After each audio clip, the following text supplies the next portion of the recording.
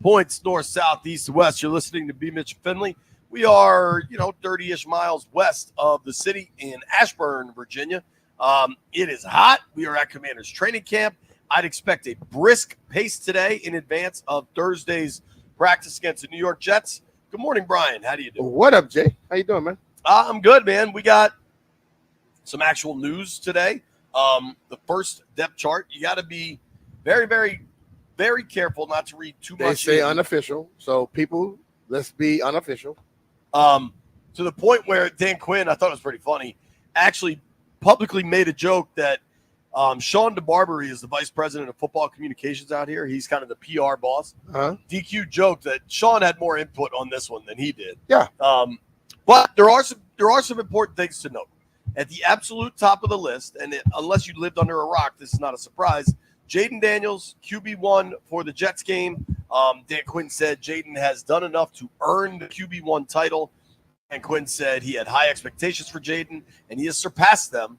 That is consistent with what I've seen, and this comes as no surprise. Well, it shouldn't be a surprise because Dan Quinn made the exact statements maybe 5-6 days ago. Right.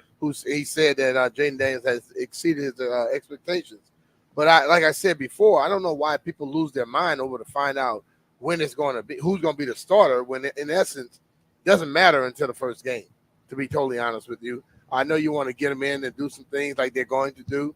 But he also went a little farther to say that a lot of guys that are on the depth chart as team number one won't be getting a lot of work today and also on Thursday against the White Sox. The way I heard it was a lot of these guys that are listed first and second team are going to get a lot of practice time against the Jets, but won't get not play the time. Preseason game. Yeah, so the actual play time against the Jets is going to be some guys that it may not be what you think. So I would just say let's not really read too much into it until if you have those same guys starting on week 1 against Tampa, then we could have something to discuss. But right now, I don't think it's. You know what's kind of interesting, and we could do this exercise barring injury, but a lot of this so much of training camp.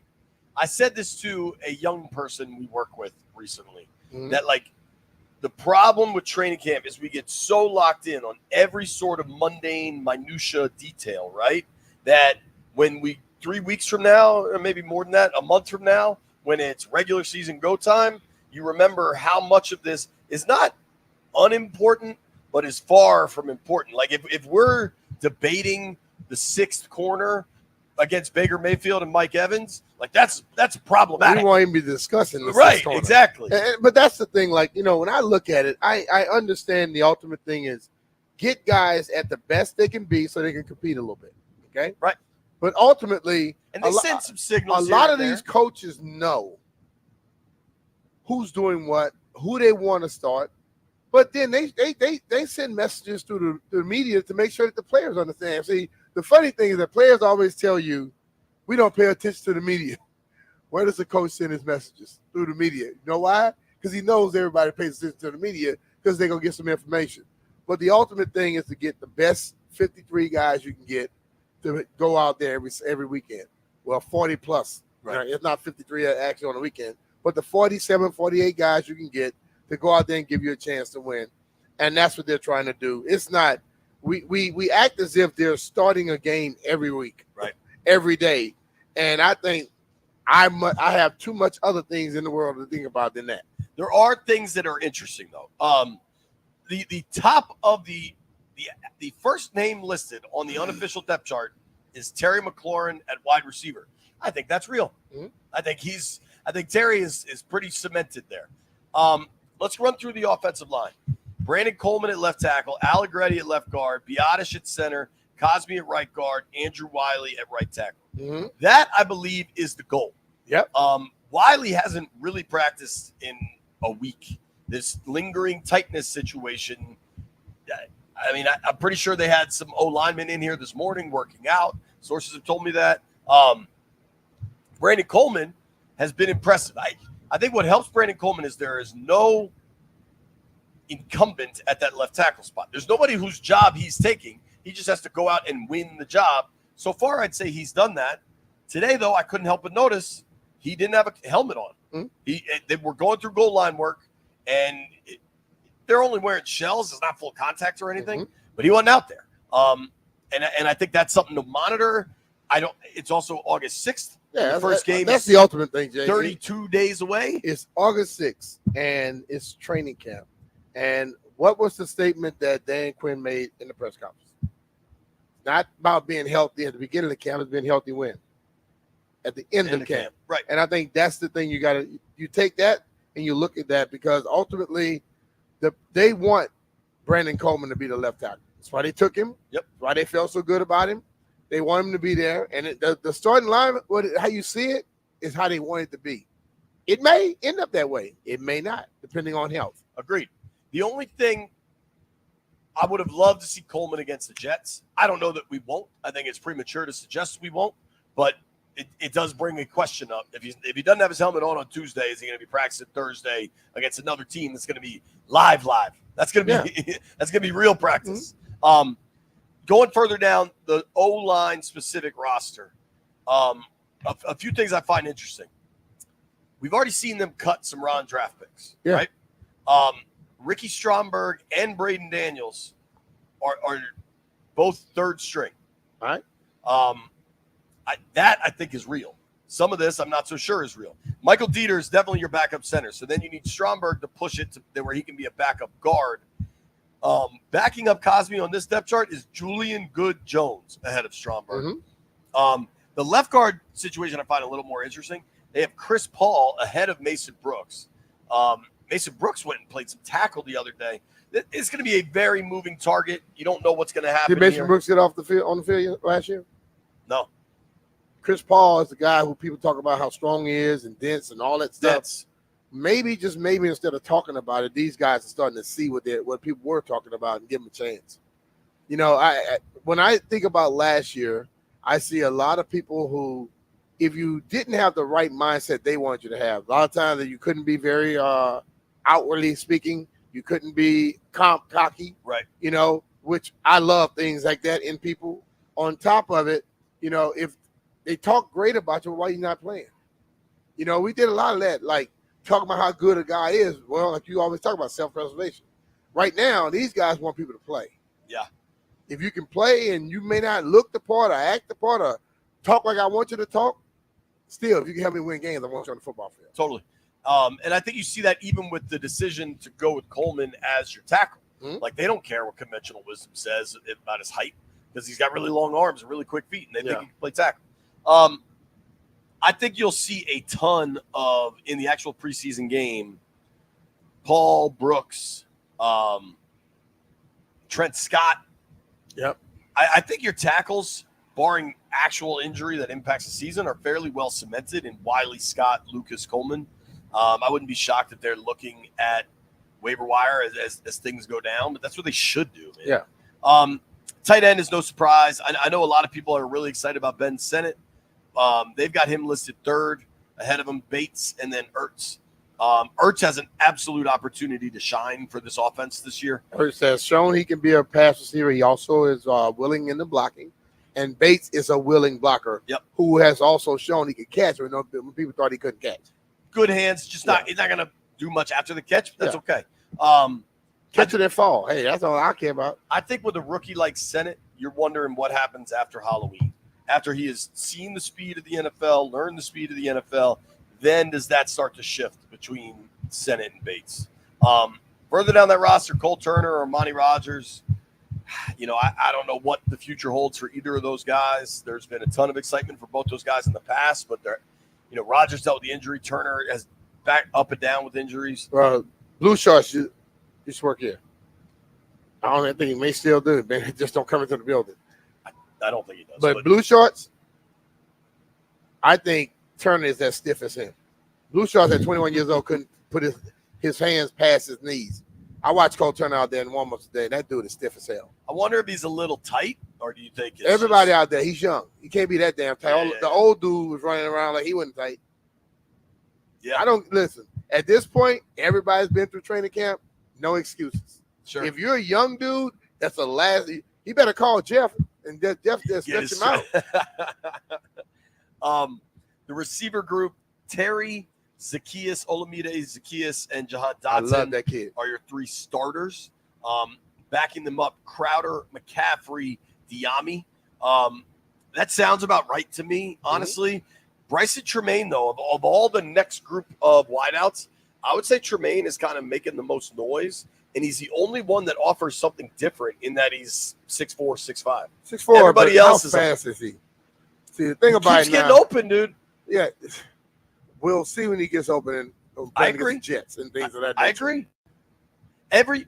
But all you can do is make an impact when you get the reps. He makes an impact damn near every practice, and he's the only guy that's different than everybody else. He's different. I don't see the flair. Like I know you said it and Mitch said it. I haven't seen it. I wouldn't say there is flair. But I'm just saying. He gets open and catches the ball. Getting open and catching ball against who? So that's you got to look at that sometimes. The same dude the other guys are going up against. Maybe the same guy, not. Kaz Allen, the same guy. Well, I'm not even worried about Kaz. Maybe Kaz better make sure he catches the ball and punch. Maybe Tinsley. Tinsley maybe has an incumbent role there because he was on the team last year. I don't think anybody has an incumbent role. Like Terry does. yeah. Hell no. Quarterbacks, and if any of this was a surprise to you, I don't know. I think you've been taken over by the same alien as Russell Wilson. Jaden Daniels, Marcus Mariota, Jeff Driscoll, Sam Hartman. I think DQ also was giving people a little bit of a hint. He said, Jaden and Marcus are going to get most of the work against the Jets. He didn't say that, but it's what he said. And that Driscoll and Hartman will get most of the game work against the Jets. And he said, you want to give young guys an opportunity to put stuff on tape, whether it's here or another place. And I think that tells you plenty. One situation I am curious about, the running back spot. Obviously, it's B-Rob. Obviously, it's Eckler. Those two have separated themselves significantly. Chris Rodriguez last year at times ran really hard. In camp, his name's been pretty quiet. I would feel like he'd be a natural as a kick returner, a big, strong guy with some burst. Mm-hmm. I feel that. But he's not, best we know, getting work there. Jeremy McNichols is I believe, an undrafted guy they signed that's bounced around. I'm sorry, he was a 5th rounder in 2017, but he's been on a bunch of different teams. He does know Peters. He was in San Fran last year.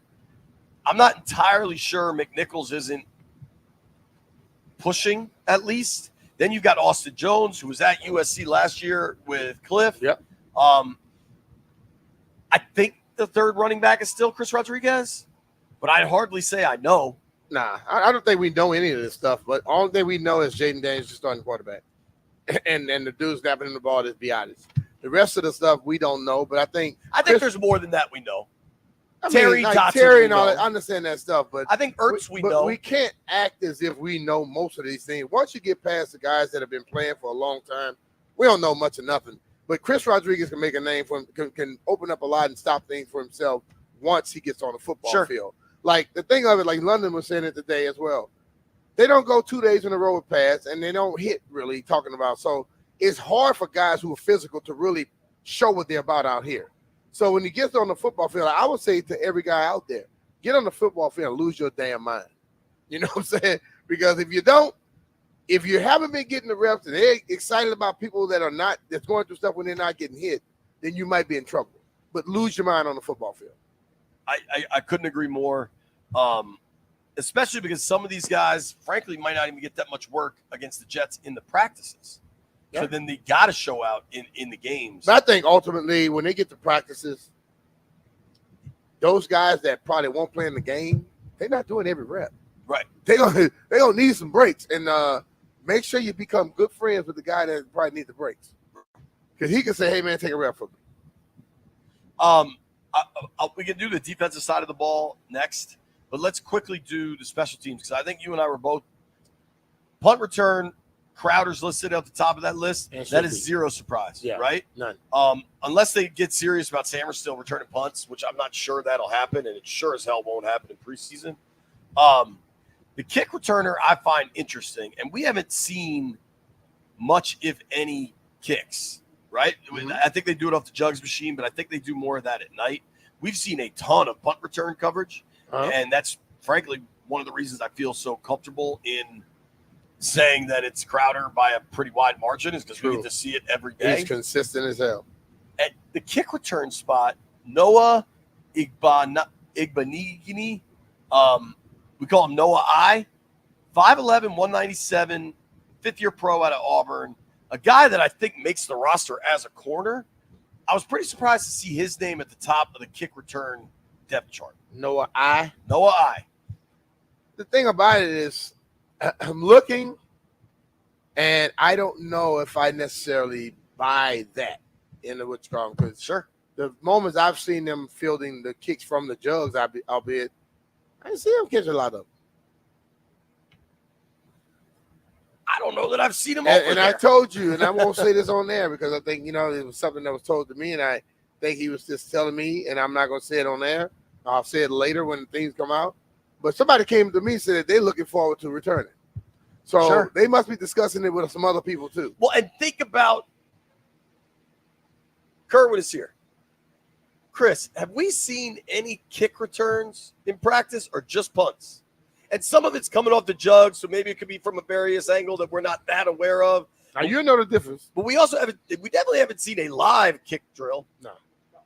So I think the kick return situation could be a little bit of cat and mouse here. In like, we got some plans. We're not going to show you anything at kick return. Here, take that.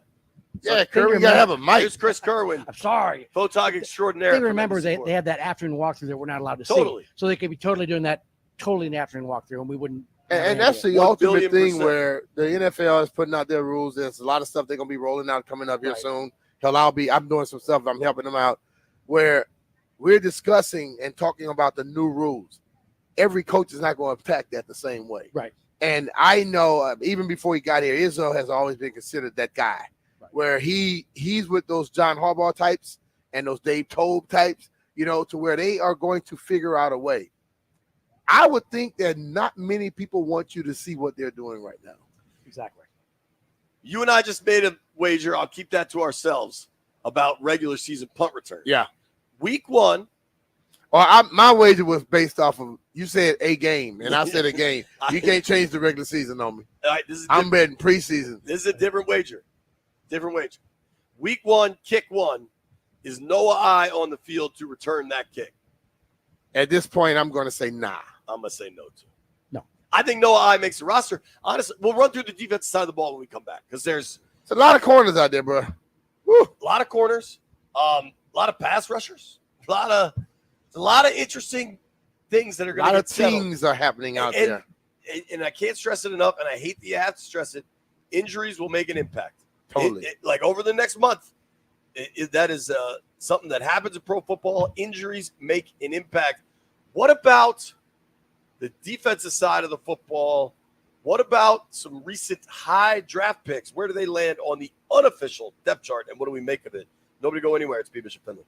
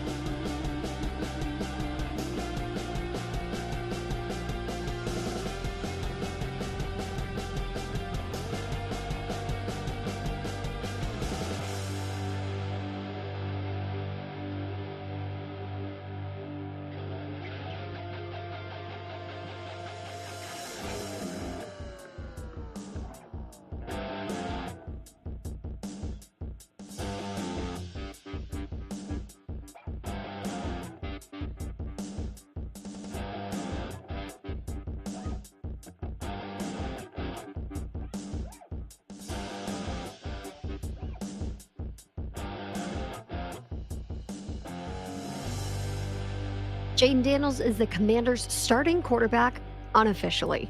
In Washington's first depth chart, Daniels is the starter and Marcus Mariota is the backup.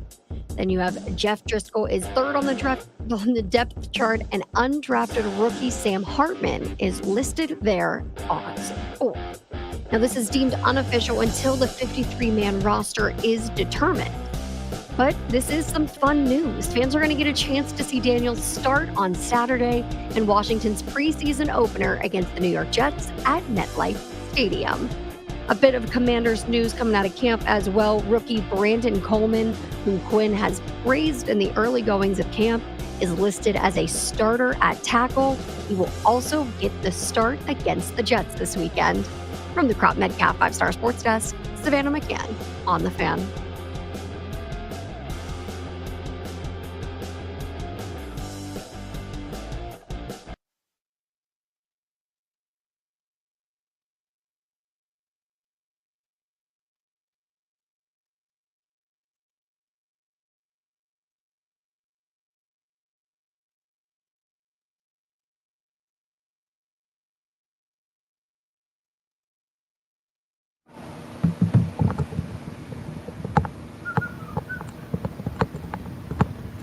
Honey, check it out. You got me mesmerized. B. Mitch and Finley live out in Ashburn, Virginia. I didn't get to say good morning to the boys in the aquarium yet. Good morning, boys. How's everybody feel about Jaden Daniels, QB1? Suspected. Yeah. We knew it was coming. Yeah, I knew it was agree with coming. I like how they tried to build the storyline, you know. Oh, he has to earn it. We knew it was coming. Totally agree. I also want to point this out as Kerwin walks behind B. Mitch in the stream shot. Tay W says Kerwin looks like Jim the Anvil Neidhart with that beard. For all the old school wrestling fans, I think that's pretty damn funny. You'll notice we haven't talked about Brandon Aiyuk yet because there's an actual depth chart and actual football here. Matt Mayoko is a guy I've known a long time. Matt covers the Niners for NBC Sports Bay Area, does a great job, is very wired in. And he reported last night that the Commanders have pulled themselves out of the running, out of the conversations for the Aiyuk trade. I very much believe that, and I think there's a few things to point out. The Niners want to win a Super Bowl, and unless you're sending Terry McLaurin that way, there's nothing Washington can do to help them win a Super Bowl. We'll talk about it in depth later. Maybe we'll open the phones on that because I know people have very strong feelings about Aiyuk, but I didn't want you to think we're unaware of it. I was texting with folks about it last night at like 11 at night. So they're trying to get some more stuff now? Now the 49ers kind of coming out now, trying to play it up a little bit? I honestly think he's got to make it. I don't think the 49ers about to make him understand that ain't nobody going to give up what they're going to take. Get your ass in camp. And the market is the market. There you go. You're allowed to negotiate with these teams, dog. See what they'll offer you. Yep. And then see if you go to New England, no chance. Cleveland, unless Deshaun turns back the clock, you're not competing for a Super Bowl either. So what's really your priority? Okay. Defensive. We just ran through the full offensive depth chart. Top of the list, Jaden Daniels, QB1. If you've been listening to our program, we've been telling you that he was QB1 all along and that it was a competition in name only. Defensively, some of this stuff is more interesting, and some of this stuff is more consistent with what we've seen on the field. No surprises in your front four starters listed here. Dorrance Armstrong, who they gave some real money to in free agency from Dallas, and Armstrong has looked really good in a limited workload for the Cowboys. You'll see if he can look as good in an expanded workload, and there's reasons to believe he can. There's reasons to believe maybe he can't. Well, that's why they play the games. These two guys, I'm not familiar with their work. Maybe somebody like Jeff can help me out here. Jeff, were you surprised to see John Allen and Daron Payne at the top of the depth chart at defensive tackle? Yeah, man. I just thought somebody else was just going to come in here and just move them off of it. Of course I wasn't, JP. Exactly.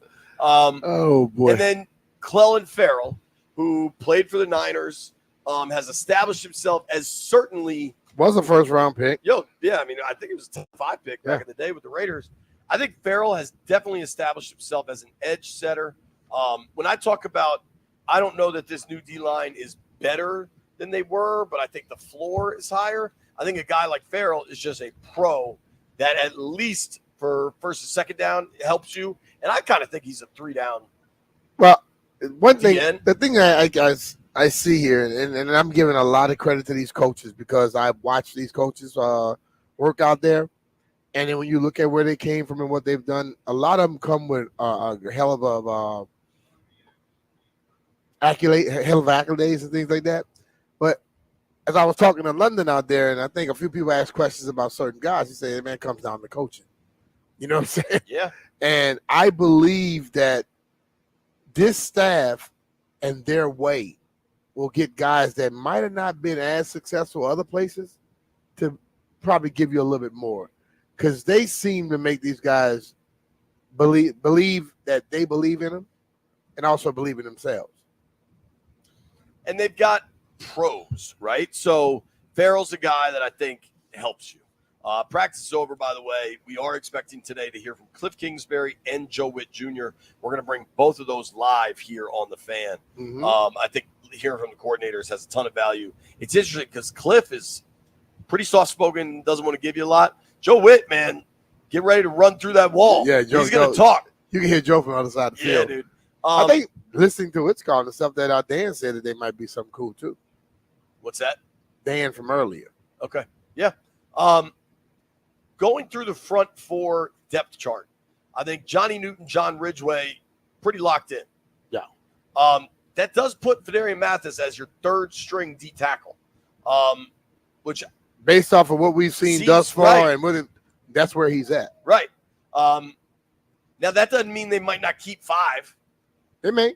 But one thing to look at, especially with the front 7, is these guys there's going to be a lot of variety to where guys are playing. Because we talked about Farrell as maybe a 2-down DN. Frankie Luvu's listed as an outside linebacker. Luvu could be a legitimate rush DN at times. Yeah. Now, he may rush out of a stand-up position, not necessarily a 3-down, but so you look at Ridgeway and Newton trying to build out a roster. Farrell, Payne, Allen, Armstrong are your starters. They're on the team. Ridgeway, Newton are on the team. Now you're up to 6. Then they have KJ Henry, who I think has shown the most of a lot of these young guys, the guys that were rookies last year. He's listed behind Farrell. Henry, if you're looking at him as a pass rush specialist, maybe is in a timeshare with Farrell. Javonte Jean-Baptiste is behind Armstrong. He was the 7th rounder this year out of Notre Dame. Andre Jones, the 7th rounder the year before out of Louisiana, is after him. You still also have Efe Obada out there who's on the PUP list, but can come back whenever, assuming he's healthy. All right, that's your front 4. Then you get to the backers. I think it's important to note that Jamin Davis is not listed in the front 4. He's still listed with the backers. Your starting backers, so to speak, they list Dante Fowler as an OLB, which leads me to believe they view him as a pass rush guy. Then you've got Wagner and Luvu. Those are the 2 actual linebackers you're going to see by far the most. Then McGee, the 5th rounder out of Penn State, is backing up Wagner. I think that's fairly real. I think they maybe see McGee as a MLB of the future. Yep. Anthony Pittman's the guy they signed this offseason from Detroit, who's been a special teamer, but maybe they think he can give you more. After that, the kid Michael Walker, who I thought has looked pretty good. Keandre Jones, I think, is the Turk. Bo Bowers, an undrafted guy out of Notre Dame. Fascinated to see what happens at linebacker. Fascinated to see Jamin Davis's usage. I talked to him the other day, and he said he's just trying to figure out his get-off move at the line of scrimmage, and once he can figure that out, he really thinks he's going to hit the ground running. Got to figure it out soon. But I've seen a lot of things they've done, and it takes me back to the Giants when they beat the undefeated Patriots in the Super Bowl when they had what's my guy named Tuck. Justin Tuck playing outside and playing nose guard and everything else. They've lined up in some positions like that where you look at the Eagles where they call it the NASCAR package.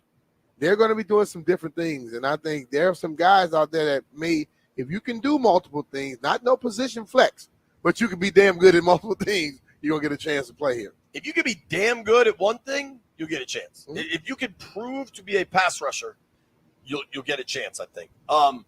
one thing I find interesting specifically with Jamin is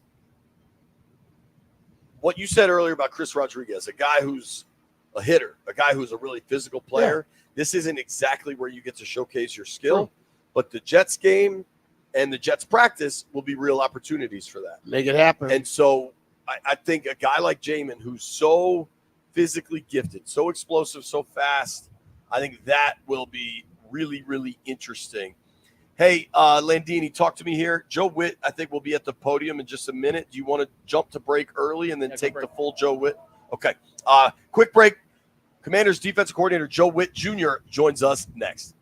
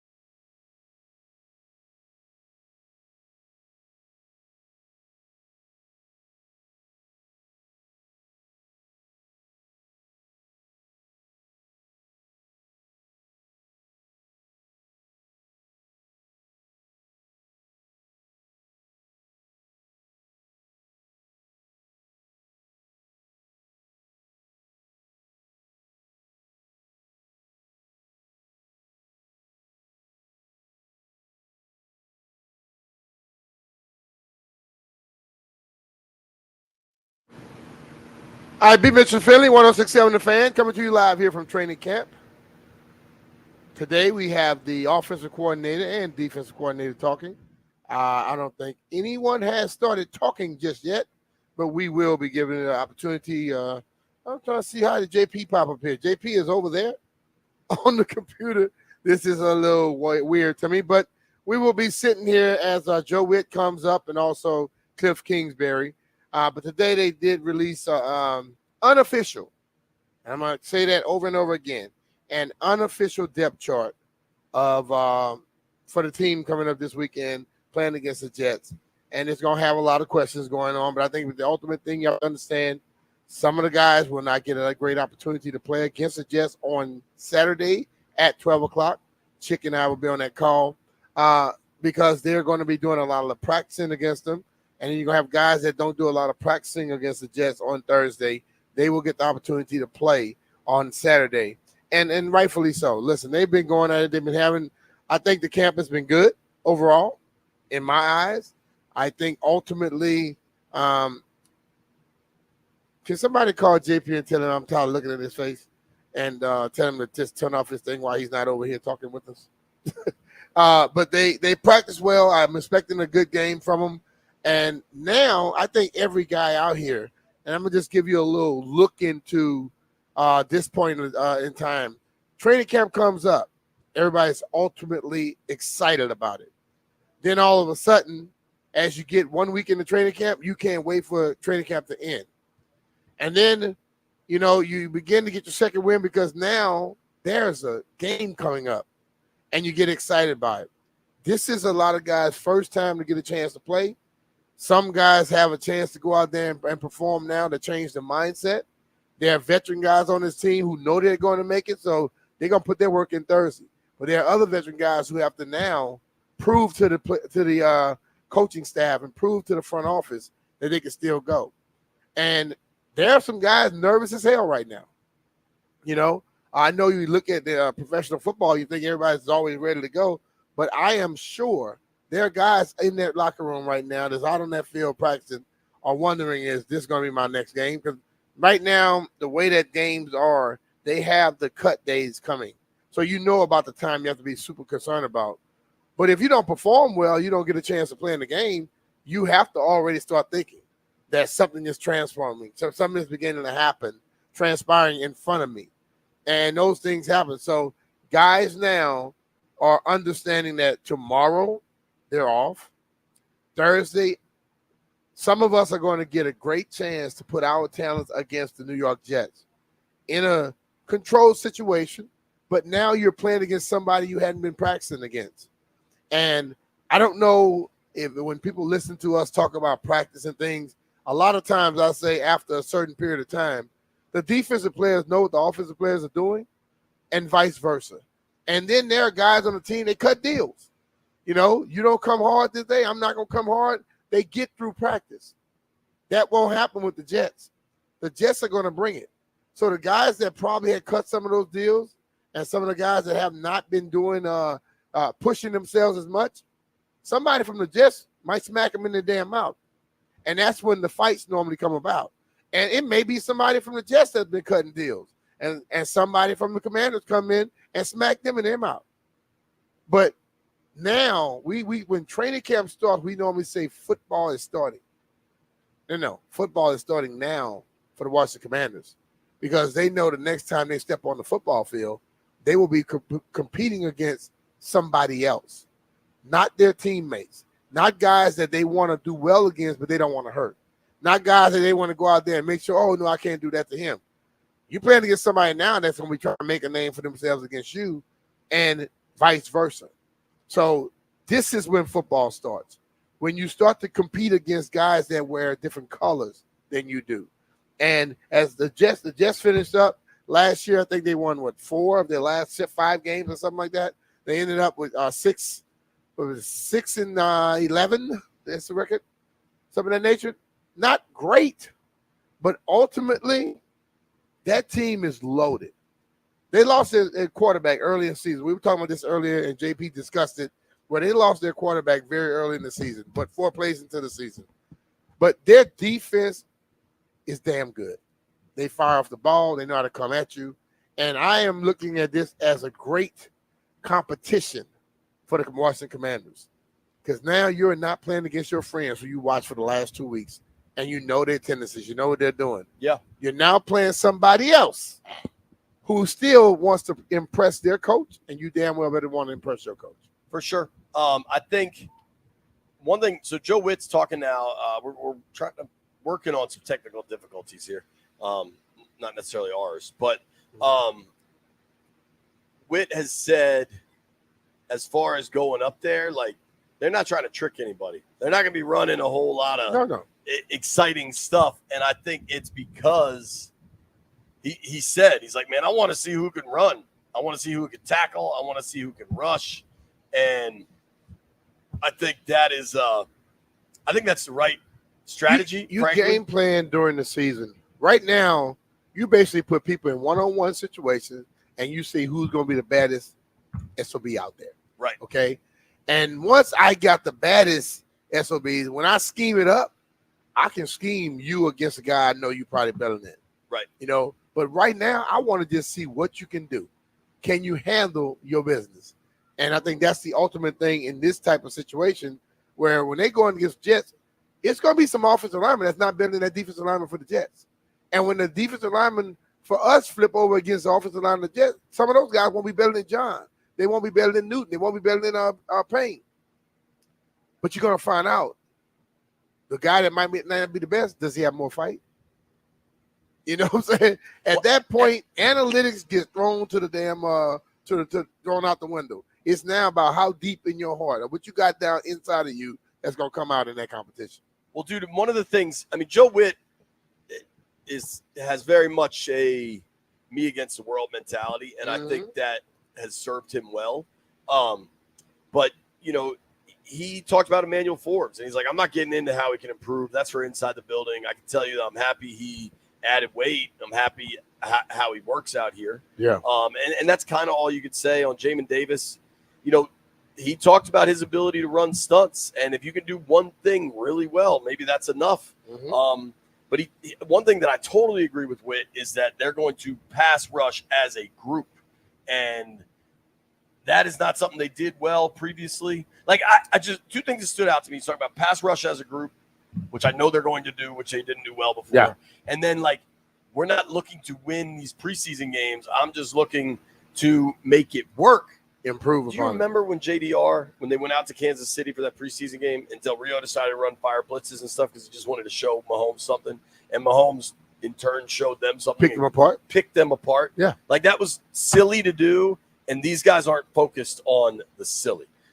Here's what I'm thinking. Why don't we run Dan Quinn at 11? Because everybody should hear how he explained the quarterback position. Before we go, though, I got to tell you, as interest rates are going crazy, the stock upside down. If you're thinking about buying or selling a house, go with somebody that knows what they're doing with John Leahy. Yeah, you go to John Leahy. John is a guy who goes out there and does everything you absolutely need to get your house sold. He has like 10,000 people in waiting that can make sure, and he knows your house will be sold. The thing about John I love the most, John will tell you straight up, if your house don't sell at a certain time, I'll buy it from you. So when you go into that situation, you're not worried about your house being sold because you know it will be. Many people will tell you, I can get it sold, and then they can't get the amount you want for it, so it does not get sold. John will buy it for you. Benjamin and Kritika, they went out and they had to move out of state, and thanks to a phenomenal job opportunity, but of course, they needed to sell that North Potomac, Maryland home first. My further complimentary matters was the fact that there was also a deadline in play in order to get that job started on time. John and his team were more than up to the challenge, selling the property quickly for $20,000 above market value. And if you're looking for a seamless home selling experience, reach out to my friend John Leahy at eXp Realty. Go to johnsellsdmv.com and find out your home's value in mere seconds. It only takes a few seconds to request an instant cash offer on your home at johnsellsdmv.com. John offers flexible fees, customized to your needs, and he knows that life happens, and he will let you out of your contract at any time. And that's why I trust my buddy, John Leahy, to sell my home. Call John today at 301-900-3052 or online at johnsellsdmv.com. Or even easier, just Google John Leahy Group and start packing. We're talking about John without an H, and that's Lahey, Lahey.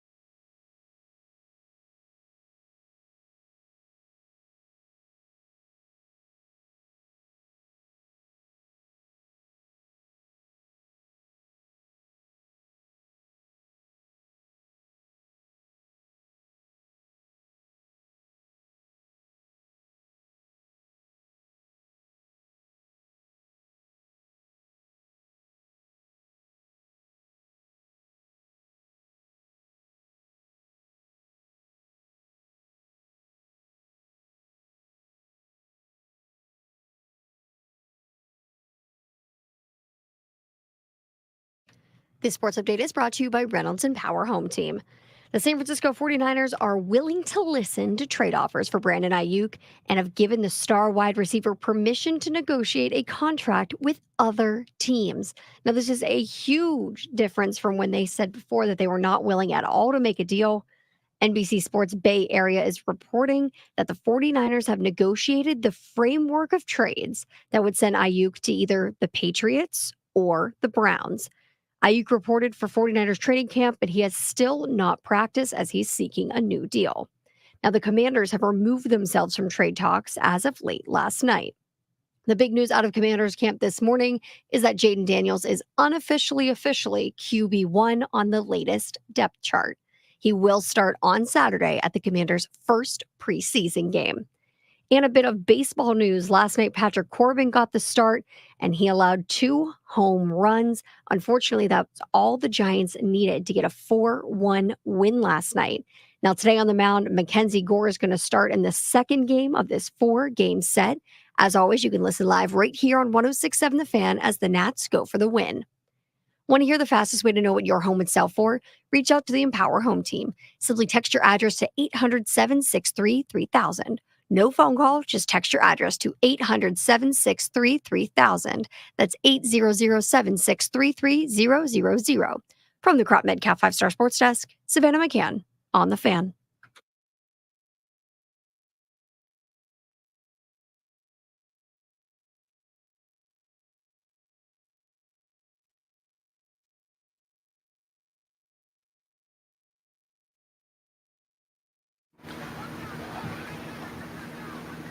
All right, B. Mitchell Philly, 106.7 The Fan, coming to you live from training camp here. Commanders training camp and training camp coverage on 106.7 The Fan is presented by Paul Henry's Window Installation. PaulHenry'sWindows.com, your clear home improvement choice. Well, we have, like I said, all today we're going to have all 3 people. Dan Quinn, we're going to have Cliff Kingsbury and also Joe Witt Jr. talking to you. Dan Quinn talked a little bit earlier. Let's talk to him right now. Wide receiver, cornerback. One-on-ones down in the low red zone, back to the line of scrimmage, team run with the big guys. Then we'll finish again with some situations, 4-minute, 2-minute end of the game where it's going to flip-flop who was what and who was where.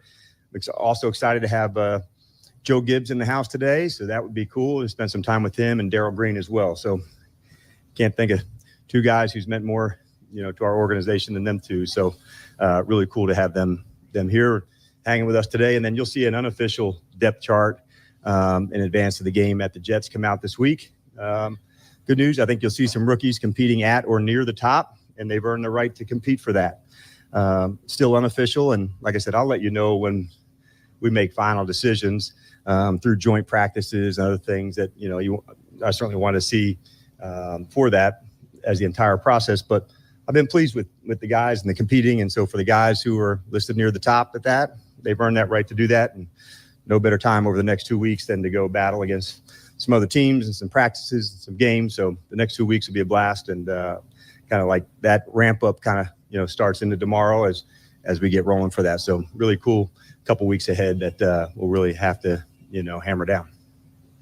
Hey, Coach, as you talk about the depth chart and going to play against other teams, how do you feel about the depth of this O-line? As seems like some stuff is lingering with some of your guys. Regarding? Just Wiley's tightness. Injury. Yes, sir. Yeah. Well, I think that happens sometimes, at different spots.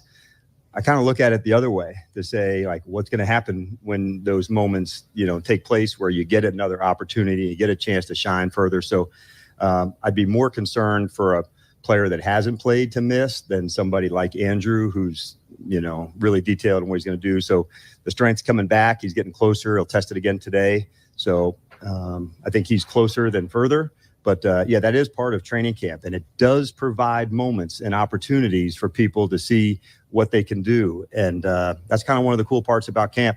You never like to see a guy get banged up. And at this time of year, we're going to do a good job to make sure that, like, the guys come back and they're healthy. Like, leaving training camp with a healthy roster is really important too. And so not just entering it is more important.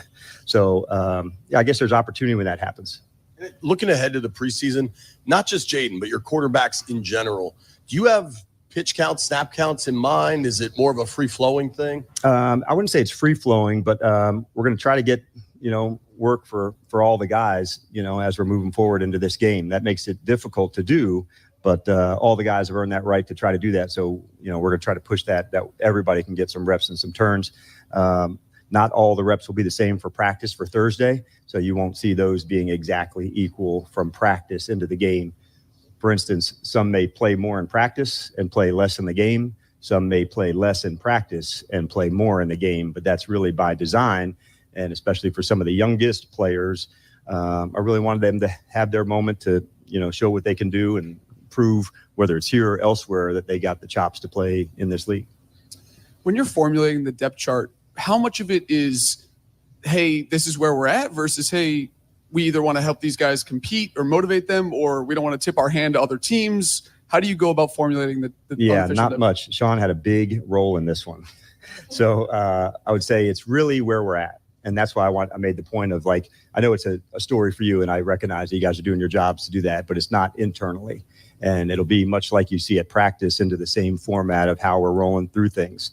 But like I said, I'm really excited for what the next couple weeks will bring. There'll be some separation for people. Like, quite honestly, if I had a real depth chart right now, there'd probably be, 15 starters, because I'm not quite certain between this person and this person. So that's why it's not as big a deal internally. We're just, pushing it to find the information. And the good news, these things sort themselves out, but it does take some time and some practices to do that. That's why I've been pretty adamant about, well, why aren't you doing this? Like, man, this is like, we're getting ready for the season. And so I want to make sure I got the big view for that. In your last two stops with Matt Ryan and Dak, those were veteran guys. And so now with 3 preseason games, I guess, how do you go about building the plan for, hey, this is what we want Jaden to do in the preseason with Cliff and the other guys? Yeah, I think it depends a little bit on the game, the opponent, what do we want to see. So it won't be the same, that we're looking for in each of the preseason games. But in this game, this is what we'd like to see. In this game is what we'd like to see. It also is about the practices too, because guys like Jaden will get more, reps in those practices than they likely will in the games. And so they count a lot too. And that's why I'm a proponent of the practices and doing it one day, off day, then play the game. I really like that format. Is Jaden Daniels QB1 on the first depth chart? And on the first unofficial depth chart, he is. Will he start Saturday? The first unofficial depth chart, okay. He will. Brandon Coleman, what do you like from him? And is he a starter on the unofficial depth chart? Yes, he is. And he's really had a good camp. I've seen a couple things that happened. We were referring to some injuries earlier. So when Wiley went down in practice, we moved Brandon over to right tackle for 20, 25 snaps that day. No problem. And he's just got a good demeanor. He's very intentional about his practice.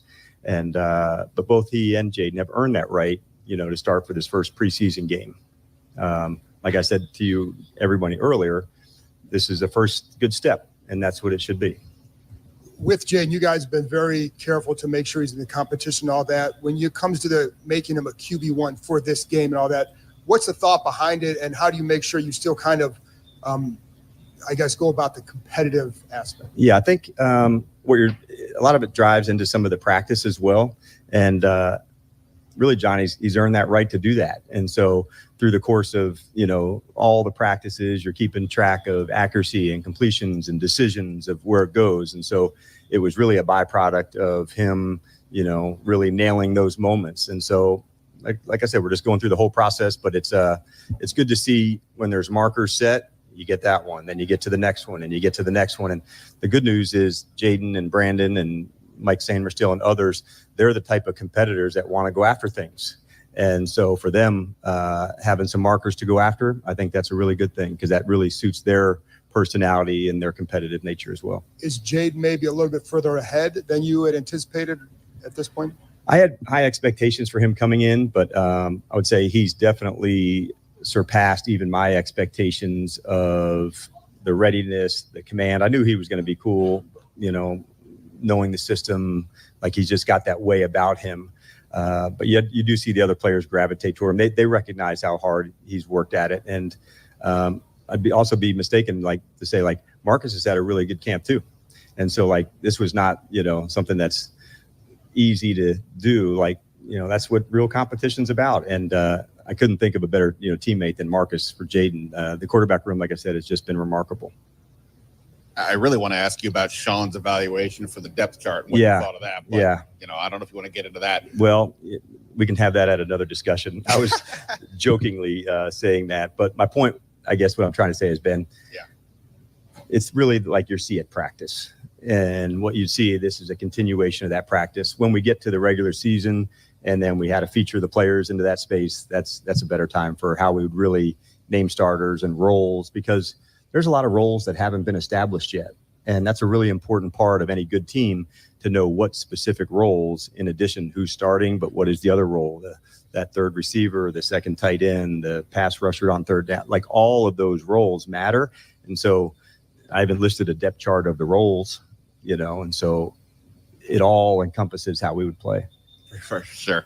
And in terms of this practice, obviously you have today, then Thursday, then a game. How does, I guess, today's practice get affected by, does it get affected by what's coming up? And then you also have so many off days. How does that factor in with how much work you're giving guys? Yeah, it's a real balance, isn't it? To make sure this Tuesday, Thursday, Saturday, that we're heading into today, of today's practice, Thursday's practice, Saturday's game.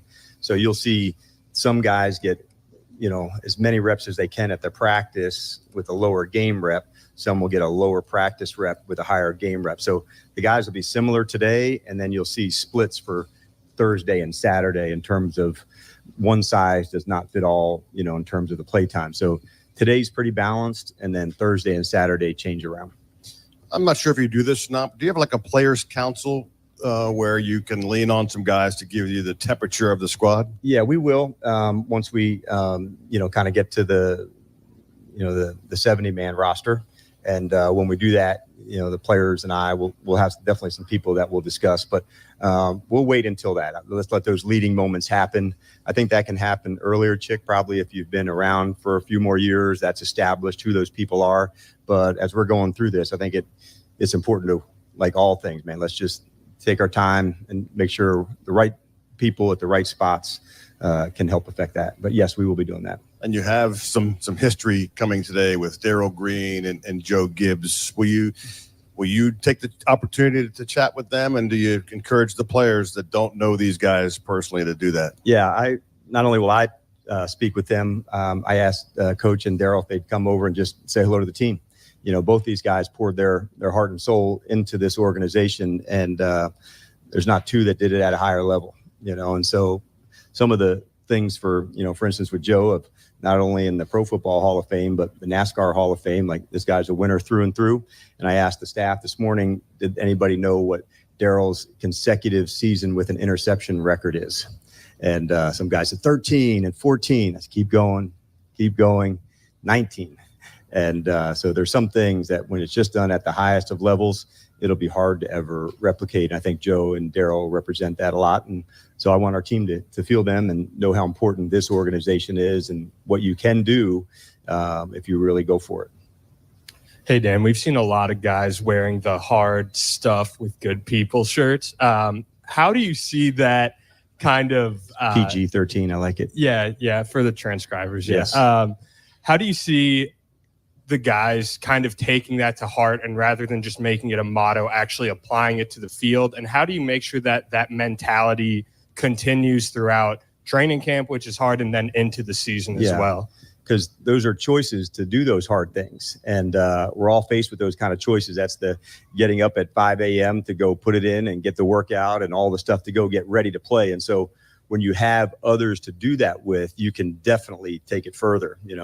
We've all been there with a workout with a buddy or going something further. It's when you have somebody to push yourself and take it through with you, it's good. And then you also get to celebrate that with them, after that achievement. And so this team, offense, defense teams, that connection is really important. And so knowing that they're going to have to really push themselves, there's going to be some pain involved with that. Legs burning, lungs burning, tired, and but having somebody to do it with certainly helps. Hi, Dan. With Emmanuel Forbes, is he on this first depth chart? Is he listed as a starter or a reserve? He's not. He's listed as a reserve on this unofficial. But again, you're going to see the same group of people, in some competitions with Mike and Ben and him to go. So I would just caution us all to say it's going to be a lot like you've seen at practice. And when it comes time for finding that out, I'll list it. Piggybacking on what Chick asked you about Joe Gibbs. When you talk to him and kind of soak in his wisdom, he's done it, right? He's won here in this town, in this city, this franchise. What can you learn from your conversations with a guy like Joe Gibbs? Yeah, I first had the opportunity to meet him when I became a head coach in Atlanta. And so I went up to Charlotte and spent the day with him and just discussed some philosophies. And I'd asked him at that time, he won it with different quarterbacks. And so what did that look like to do that with different styles and different ways to go about it? And so since that time, I've just enjoyed my interactions with him about team, what it looks like, how to do it. And it's no surprise to see him having this kind of success, and completely, different sport, but applying a lot of the same principles that made him great in the NFL. But yeah, I'm really pumped to have him here today. Coach Quinn, speaking of Emmanuel Forbes, and I know you mentioned Mike Sainristil as well. What are you seeing out of your defensive back groups overall? I think what we've seen, and from the safeties as well, we're talking about with Jeremy and, moving guys into different spots. That's important. You've seen Mike probably yesterday. He was playing outside. We also play him some in the nickel. And we're still in that fact-finding mission. Can he play outside? Can he play inside? And so those are the things that we look to. You've seen like Emmanuel returning on punts and same things with Jahan. So we're constantly pushing to find out what else is there. What else can we look for? And sometimes, Candy, you find like there's more there and you keep going, or, okay, we gave that a look. Let's go back to, plan A or plan B. So I've been pleased with the work on those guys. I'm looking forward to seeing them in the game. Looking forward to seeing them against some other receivers in different formats. So the next, like I said, 2 weeks are going to be fun because I like to see the different matchups and the different people, both at the Jets and at Miami. So I'm really looking forward to that. And is there anything you absolutely do not want to see going into the first joint practice and first preseason game? No, I think you can say like a struggle, but that's kind of part of it too, to see how people respond and go. So I'm pretty wide open to go. I think the main thing I want to see is just, relentlessly competing. And so I'm certain that I'll see that. That's part of the identity of how we want to do things. So I've loved preseason for a long time because there's some opportunities for some of the younger players in their development to really showcase and prove it. For many of them, they've been waiting their whole lives to play in the NFL. It's okay. Now you're here. And so what does that process look like on the first one? And I'll often, have some veterans talk about their first preseason game. Oh, I was terrible. I was, up all night worried, or, was at the stadium too early. So knowing what that process looks like for the first guys in their first game, it's fun. And I think I look back to that night before that first preseason game for years and enjoy it for the rookies as much as anybody. Thanks, Coach. That's Commanders head coach Dan Quinn speaking this morning, letting the world know that Jaden Daniels will be your starting quarterback. I don't think that's a ton of a surprise for most Not to the smart people. I think, listen, it's easy. Much like I didn't really care if Jaden played preseason week 1. I understand people want him out there for 6 plays, 10 plays, whatever that is. I'm cool with it. It wasn't an imperative to me. I think I want to see a lot. I want to see like a half against Miami and get like a real feel for that. That was kind of my priority 1. It's kind of the same thing to me, the way Dan Quinn has handled this quarterback situation. There are people that got really up in arms that Jaden wasn't getting every possible rep on July 28th. I did not feel that way because it's funny. I spoke with a former NFL player and a high-ranking NFL official this morning. He's like, listen, man, I see what Chicago did by just letting Caleb be QB1 from day one, right? But I also see what Washington did where they're trying to build this culture of competition. And if you just immediately go away from that, even if it's a charade and everybody knows what's eventually going to happen, you're undermining your own message that you're trying to build. Totally. And that's why, for the talk of oh, well, those were reps he could have gotten. Sure, but there's a broader thing they're trying to build here. And these 7 reps, and people have this miscalculation that every rep Mariota got, he threw it to Terry McLaurin and Jaden missed out. That ain't true, man. They're rotating everyone all the time. I think ultimately the Chicago Bears drafted their starting quarterback. The Washington Commanders, in essence, got theirs too.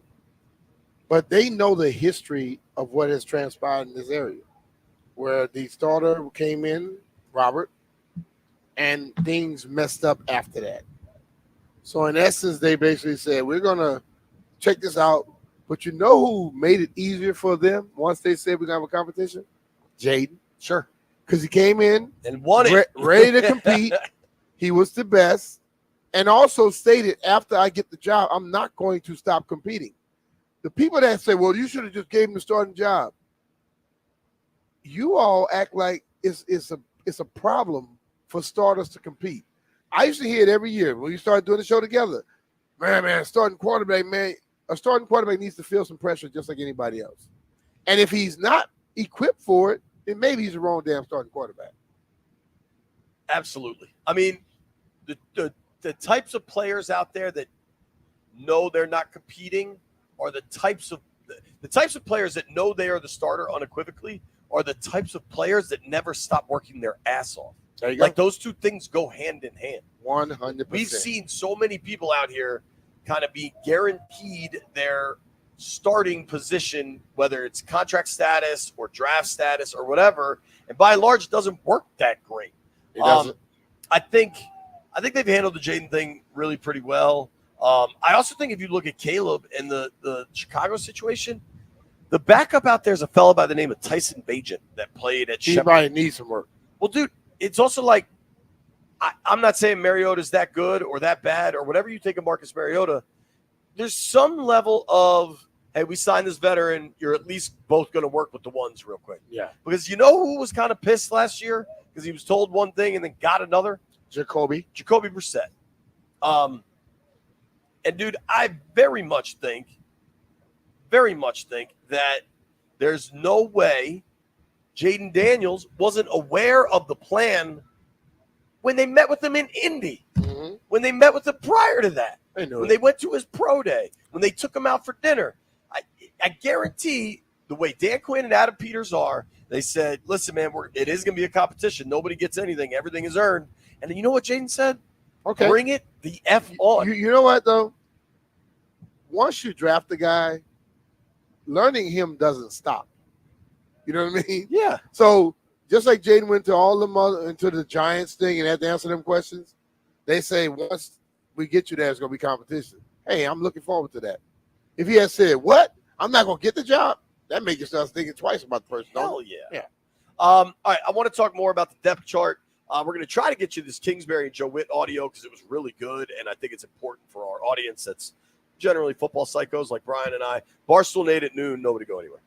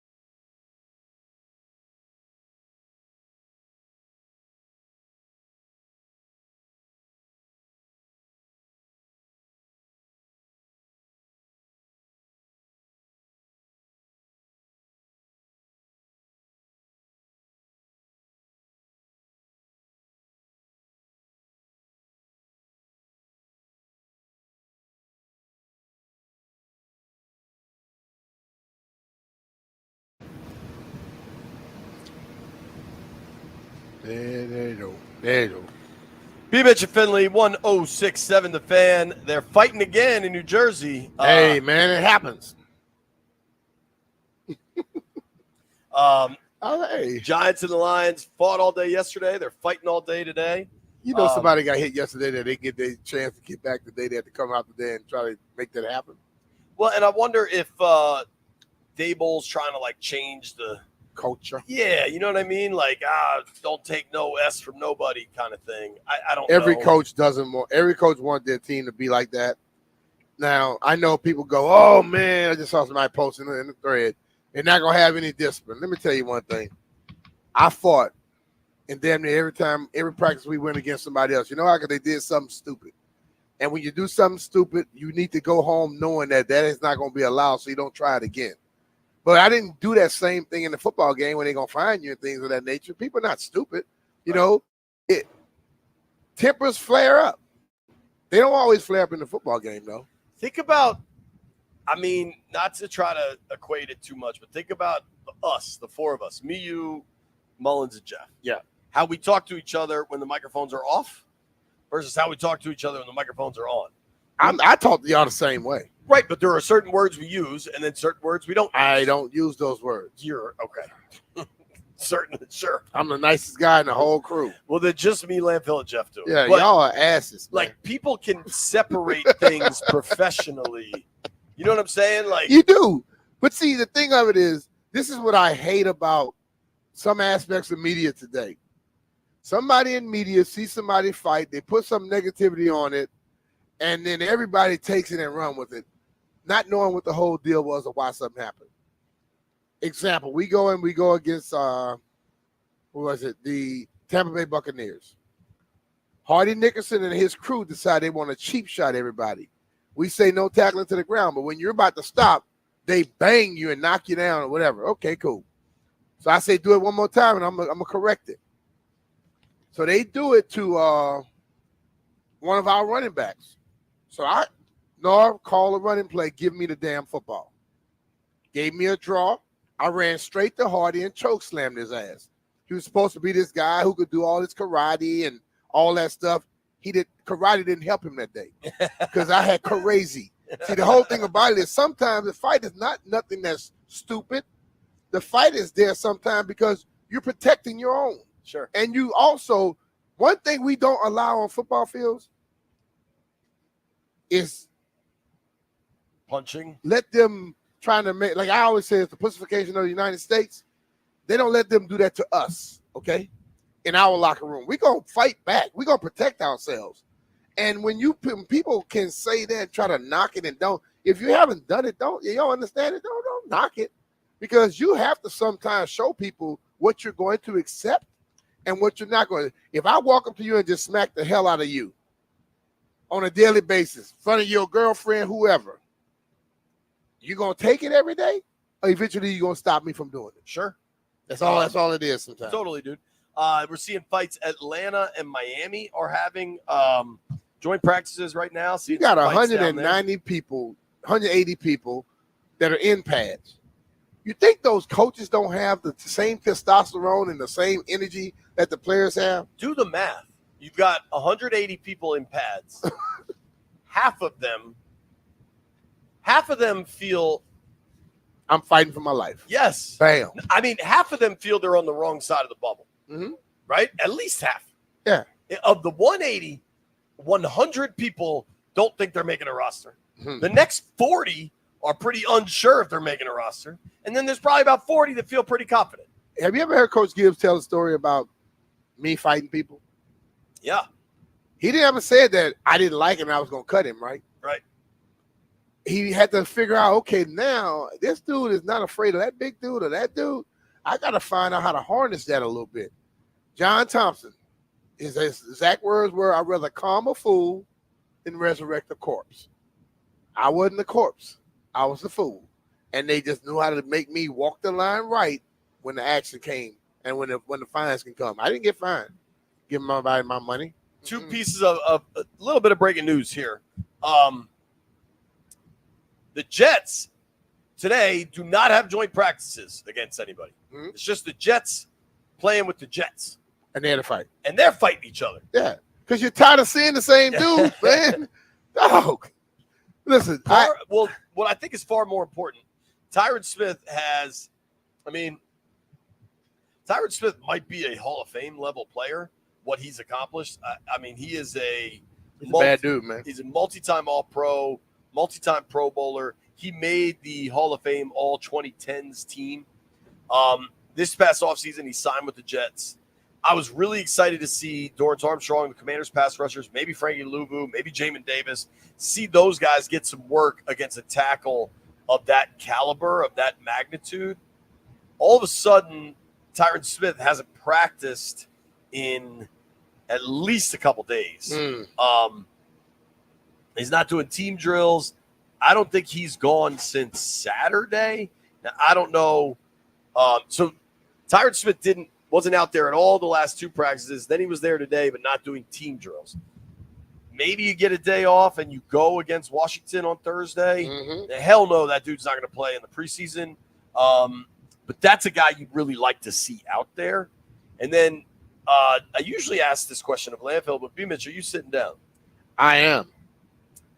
Dax Milne signs with the Las Vegas Raiders. Just wanted to share that with you. I hope we don't have to play the Raiders. I'm so scared. Can't help but not. This may be too much of a reach, but I know Scott Turner's out there in Vegas. I know Turner was on the offensive staff here when they drafted Dax. That's the only thing I can really think of, like kind of connection. But, maybe they see something. Dax has really good hands. I've always said that. I do want to dig into – it's easy to be super dismissive of the first depth chart, but that doesn't mean the first depth chart isn't good news for some guys. I would say a guy like Olamide Zaccheaus. I love that dude. He's now listed as your starting slot guy. I don't think that's an accident. Nope. This group signed him, They brought scouted him in. signed him. I'd also say a guy like Allegretti listed as a starting left guard. That was widely assumed, but this is a guy that's been a utility piece, kind of a Swiss Army knife in KC, and now could he have been that utility piece because the person in front of him was just that damn good, and he couldn't kick through? 100%. 100%. Going further down, we haven't seen a ton from Benjamin St. Juste, but he's listed as your top corner.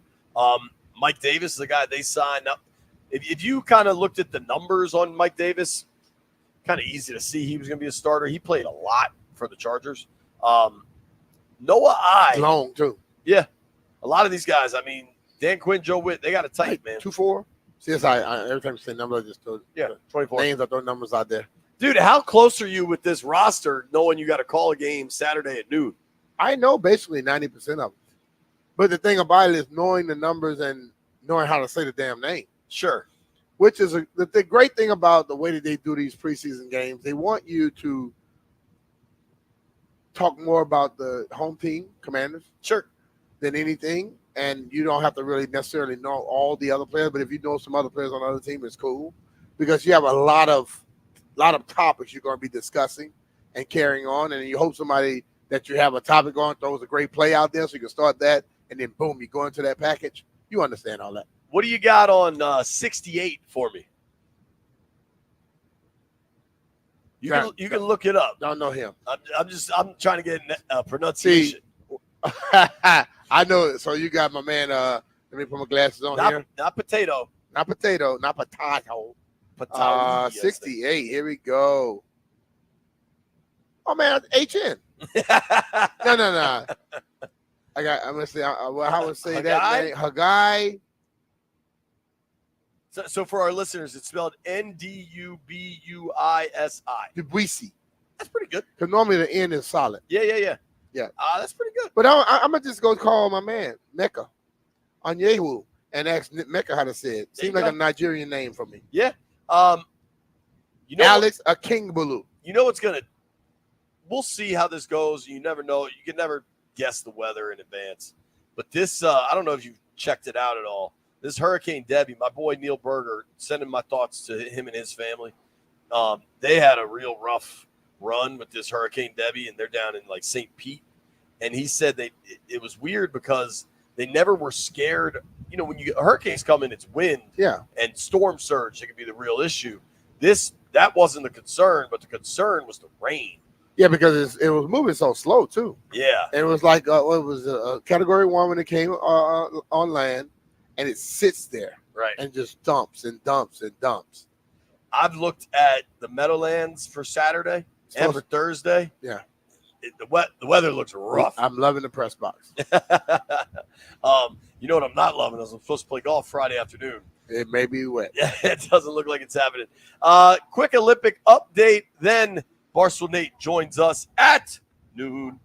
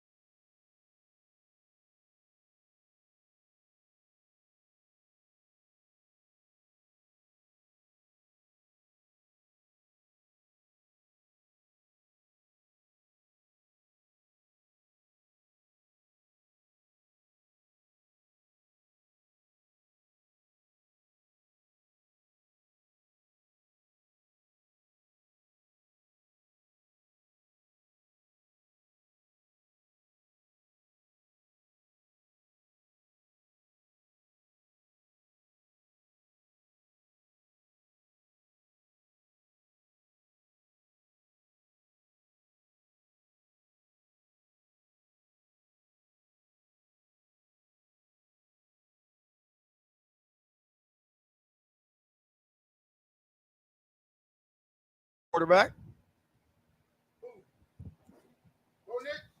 He played at Auburn.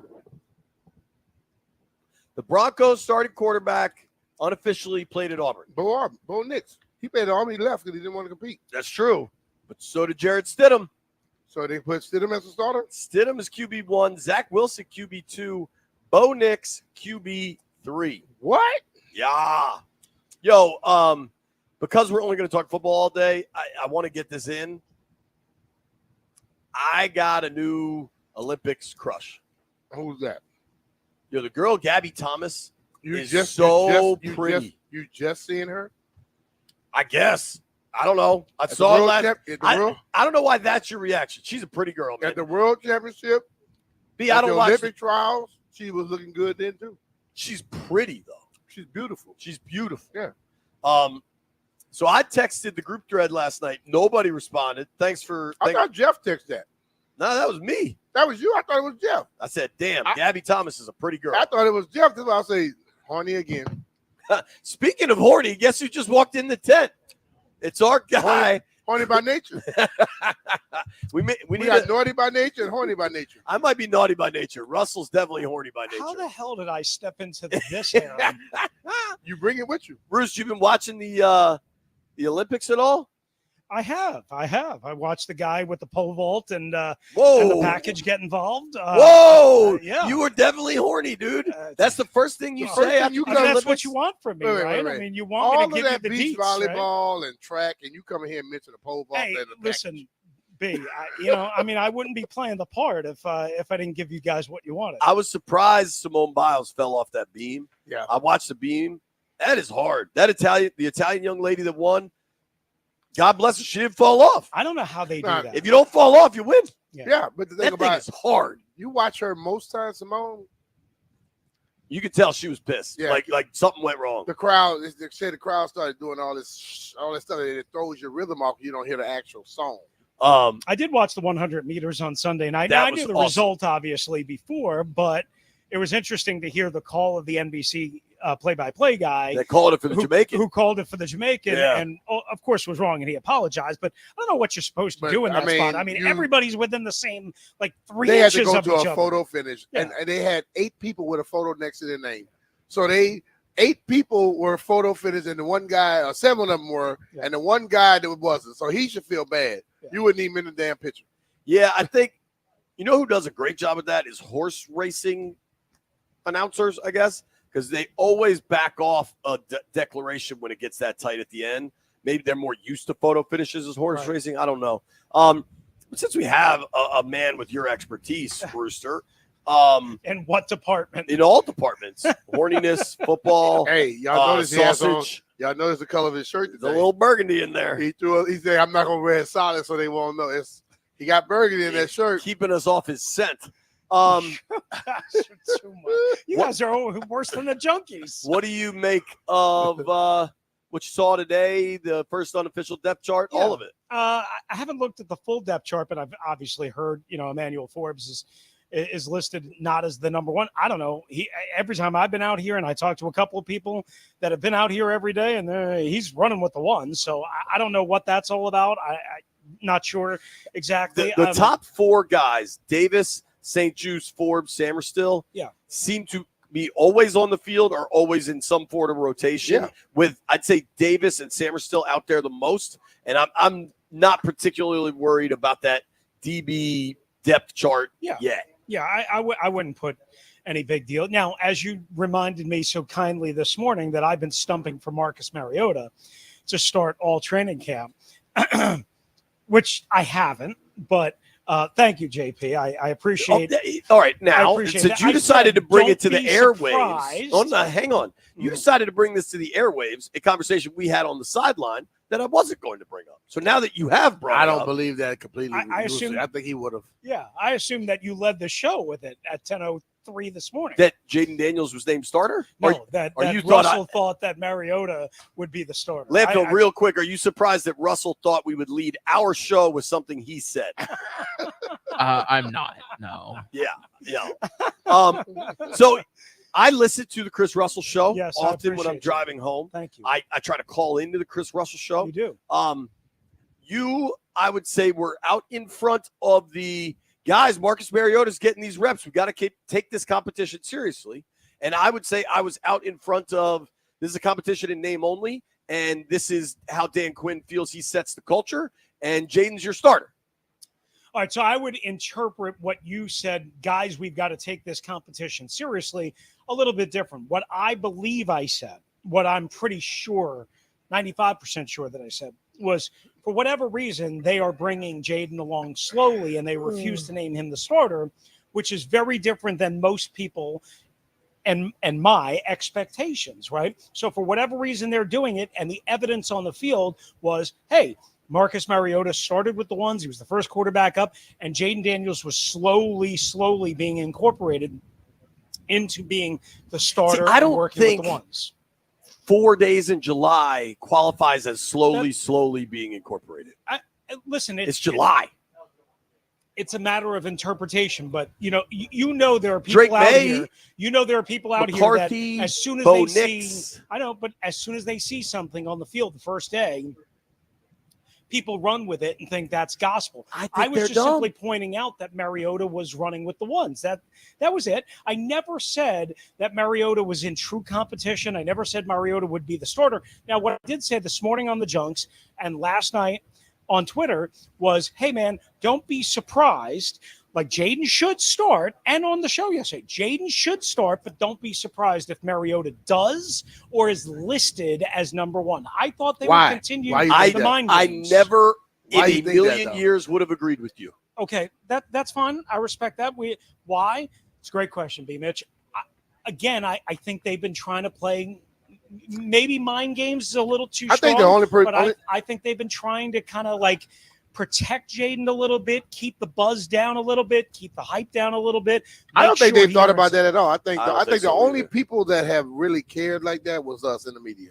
I think they said everything that they were supposed to say, how they wanted to say it, and the only people that really made it into more was us. It's the same way they handled OTAs in the minicamp where Marcus started and then eventually Jaden was getting the work. Like, I think this is exactly when Mariota was getting the work with the ones and everybody was screaming that, oh, my God, he's not getting the work with Terry McLaurin, even though half the time it's Bryson Tremaine running these routes. Like, I never thought it was going to be a real long-term thing. I thought it was a charade throughout, and it was because that's how they want to set their tone of their culture.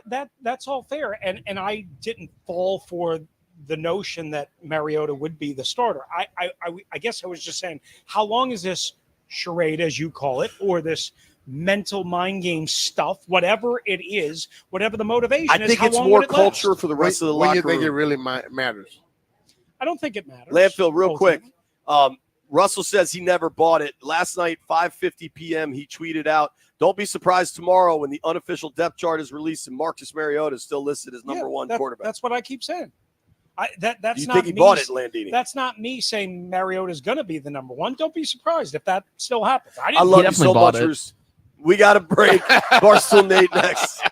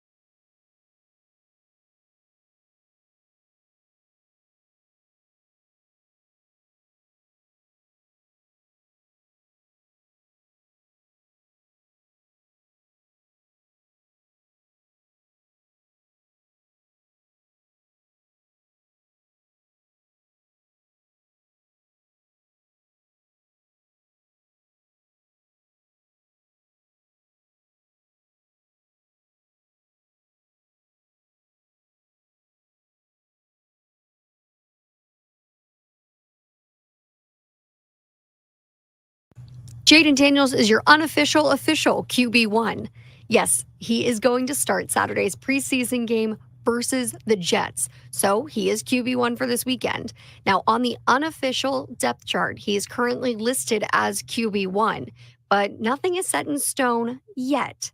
However, Dan Quinn said during a press conference this morning how impressed he's been with Jaden Daniels and that he has completely earned the right to be QB1 for this weekend and moving forward. Now, all of this will become official once the 53-man roster is set. Tonight at 6:45 p.m., the Nationals and the Giants will face off in Game 2 of that 4-game series. The Nats lost Game 1 of the series 4-1 last night. Mackenzie Gore is on the mound tonight. So as always, make sure you tune in right here on 106.7 The Fan so you can listen live as the Nationals try to get the Curly W. And Brandon Aiyuk sounds like he could be going to the Patriots or the Browns, but the Niners are finally willing to make a deal.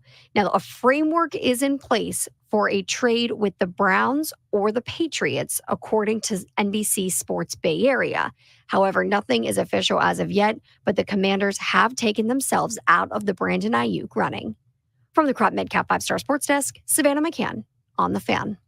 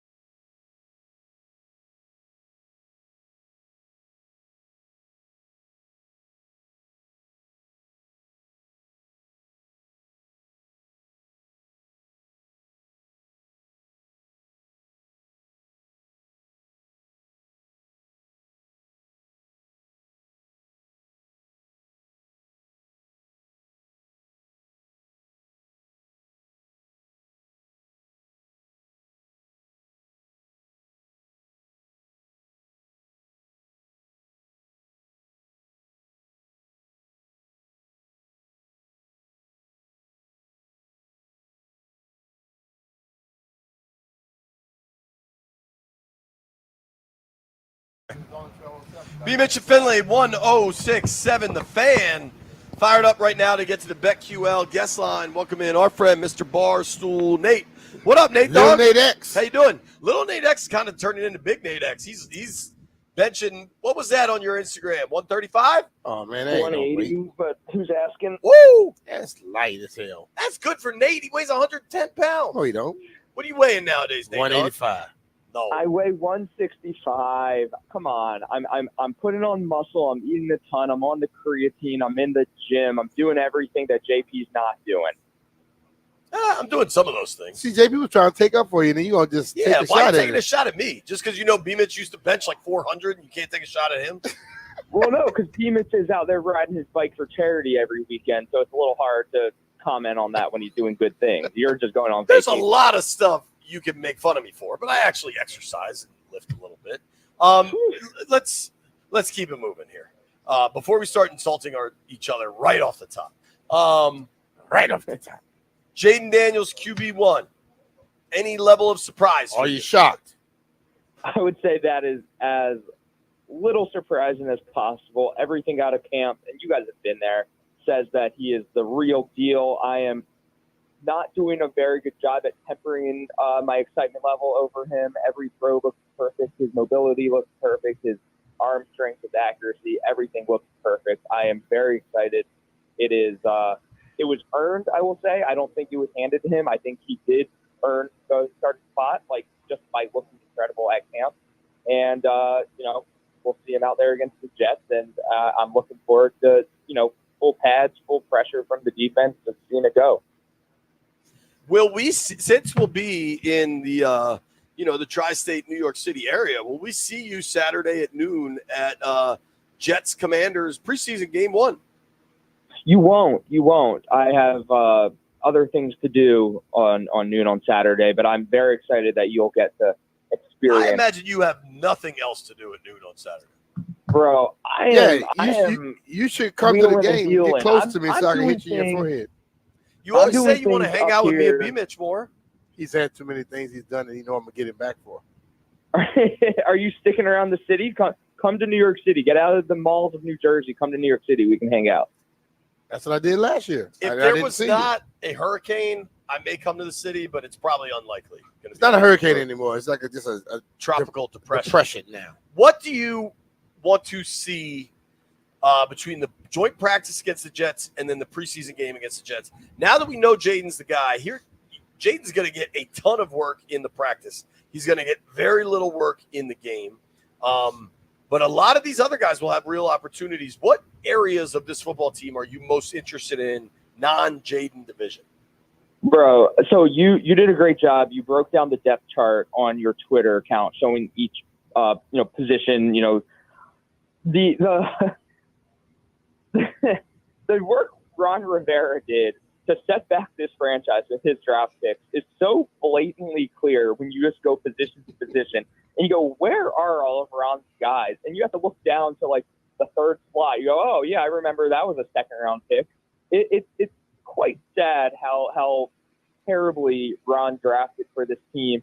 And, you see it in the offensive line. You see it huge in the secondary. I think secondary, honestly, it's real tough. It's real tough, especially at the cornerback position. I would like to see the work those guys get in. Hopefully, we have some gem, some diamond in the rough there.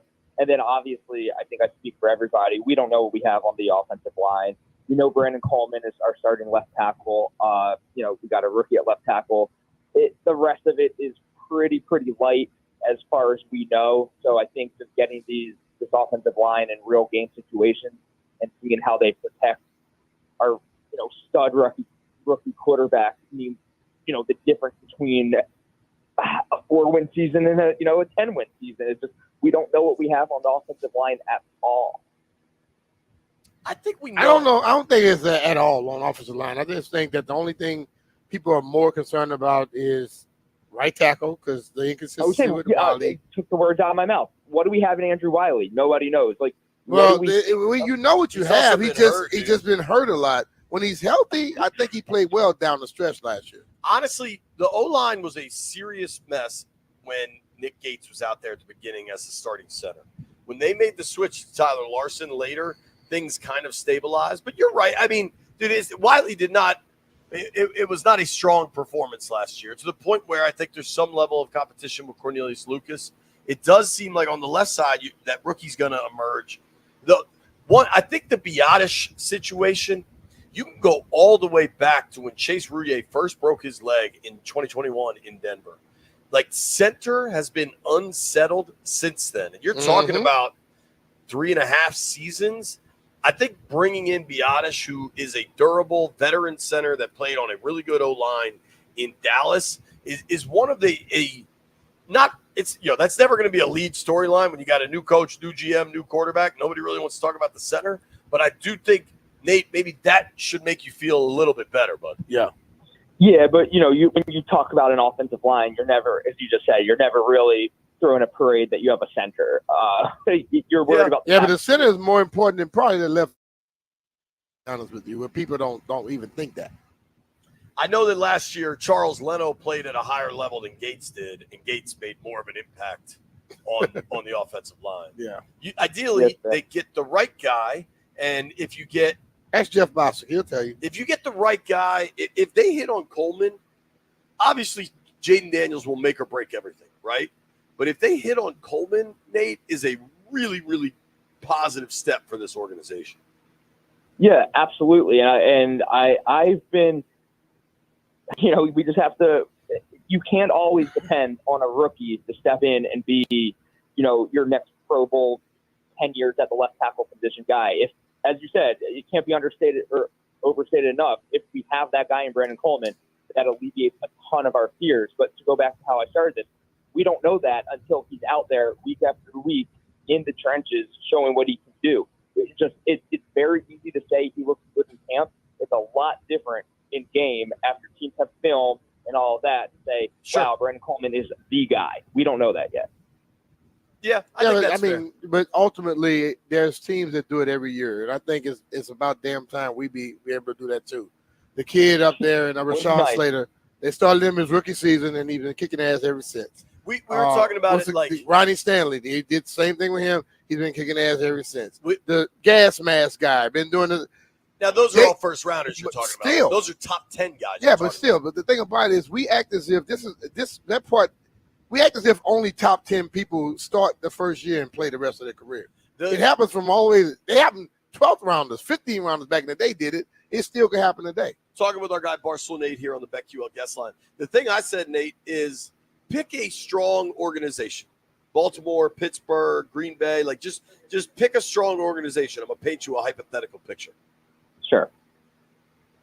So say it's the Packers, and we're paying attention in our own little bubble here to Washington, and you get the snapshot from camp of every NFL team, and you read the Packers portion, and it's like, hey, after the ouster of David Bakhtiari, the longtime left tackle, Green Bay found a left tackle in the third round they really like. They're pretty confident he's going to be able to step in and go for them from day one. You would read that, you'd be like, yep, makes sense. They know what they're doing.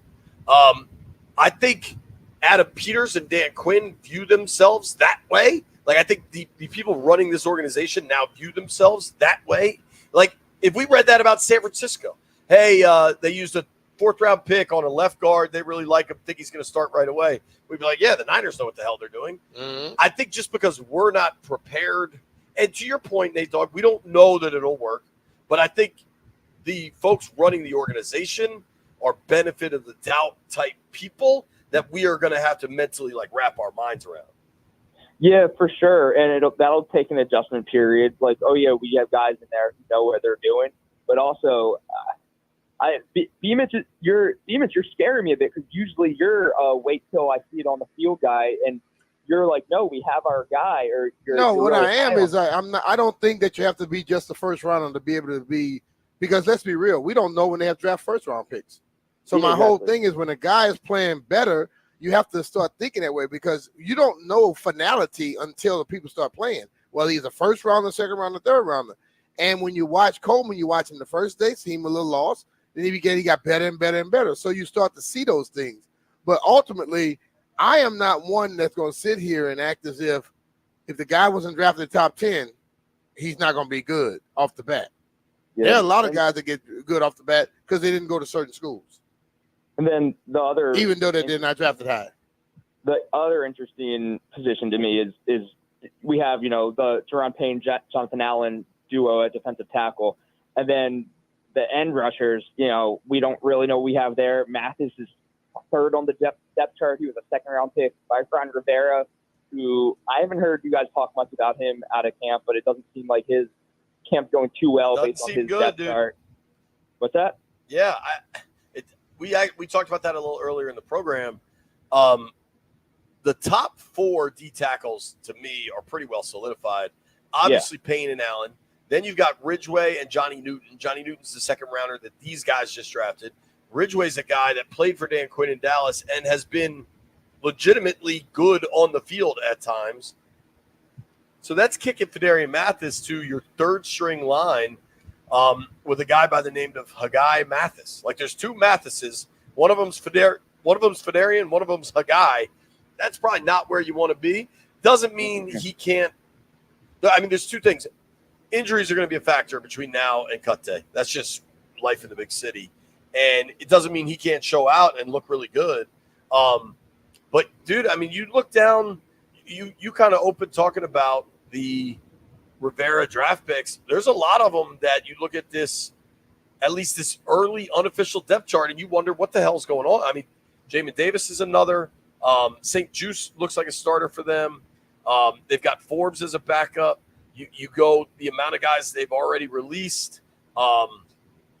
They've had significant turnover, and there's probably more to come. Ricky Stromberg is a guy.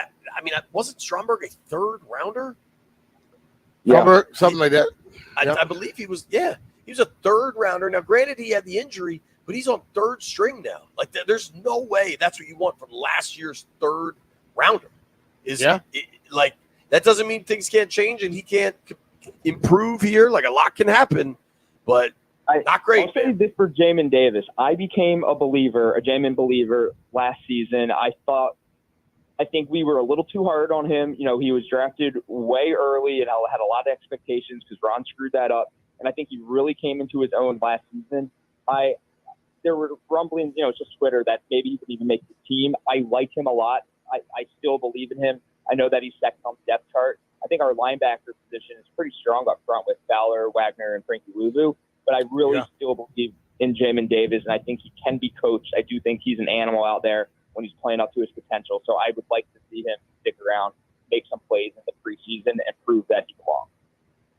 I wonder for Jamin, because out here, I'd say it's been hit or miss, and they're trying to develop him as a pass rusher, and they've said all the right things. And Joe Witt talked about how important Ryan Kerrigan has been to try to help Jamin develop.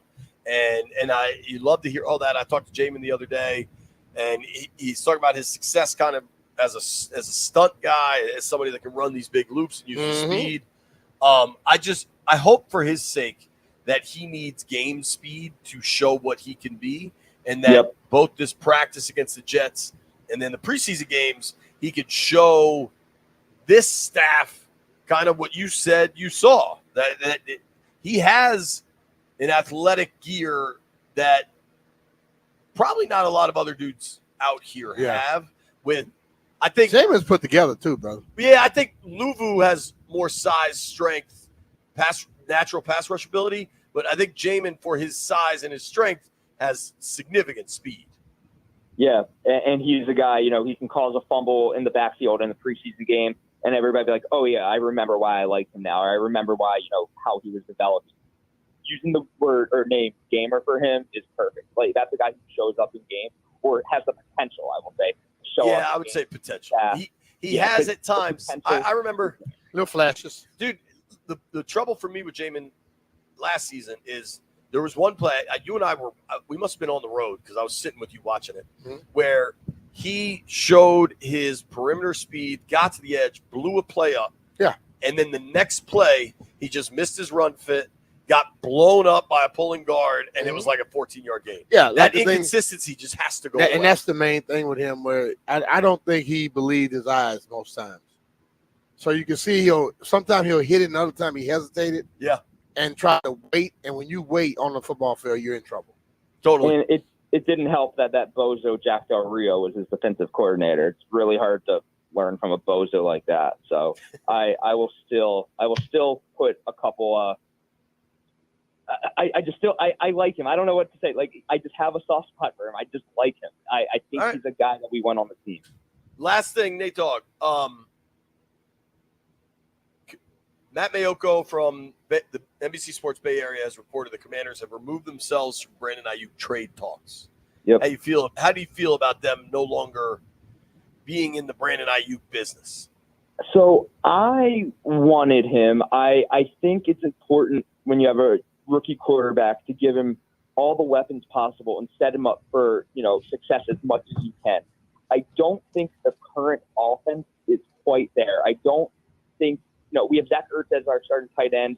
That could go any sort of way. You know, is he going to revert back to 5 years ago, Ertz, or he is what he is? And we don't really know what we have in Jahan or McCaffrey as a slot wide receiver. It would have been really nice to get another burner to pair with Terry, have this dynamic, just all-world wide receiver tandem. I was even saying I was willing to overpay just for the stability, for just we have this young stud here who's also like best friends with our quarterback as well. It would have made sense to me.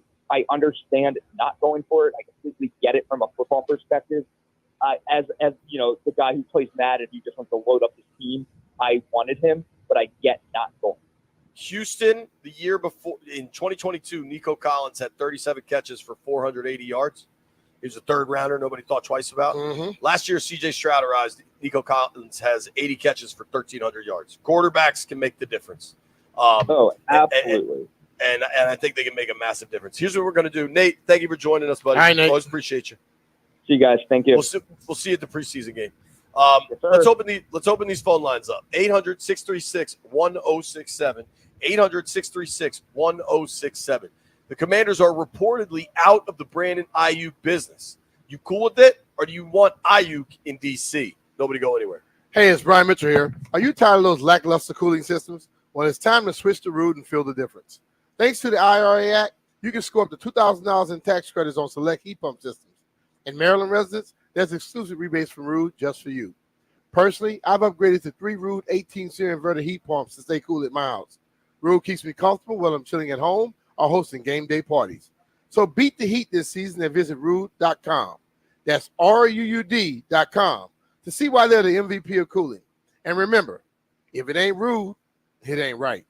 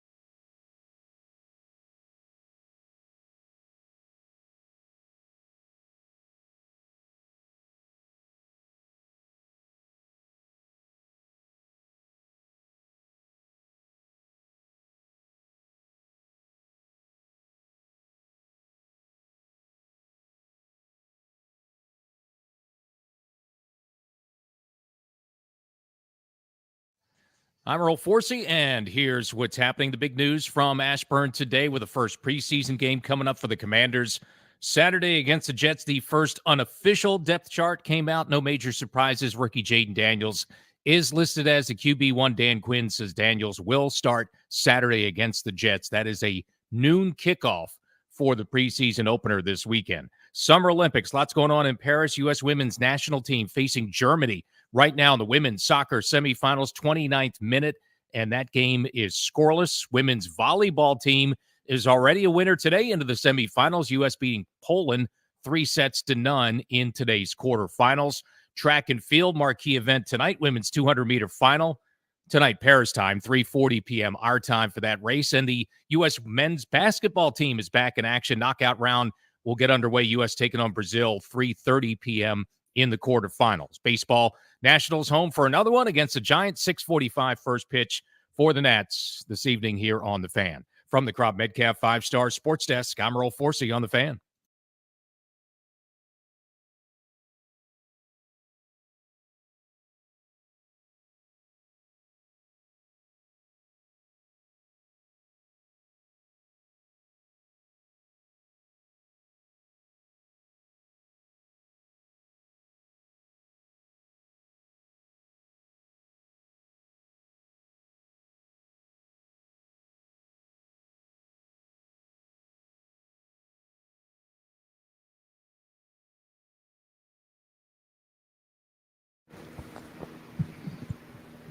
B. Mitch and Finley, 1067 The Fan. Going to open these phone lines up, 800-636-1067. 800-636-1067. Our guy Matt Mayoko last night, NBC Sports Bay Area, had to report that Cleveland and New England are in positions to trade for Brandon Aiyuk now. We've heard over and over and over that the Niners need somebody that helps them win now. Personally, I think the Cleveland deal makes a lot more sense. Apparently, the Browns are willing to offer Amari Cooper as well as picks for Aiyuk. The Pats would be offering Kendrick Bourne and picks for Aiyuk. Then those guys still have to reach a deal. Aiyuk would then have to reach a deal with those teams. Doesn't make any sense to get traded to what is probably a worse team.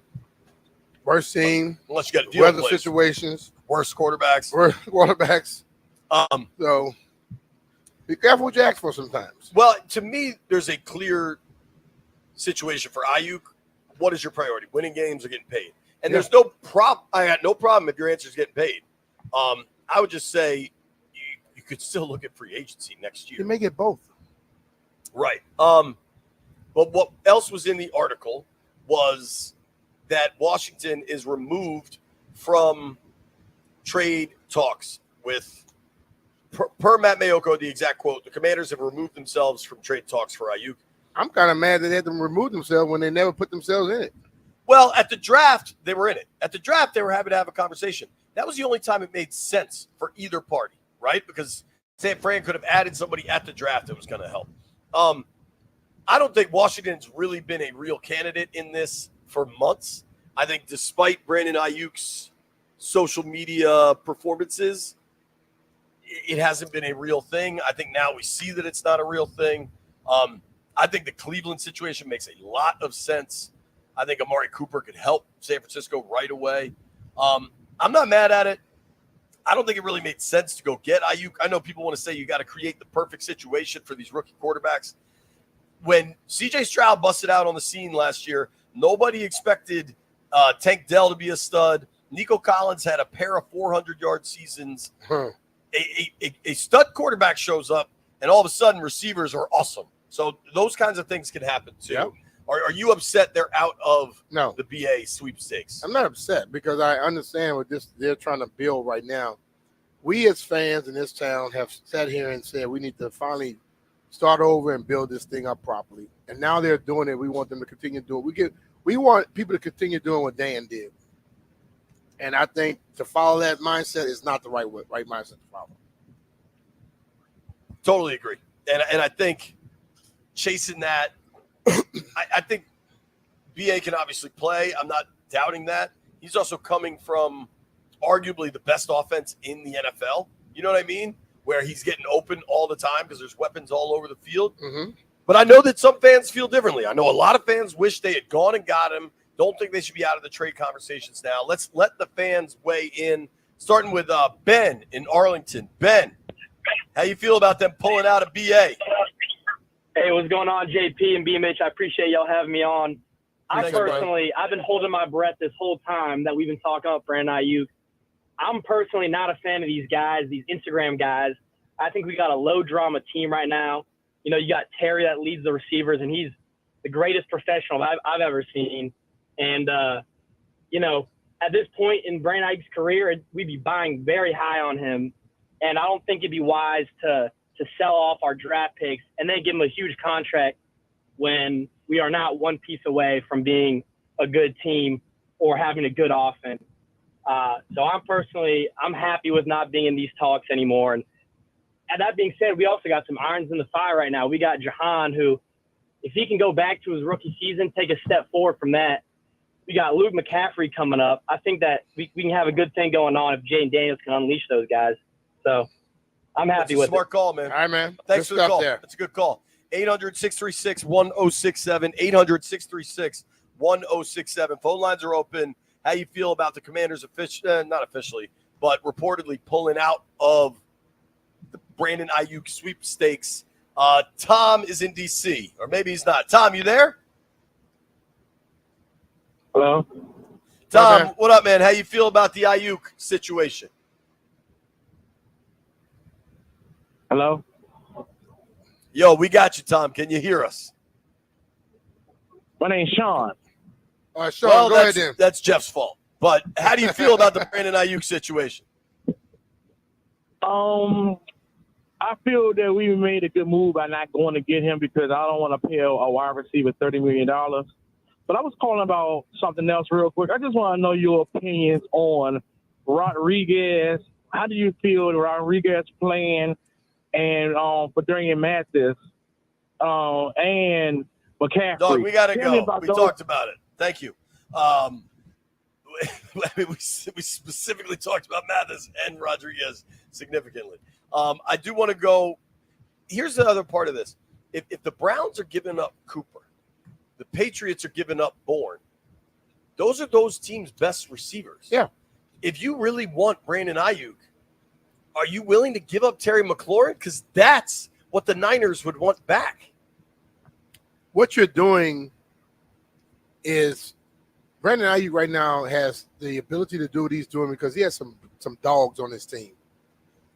He comes here right now, it ain't the same. How soon before he's complaining?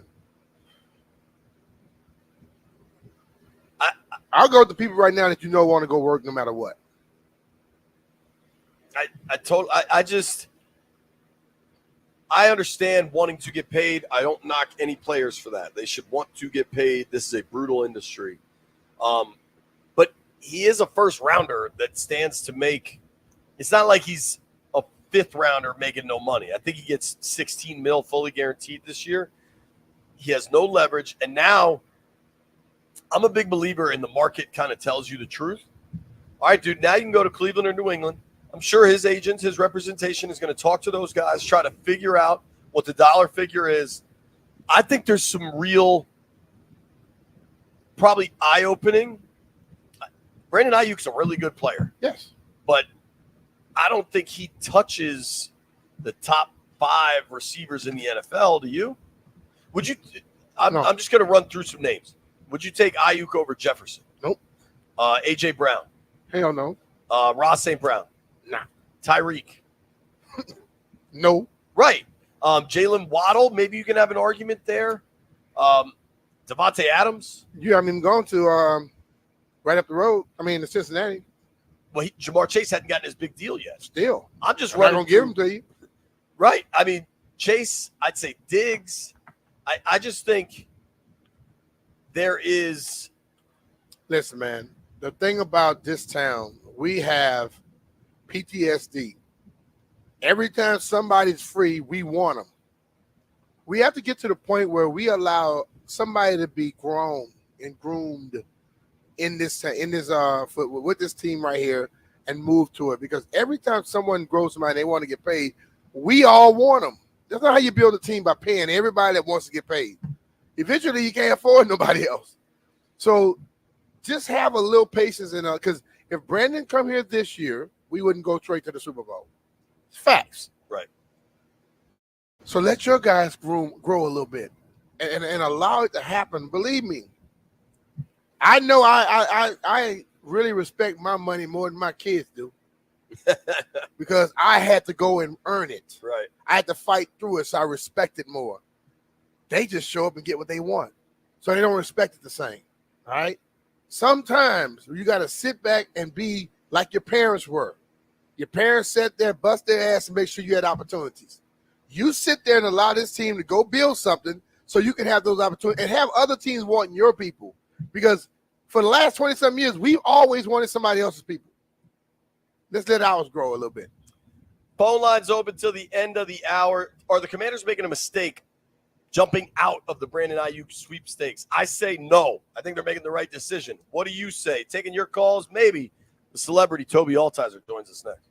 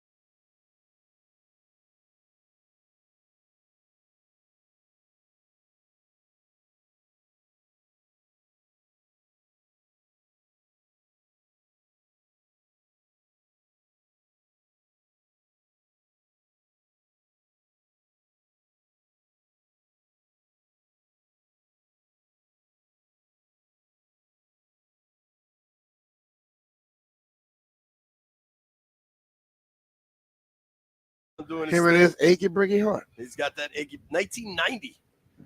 Written by Don Von Tress. Unclear if there's any relation to Tress Way.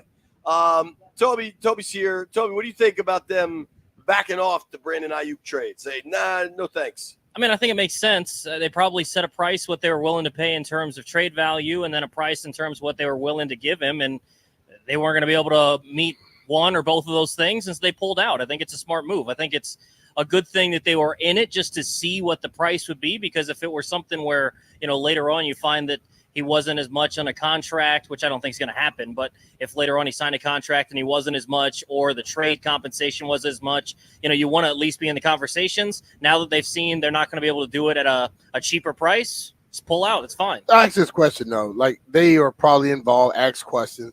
Do anybody ever think that they were seriously, really, really trying to make a deal get done? I never did. I think it was all driven by Brandon Aiyuk social media. When I hear someone is in a trade talk, I make a phone call and say, hey, what you trying to get from him? I'm in the trade talks, right? But if I say, listen, I'm willing to give up my first and this, that, and the other, now I'm really into it. I don't think they ever got to that I think point. it was something as simple as a phone call saying, what do you want? Like you said, Yeah. and then they heard the price and they're like, yeah, probably not. All right, let's see if everybody agrees. We are all pretty much in agreement. This is the right move. What about the boys in the aquarium, Jeff and Landini? Anybody upset that they're not going after BA? I'm not upset. I kind of think, don't repeat that, B. Mitch. I'm not. My name is Brian Mitchell, not JP Finley. All right, okay. I'm also not repeating. I did hear it, though, and almost dropped a pause. But I was like, no, Toby's a good person. I kind of feel like trading for Brandon Aiyuk is the move that you make, or any star receiver is the move that you make in the second year of your your young quarterback, when he goes out there and he proves to you that this is the guy, and you kind of need to go all in on those early years when he's on that cheap deal that you can really take advantage of. So to me, it's just kind of a year early for this. Landfill, smart conversation, right? I there. agree. I like that. Jeffrey? Still gonna be jumped tomorrow. I'm not mad at all. I actually agree with the second caller, Ben.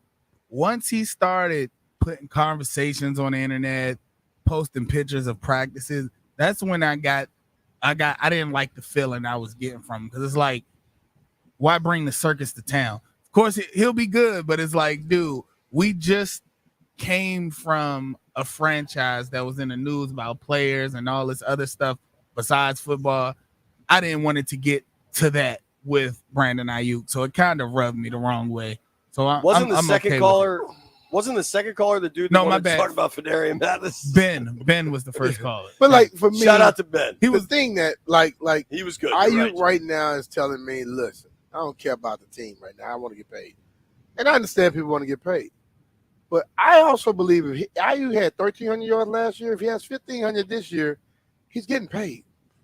Yeah, and he might be in a Super Bowl. It's very Which possible. also helps you get paid. And that helps you get paid. Like, people in this day and age, we always look at the top dollar of what the position is making. I don't think people look at the other stuff that comes with it. Brandon Aiyuk has a good agent, I'm sure, and he has an area that pays the hell out of 49er players.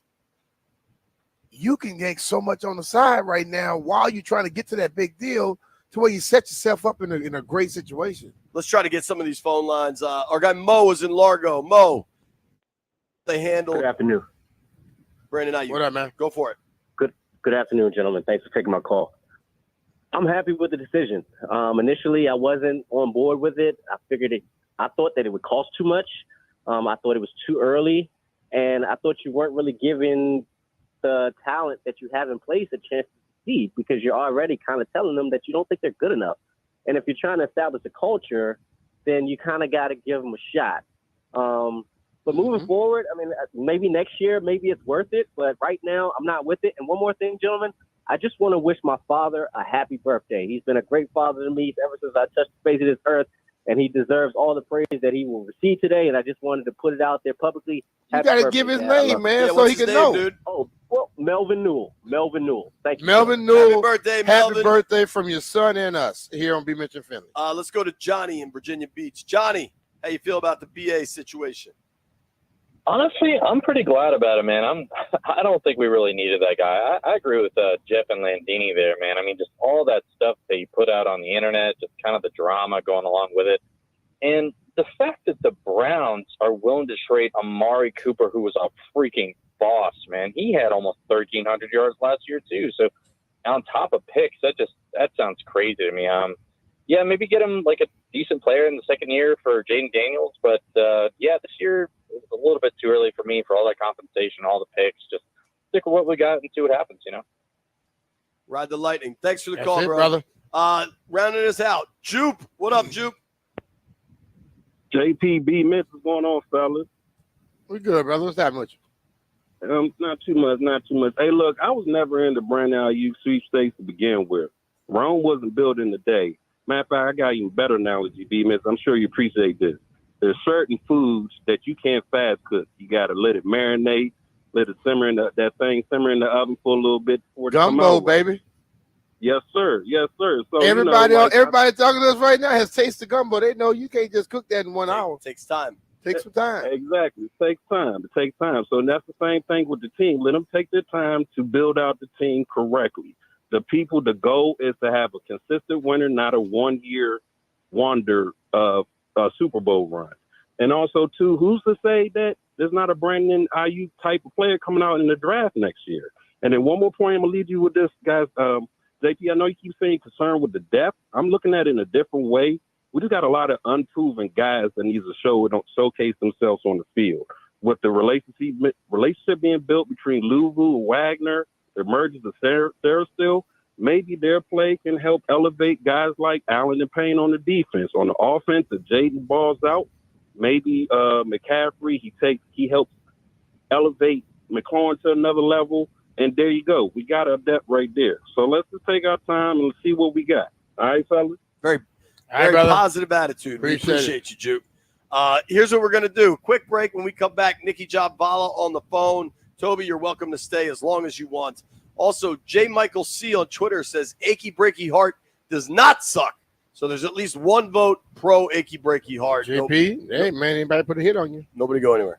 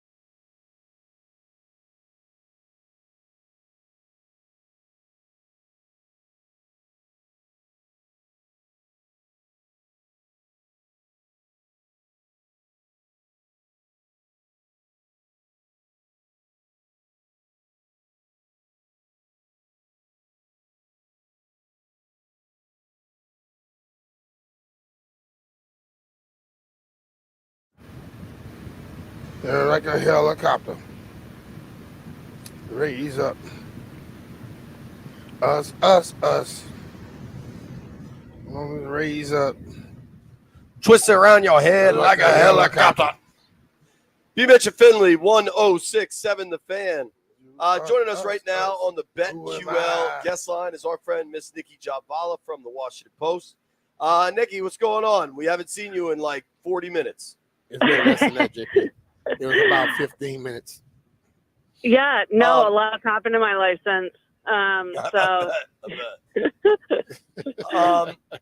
The news of the day is Jaden Daniels is QB1. They could say it's unofficial. We've all been kind of waiting for it for some time. Any level of surprise? It happened now. Kind of match your expectations. What do you make of it all?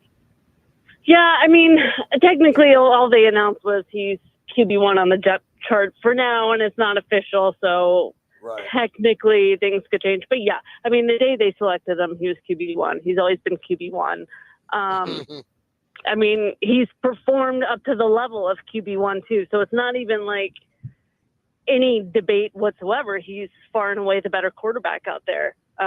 Draft status, contract aside, he's just the better quarterback out there. So yeah, it's like the non-news news of the day. Totally. If it was a competition, which it really wasn't, he won it. Yes. Handily. Totally. Yeah, I agree. Yeah. So what are kind of your expectations going forward to New York, Jersey, whatever you want to call it? Meadowlands, Jersey. Yeah, I mean, I'm curious to see how much they play him. Like, will they give him a full quarter, a half even? I mean, I don't really know what to expect. So I shouldn't say I'd be surprised if they go that long.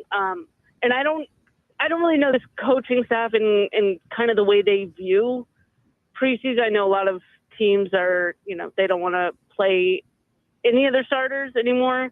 But given, Jaden's a rookie, it's a new system, new team, they want to get him out there. So that'll be the one thing I'm looking for. How long will he go? How many series will he get? What kind of shape will his line be in? That's a big concern. Which line they going to put out there? Yeah, right. I mean, that's the question. Will they have warm bodies to put out there at tackle by Saturday? We'll see. Where are we with that? Give us up to speed on the O-line.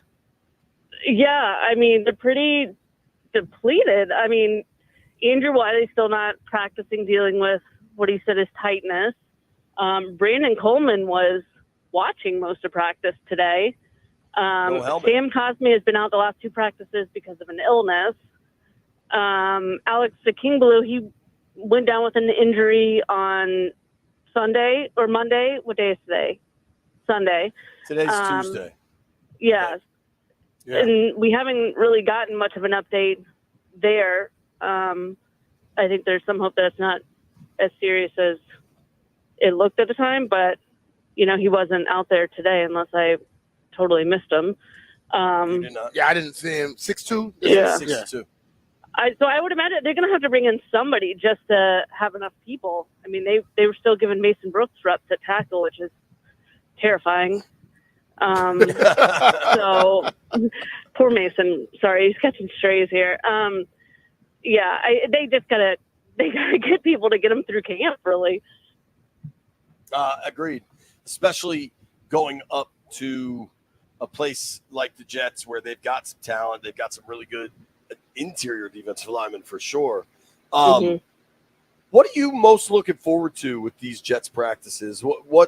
Where do you think Washington will get and needs the biggest test? I mean, I think most eyes will be on Jaden, right? So I'm curious to see, how he handles that secondary. They got a good secondary. Maybe the best corner in football. Yeah. So how will he fare going against, a secondary of that caliber? Will he still make good decisions? Will he still look sharp? I mean, you expect some bumps in the road along the way, and you just want to get a better gauge of where they are as a team. I feel like it can be so misleading when you watch them go against each other so often in practice. Like it just, it's every year kind of feels the same where, the defense looks really good or the offense will have its days here and there, but it's not really an accurate measure of where they're at as a team. So all those years with the Commanders didn't have joint practices. I feel like we went into the season probably more optimistic than, we should have been. I think.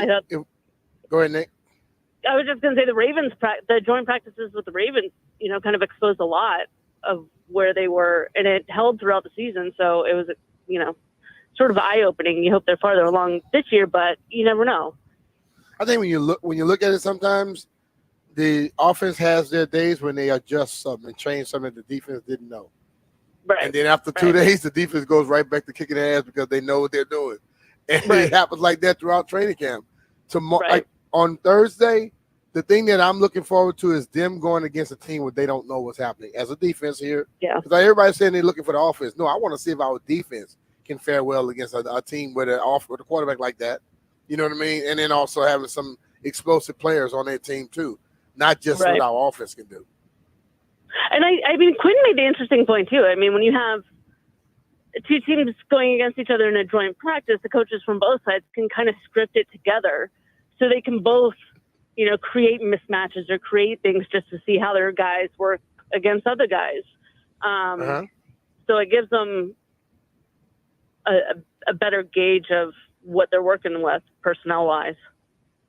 Yeah, I agree with that. What do you think? I mean, we're not going to see any of Aaron Rodgers in the game. What do you think we see from A-Rod in the practices? Like, is any part of you fascinated to watch that dude? I've covered him before, but never coming off an Achilles and running for vice president. You know what I mean? Well, yeah, I mean, it sounds like he's been doing pretty much everything. So, yeah, I'm definitely curious to see where he's at and how he looks.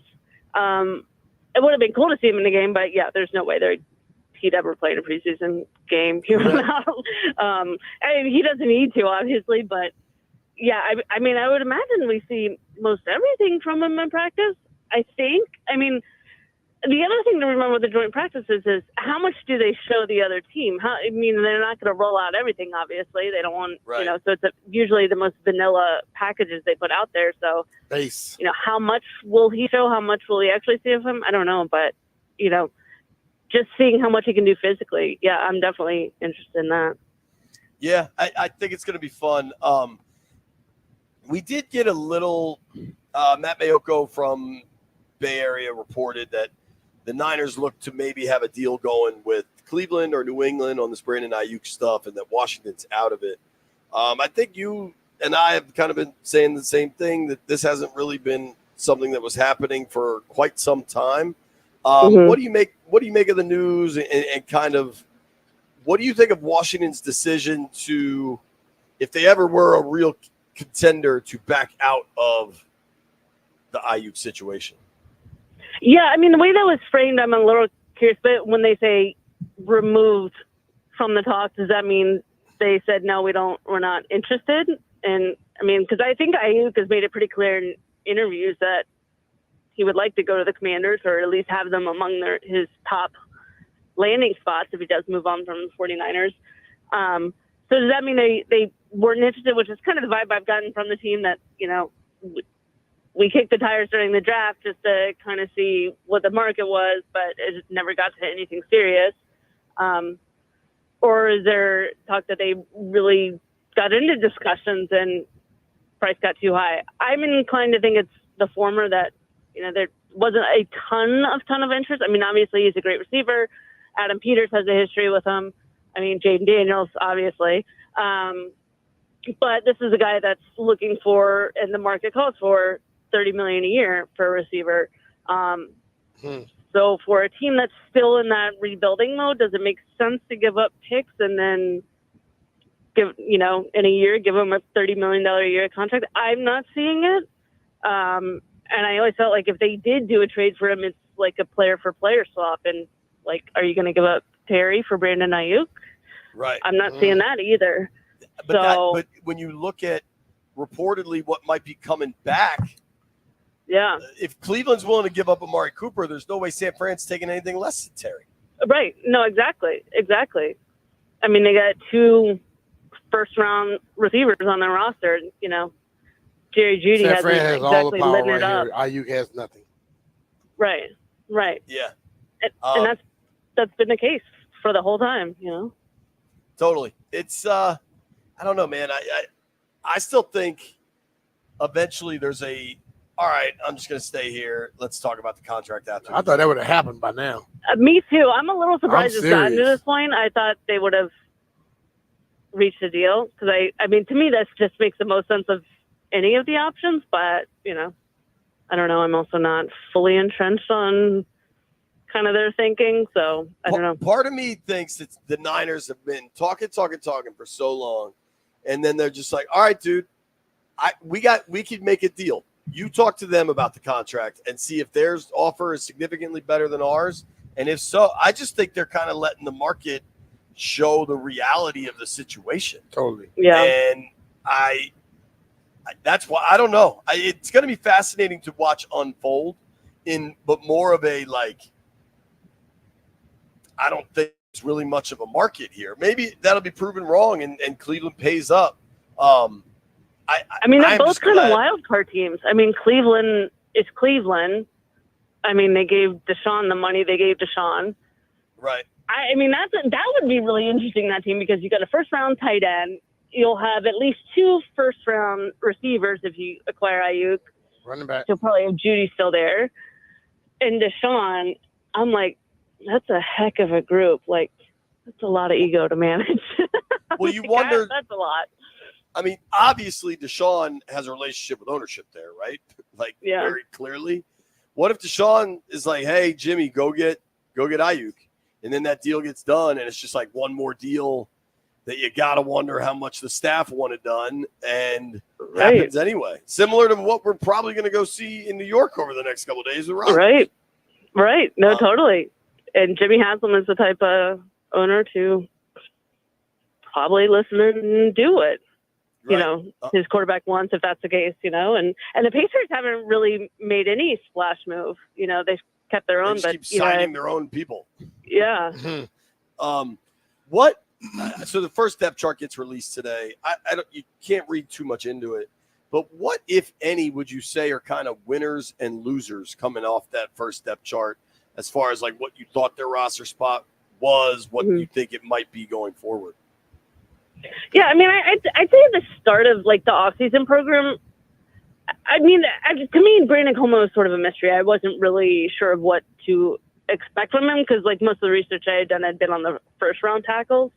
So admittedly, I didn't know a whole lot about him. I didn't know what to expect from him. And just on paper, you think, you know, maybe the veteran guy there is better suited to start, at least initially. So he's been a really pleasant surprise. Like, he does look good out there. I mean, today he wasn't out there dealing with something. Hope it's not too serious. I mean, Quinn did say he would start on Saturday. So, but they have moved him to right. He's played at left and he's held his own. So I think, you know, seeing what he's shown so far, that's a huge win for them. If he can continue to progress and really show that he's a quality tackle, I mean, that's huge. Losers, I mean, I don't know. None of them are surprises. I mean, I don't know that Emmanuel Forbes will stay as a backup on the final, you know, depth chart when they finalize the initial roster. Because he's still been going out there with ones when he plays. Sometimes he's been with the ones all the time. Yeah. So, and the other thing with Forbes, I'm curious if you agree with me on this. Maybe you don't make him a starter, and that's okay, because you only want him out there in clear passing situations where you can use him to the best of his ability. And so if that means he's out there a little less, but maybe they get more out of him in fewer snaps, that is totally fine. Yeah. Yeah. And I still think the secondary. I still think the secondary is sort of fluid. The notion of a true starter, similar to running back, is sort of I totally agree misleading, you know, just because of the packages. It's all dependent on that. Well, dude. But what if they just think, listen, he's going to be our starter. We've been working him with the starters all the time. We're going to start somebody else because they're going to be the ones playing in the game Saturday. Right. It'll be as simple as that. I think Davis, tell me if you agree with this, Nick. Davis, Samerstill, BSJ, Emmanuel Forbes have clearly separated themselves as their top 4 corners. And I think if I had to guess, maybe the leading snap guys, might be Davis and Samerstill, because I think they could play in lots of different packages, and I think they both have BSJ. Forbes has to prove to them that he is a willing participant in run defense before he's out on the field more. But I don't if they know he's not, but they know he can help them in dime when he can identify, use his speed and his length, fine. Diggs don't tackle. Diggs chase receivers. Right. So Forbes may not have to do that because they won't put him in that position. I think I think they way that they did this, they put a lot of stuff out there to make us have to read into things. It's going to be a little simpler than what we think. Yeah. No, I agree totally. And that's like I mean, depth charts anymore have just become, it's good fodder, but it's not really. I mean, they have 12 offensive starters and 12 defensive starters on this depth chart. I mean, like that alone just shows you how ridiculous some of it is. And DQ said it. He's like, DQ first off joked that Sean made the depth chart, who's the VP of football communications. Yeah, right, exactly. And then he said, he was like, yeah, if I was making it, I'd have 15 starters. So I think defensively, there are probably 7 guys in the defensive backfield that will play north of 60% of snaps. Yes, I agree with that. And I think, there's truth to what he's saying, too, is there's still plenty. I mean, camp technically ends after the first preseason game, right? But, I mean, there are still positions up for grabs. They haven't finalized, or they're not set on who they like there. So there is sort of a tie between some of the guys at these positions. So, I mean, the unofficial depth chart is a requirement of the league. Every team has to pull one out before the preseason game. But, it's not, Dude, so it requires context always, to have co-starting running backs. I mean, a starting running back is has always been misleading in my mind because it always depends on the opening script and, we not don't run necessarily who will no get the most two-back reps. offense no more. Yeah. Although I saw some two-back. Yeah, they may, but we don't necessarily. We don't have a fullback. Right. They might. I don't know what we're allowed to say on that, but some of the goal line stuff today was quite interesting, man. Yeah, two-back set, not a fullback. Nikki, we haven't asked you arguably the most important news of the day. This is Barney. from. I hope this is where it's going. Oh. We could go to Barney, but I know Barney's important to you. The Commanders have a new dog in training, a new service dog. Barney, what's the scouting report like? Oh my God, super cute. I mean, he's a stud. Like he's the real deal. He's a first round doggo. First round dog. All right. Now I agree with you there. This is something that's a little more divisive. We live in divisive times. A number of things have been announced today. Jaden Daniels, QB1, not the only major announcement that happened today as far as contenders for this fall. But this to me, I can't avoid, no matter how much we try to be a diversion for people.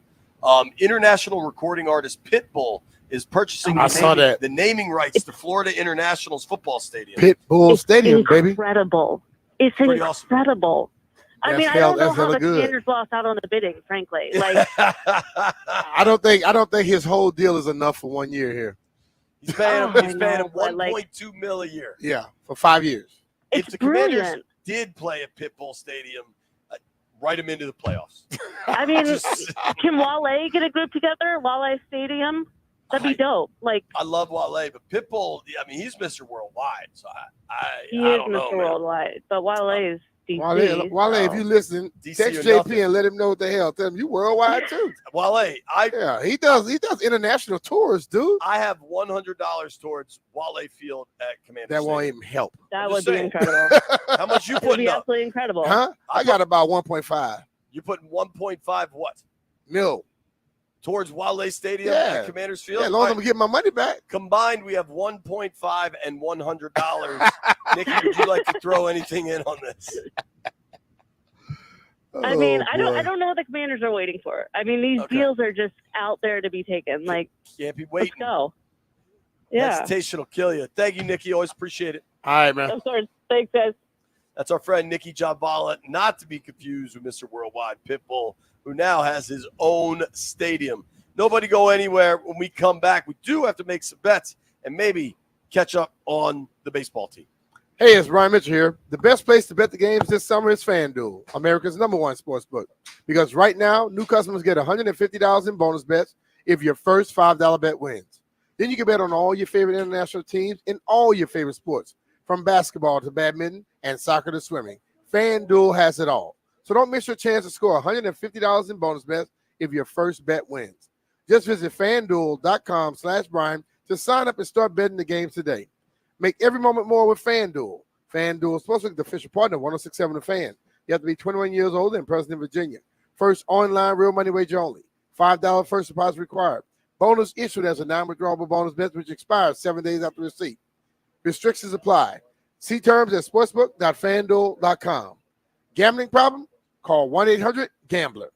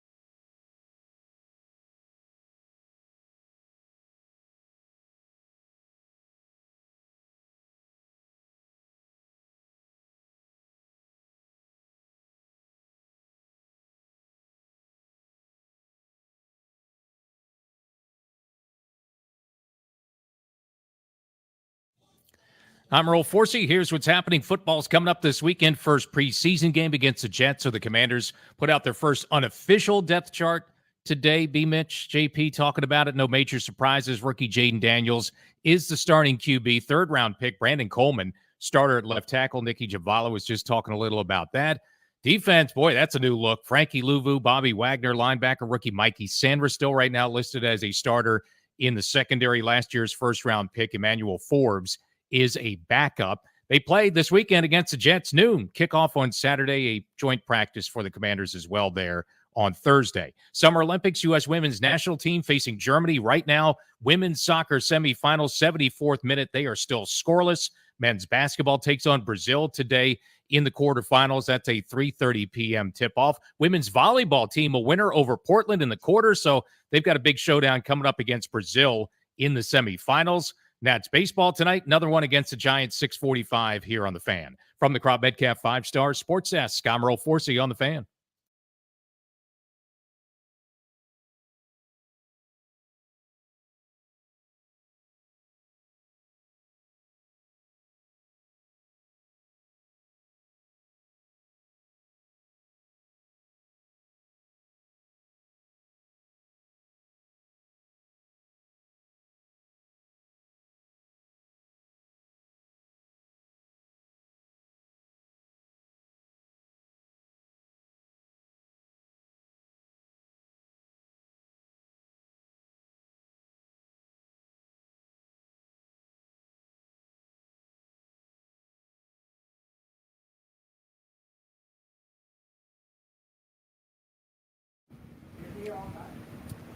B. Mitch and Finley, 1067 The Fan. Shout out to Greg Height, hooking lunch up. That was banging. Yes, I never it had was. a deep fried lobster tail. I did. We're trying to make an effort to lock in one segment about the Nats every day. All of our baseball coverage on 1067 The Fan is presented by T-Mobile. Switch to T-Mobile, and you can get tons of benefits and still save on every plan versus AT&T and Verizon. Check out the savings calculator at T-Mobile.com/switch. We talked a lot about what is real competition, what is fake competition. And, we've heard a lot with the Washington Nationals about how impressive and how much of a professional that Patrick Corbin has been for the organization. Okay. And I appreciate that. And I applaud that, right? Every fifth day he takes the mound and, he's been getting shelled and it is what it is. Yeah. Okay. Landfill dropped this text into the thread last night. This is from Mark Zuckerman. We both known Mark a long time. Mark is a pro reporter. I believe he's the longest tenured dude covering the Nats. He works for Matson, right? He works for the official the official television partner of the baseball team. Yeah. Zuck doesn't take cheap shots. Yeah. He sent this tweet last night. First pitch, 6:45. First pitch, home run off Patrick Corbin, 6:45:30. Yeah, 30 seconds. Yeah. And then I saw this one later. This is from Andrew Golden that I dropped into the thread. Andrew Golden covers the Nats for the Washington Post. Andrew said, Patrick Corbin just threw one of his slow sliders, 67.7 miles per hour, and Matt Chapman just crushed a 3-run homer to give the Giants a 4-0 lead. It gets to a point where you can't tell me what I'm not seeing. And I understand that all the people that are involved with Patrick Corbin, they know more baseball than I do.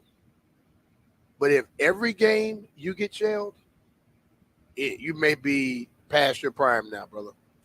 Yeah, I mean, I think it's pretty obvious. And he, by all accounts, is a great dude. And It happens, man. A ton of money. Everybody comes to the end eventually. I don't care.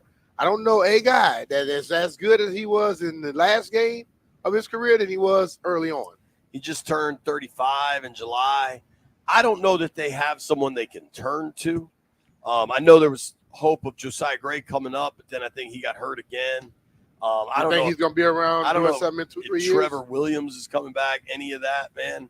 But at some point, you might not really be able to put this dude out there anymore, right? I mean, if you're not trying to win right now, you're trying to get through the season, you're paying him, you may as well put him out there. But ultimately, is he in your future plans?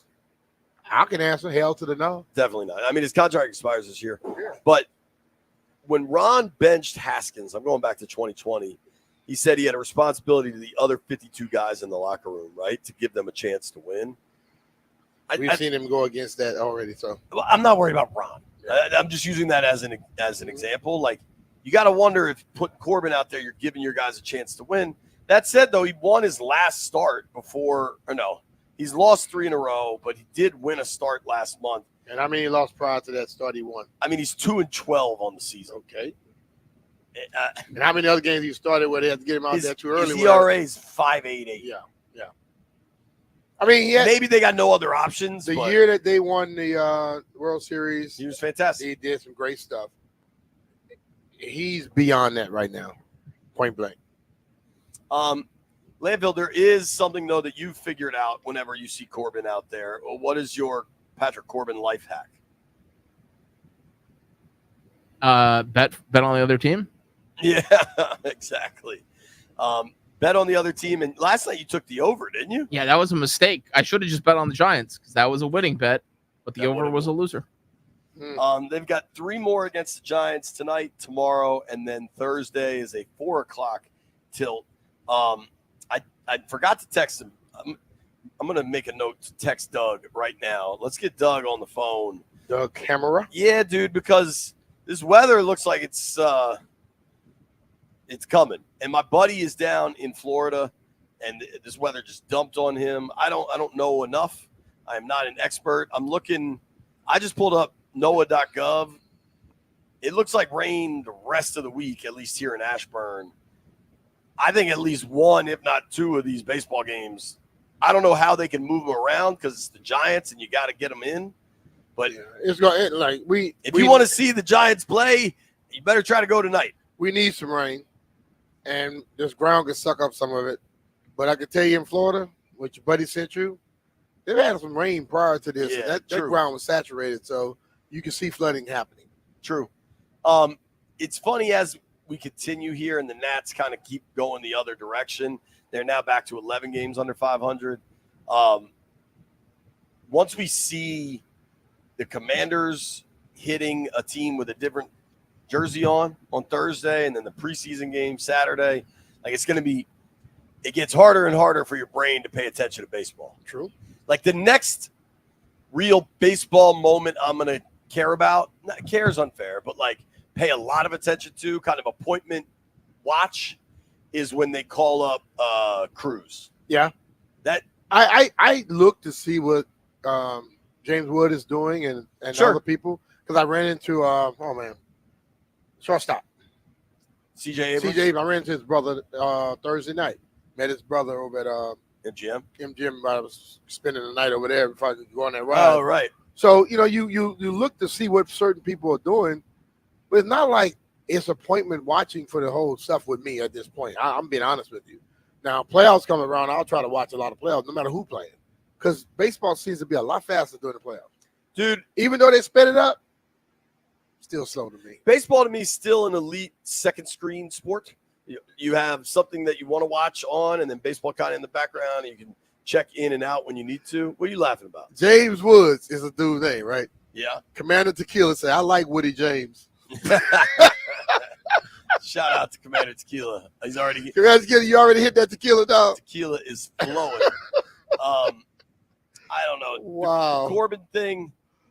You know who did not reply to me, Landfill? You'll appreciate this. Who is smart enough among all the Rhodes scholars at the radio station? Who is smart enough to spend, I believe, 4 figures on a Patrick Corbin signed the game-worn jersey? Yeah, the that's stallion that wasn't used for a year and a half. That is Dum Dum the Stallion. Last night, I texted him how much you think that jersey is worth now, and wouldn't you be shocked? He just never replied to me. Oh yeah, he knows. I think when he bought it, he knew he was stupid. It's worth at least $9. You think? Yeah. Sure. It's not worth $1 inning. It can't be. Nah, I bet it's worth $9. I bet it's worth $8.50. $45. $8.50. Because it's a game-worn jersey to someone that is still cool. But it gets less and game less worn cool. in what game? I don't know that. And do you know, Landfill? Is he in there? It better be a game where they won. It was like something that was very, very good. I don't know where he is. No one knows where he is. I mean, he's like Kyle Shanahan. We don't even know if he'll be on this planet next week. But yeah, he does have a framed Patrick Corbin jersey, which is just too perfect as a lead baseball analyst all around town that he has a framed Patrick Corbin jersey. I mean, he's so smart, he's stupid. Patrick Corbin's ERA this season, and I know that there are other stats now and people don't pay attention to ERA. 5.88. People should pay attention to ERA. I still pay attention to ERA. His in 6 years with the Nationals, his ERA is a 5.13. And what was it the first year when he got here and they went to the thing? Yo, I mean, this is just so crazy. They went to the World Series first year he got here. He had a 3.25 ERA, and he's been awful since. He then. went 14-7 that year. That's So- his only winning season, and by a wide margin. Too. But he's gonna be loved for that season, though, brother. Sure. Honestly, the sooner he gets out of town, the sooner the clock starts on everybody liking him. You know what I mean? Like as soon as he's gone and you get a little bit of distance from what happened at post. Should have gave him another 2 years, man. Nah. I think he had it in him again. Nah. Somebody gonna say it. No. JP, fans are fanatical. They say some of the weirdest things in the world. Believe me. All right, so dude, in 5 games, it looks like I was a favorite player of a guy today, and my name was Bobby Mitchell. I'm his favorite player, but he can't give me the right name. This is so we all remember the World Series, obviously. Mhm. In the DS, in the divisional series against the Dodgers, Corbin was 0-2 and had a 7.88 ERA. Now maybe one of those was a relief appearance because he only started one of them, and a relief appearance can really mess up. If I remember right, I'm pretty sure he got hit hard coming in relief. The Cardinals series, the NLCS, he had one start, went 1-0, pitched 5 innings, and then obviously in the World Series, was pretty damn impressive. Pitched 10 innings, had 10 strikeouts. He was a strikeout machine in that World Series year for Washington. Across the 3 series, he had 36 Ks. Wow. So, I mean, let's give him some credit for that. Like I year. said earlier, he had his time. Jeff's mad, wants us to go to break. We'll make some bets when we come back.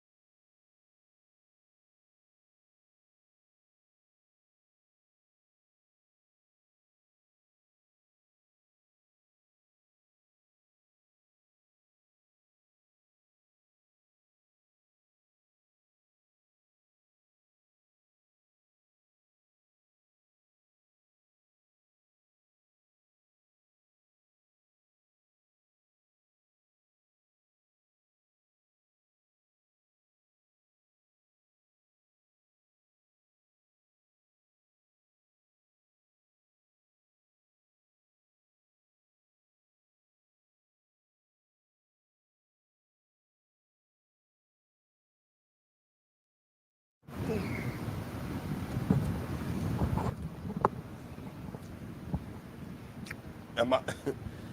B. Mitch and Finley, 1067 The Fan. Wrapping things up from a hot tent in Ashburn, Virginia. Shout out to Melba. She turned 100 years old today. She's been coming to training camp for quite some Long time, brother. Long time Commanders fan. Shout out to Melba. Happy birthday, Melba. Mm-hmm. Coach Gibbs was here. Did you ever get to talk to him? Nah, I didn't. That's funny. We came in here. Did you talk to Daryl Green at all? Mm. You didn't I get mean, they went inside when we were going down to the field. Right.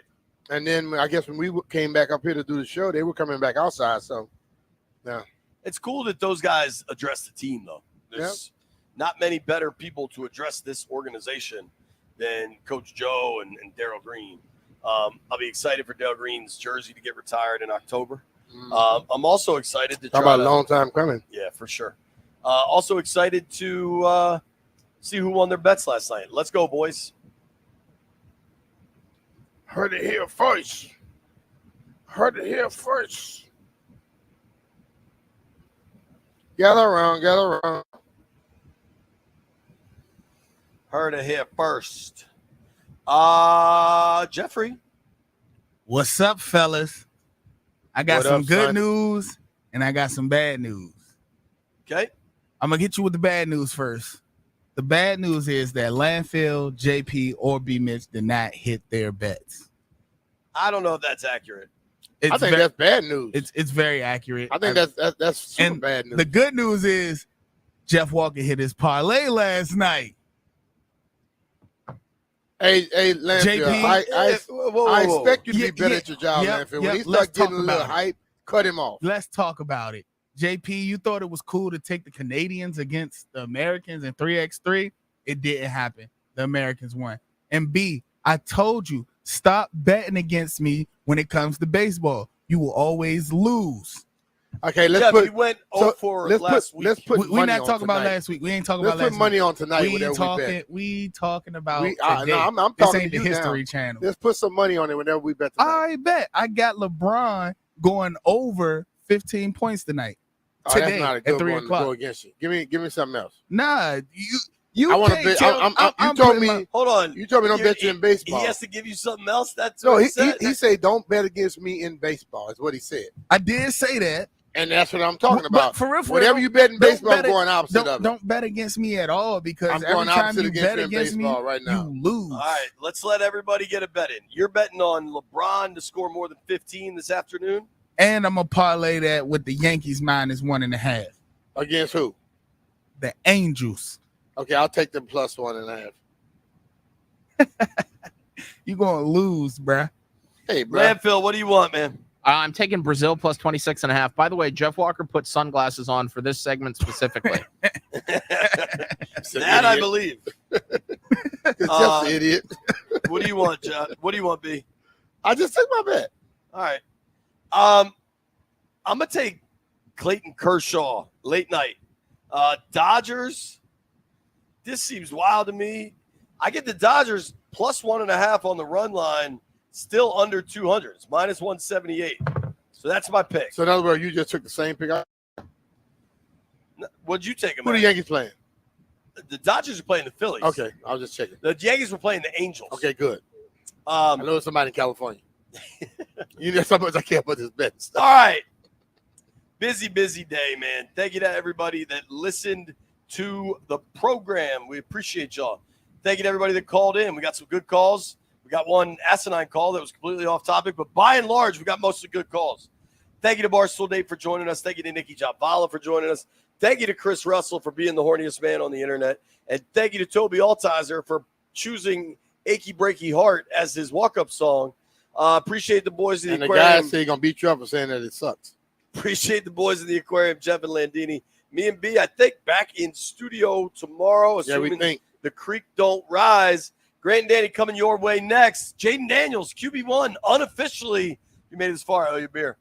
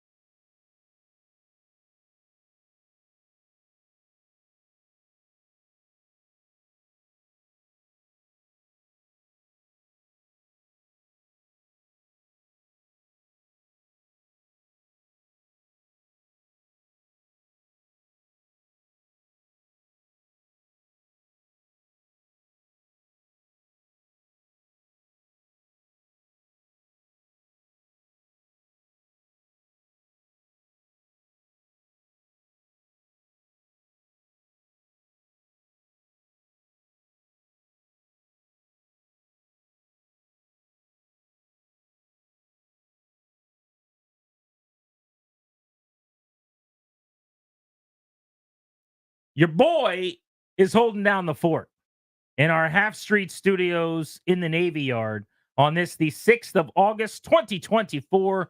4+ hours today, taking you up to 6:15 and Nats pregame with Charlie Slows and Dave Jagler. Check this radio show out.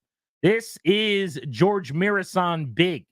3 p.m., we're spinning around the NFL with Brian Baldinger, who's in the middle of a training camp tour. 4 p.m., I'm giving away tickets to Blues Traveler at Wolf Trap ahead of the Beltway Blitz. And at 5 o'clock today, former Super Bowl champion general manager Scott Pioli calls in. He was in Ashburn with the Commanders recently, worked for LSU last year, knows Jaden Daniels well, has worked with Adam Peters, so a very, very timely guest. Plus, I was out at training camp today, caught up with Jahan Dotson and Dante Fowler. You'll hear those interviews at 4:30 and 6 respectively. So we will be very busy, but I am pleased to let you know that I am joined in studio right now by friend of the program and one of the voices of Nationals baseball. Dave Jagler is in the house, ladies and gentlemen. He will be on the air tonight, 6:15 pregame with Charlie, as I mentioned, for Nats baseball. But he's kicking it with us first on his way over to the ballpark. I'm my own pregame show. That's right. And I'm nervous. Usually I'm on with you for 3 minutes. I'm going to fill an hour. We're going to break down the 7, 8, 9 hitters for an hour. Right. Is that right? And Alex Call is the only thing we're going to cover for a full hour. 56 minutes of Alex Call. No, everyone, please. That's not what we're doing. I promise. Maybe for a minute or two, but it is good to have you. First of all, welcome. What do you think? It's been a while since you've been in our studio. We've dressed it up a bit. What do you think of my headphones? Those are nice. Those look old school.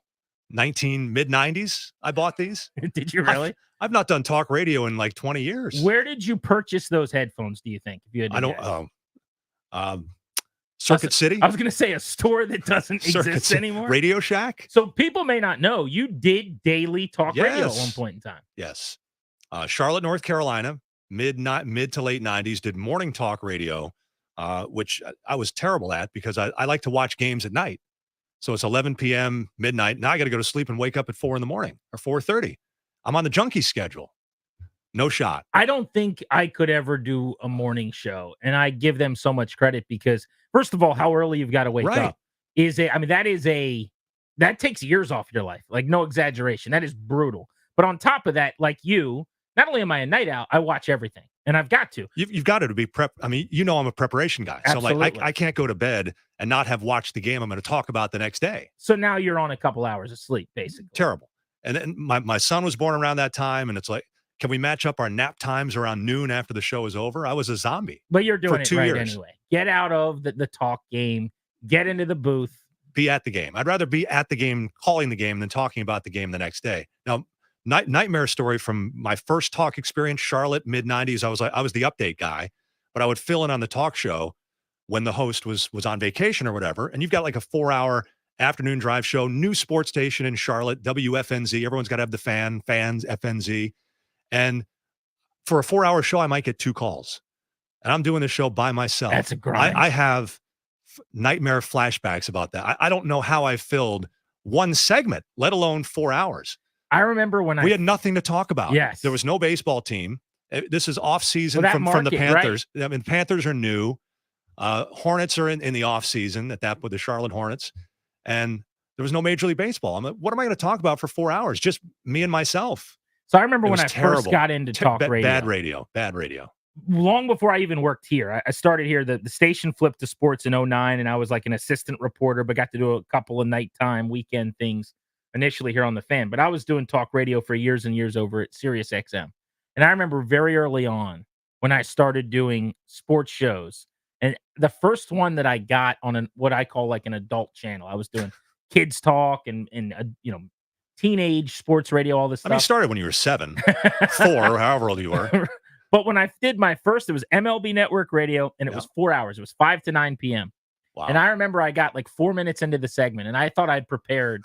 I'm like, I will have nothing but content. I've got hours written in this notebook. And I'm like 4 minutes into this 15-minute first segment. And you're done. And I am ready to peter out. And I'm just staring at the phone bank going, please flash. Please.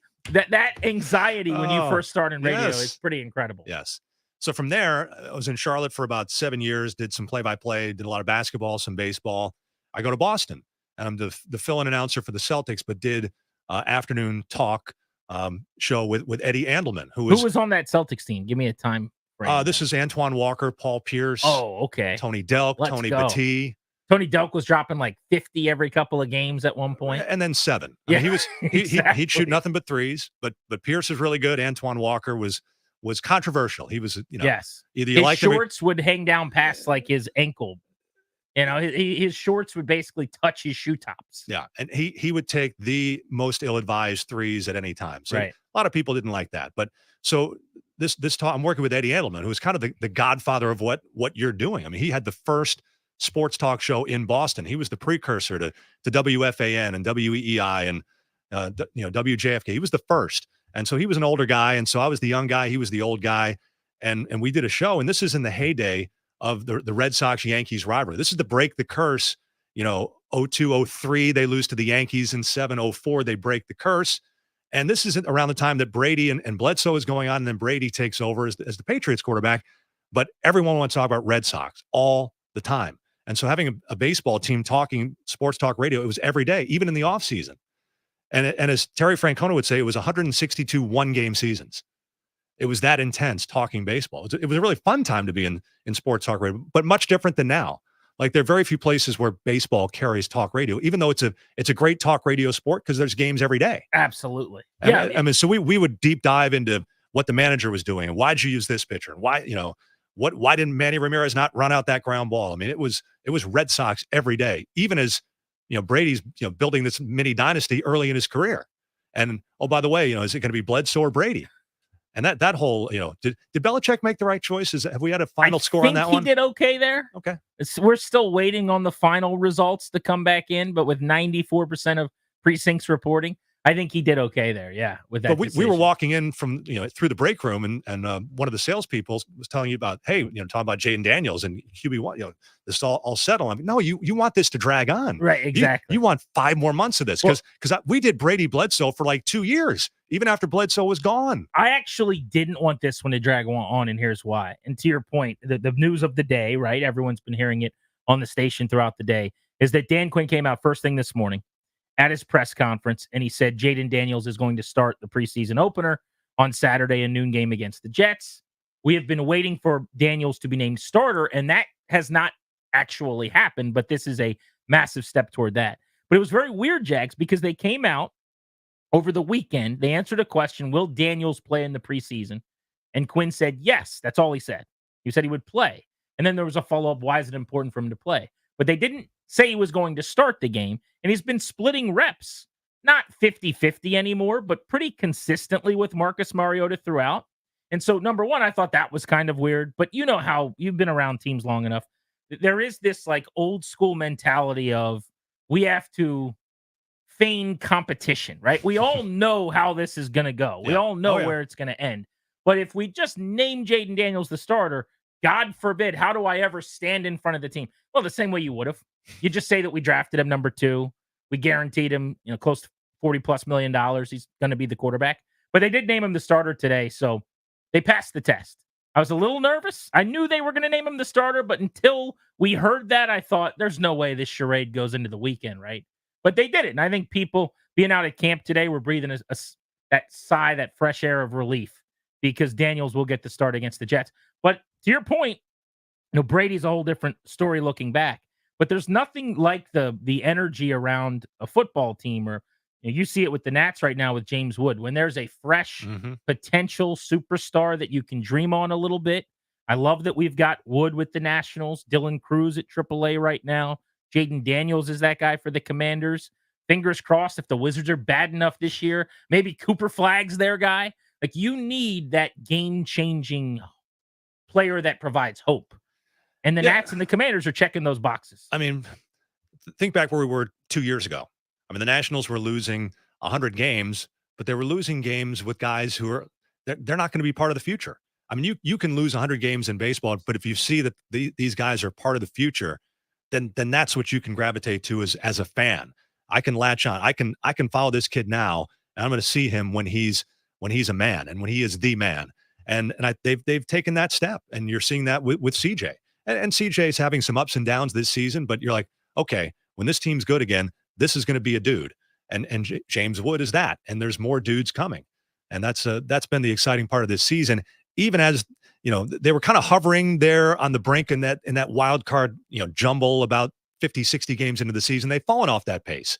They're not going to the postseason, but there's still reason to go to Nationals Park these last 50 games to see James Wood playing every day and waiting on him to just turn on a ball and hit it like Jesus Sanchez did last night, about 480 up beyond the scoreboard. He's hitting everything, 110 to 115. Once you get those things elevated, it's going to be a lot of fun to see how far those things fly. Yeah, when he starts pulling the ball in the air, it's curtains. Right? Mm-hmm. Right now, they're playing him almost on the line. He tripled down the line, and it almost got caught. That was wild the other day. For people that didn't see it, bases loaded, 3-run triple. It didn't kick up chalk. It was probably 4 or 5 feet to the right of the line in fair territory. But the left fielder almost caught the ball on a left-handed batter. So you'll appreciate it. You love like the inside baseball portion of play-by-play. So if you've seen, they put up and we're on the booth cam here on 106.7. Hi, that's right. We're streamed on 106.7, the Fans YouTube. So page. they have the booth cam on us at Nationals Park, and they used my call of that Wood triple. And if you notice, as soon as that ball's hit, I gave it kind of a big buildup because off the bat, in my mind, I'm going, that's an extra base hit down the line, just seeing the trajectory of the ball. And all of a sudden, it's like, oh no, the left fielder's coming over. But he's not supposed to be there. He's not supposed to be there. He's about to make a diving catch and ruin this call that I built up to be this huge extra base hit. So Churio makes the diving attempt. Then the ball goes by him. So now the ball's rolling in the corner, and you're figuring this is at least a triple, maybe possibly a four-bagger. So as you're calling baseball on the radio, so you describe that the ball has gone by him down into the corner. You start picking up the runners. Abrams coming around, Abrams scores. Yepes coming around third, he scores. All of a sudden, I look up, and Ruiz is not even at third base yet. And he's like leaking oil coming around third. He was, so I man. go lumbering around third. and so when you have a sequential order, the way you call things, you do the base runners, then you do the batter. You kind of do them in order. Lead runner, second runner, last runner, batter. Well, all of a sudden, Wood, like a streak, slides into third base, and Ruiz is 50 feet from home plate. I was going to say. So I go, and Wood's already at third, and now the play, I had to get it out of order because Ruiz almost got thrown out at home when Wood was standing on third base. Here's how it sounded in real time on 106.7 The Fan. The 0-1. Swing a line drive, left field down the line. It is a diving catch, not made. The ball goes by him into the corner. Abrams scores. Yepes scores. Ruiz is lumbering around third. He's trying to score. Wood's already at third base. The throw home is offline. It's a 3-run triple for James Wood. Nationals 4, Brewers nothing. So good. So you heard lumbering around third. He's trying. That's kind of like in television when you get this sign, stretch. I'm stretching. Yeah. Because he's supposed to be home by now. I want to pick up what Wood's doing. It's like, I've got to come up with something to say because there's a long way to go between where he is and where he's got to be. Any other runner player on the team would have long scored. Yes. But even for K-Bert, though, watching that play, it was shocking how far from the plate. When the camera found him, I thought he might have fallen down at some point. I mean, it was a tough go of it. And if Wood had rounded third and tried for the four-bagger, he might have caught him. Unbelievable. But that was a fun studio play. Here on Grant and Danny. I want to get inside PBP with you a little more as we go here this hour. But I was out at training camp today, and I knew we were going to be talking. I was thinking about this. So I'm watching. It's very, very hot. I don't know if I've mentioned that. So hot. A little bit, yeah. I'm not a guy that sweats. Oh, your boy sweat. Oh, you had a little Strasburg going back in the day? Yeah, there was some icy hot situation happening. But I'm watching practice, and I was thinking about it. The difference, you and I have talked about this, between football now, where these preseason games, we whittled it down to 3. I think in the next couple of years, they're going to be playing 18 regular season. It's only going to be 2 preseason games. And of those 2 games, at most, you're going to see players play in one of them. The difference between that and spring training, where even veterans will play seemingly 20 plus times in a month as if that's a necessity. Guys like Ryan Zimmerman did whatever they could to not play in all those games. But it is funny to me that football has gotten to a point where they almost now are going to start seasons, and some teams do. Sean McVay does this with his veterans. We're not playing a single down because the injury risk is too high. But in baseball, you might log some of these guys like 60 at-bats or something. Easy. I mean, you need 50 to in some cases close to 100 at bats for guys to feel like they're comfortable. And I mean, not I dial away from football until baseball is over. So I'll lock in on week 1. I'm not following the preseason, and sometimes I do some of those survivor pools. Like, how do you survive week 1? Like literally, week 1 in the NFL has got to be the toughest week to handicap because you have a new coach like Dan Quinn. You'd love to have 3 or 4 preseason games with everybody playing to get used to his system. It's a good point because you can keep secrets now. I remember in 2012, I was on the beat with the then Redskins, and we were out at practice every single day. I flew and traveled to every one. There were 4 preseason games, and Griffin played in the first 3 through almost 30 passes. And I mean, I'm spending 70 hours a week around that team on that beat. And I felt like there was nothing we didn't know. Mm-hmm. I remember there was one particular practice even where we saw Robert Griffin run like a read option look with a mesh point, keep the ball, go around the edge, which would become the staple of their offense. And I tweeted about it and talked about maybe this is something they'll use him for. And that day I get called into Mike Shanahan's office. And Shanahan's like, hey, Grant, he slides a printed version of my tweet across the table. And he's like, this is the epitome of being in the principal's office. And he's like, I prefer you not to talk about, these types of looks for our offense. And I'm like, well, you did it. The fans were there. It was open public. Like kind of doing my job. Yeah, that's kind of what I do. He didn't really understand. And I ended up being having a good relationship with him. He thought if you were in the media, you are working for the team. Mm-hmm. And that is not in any way you don't pay me. Therefore, I don't work for you. But anyway, I bring that up to say part of why, as it turned out, he was so upset about that was they kept their entire offense a secret. So week 1, they debut against New Orleans, hang 40 points. Griffin throws for 300 yards. They ran an offense we never saw once at practice, in any preseason game. And I think now you're able to do that. Teams are so restrictive. Washington's got 5 open practices for the public. Some teams have 0. The Eagles have 1.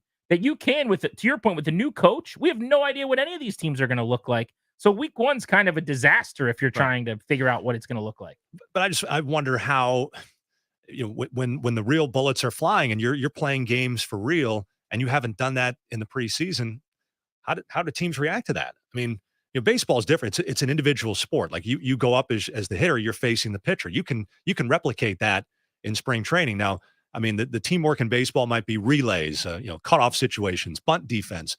But I mean, so much is predicated in the NFL on precision for all 11 guys.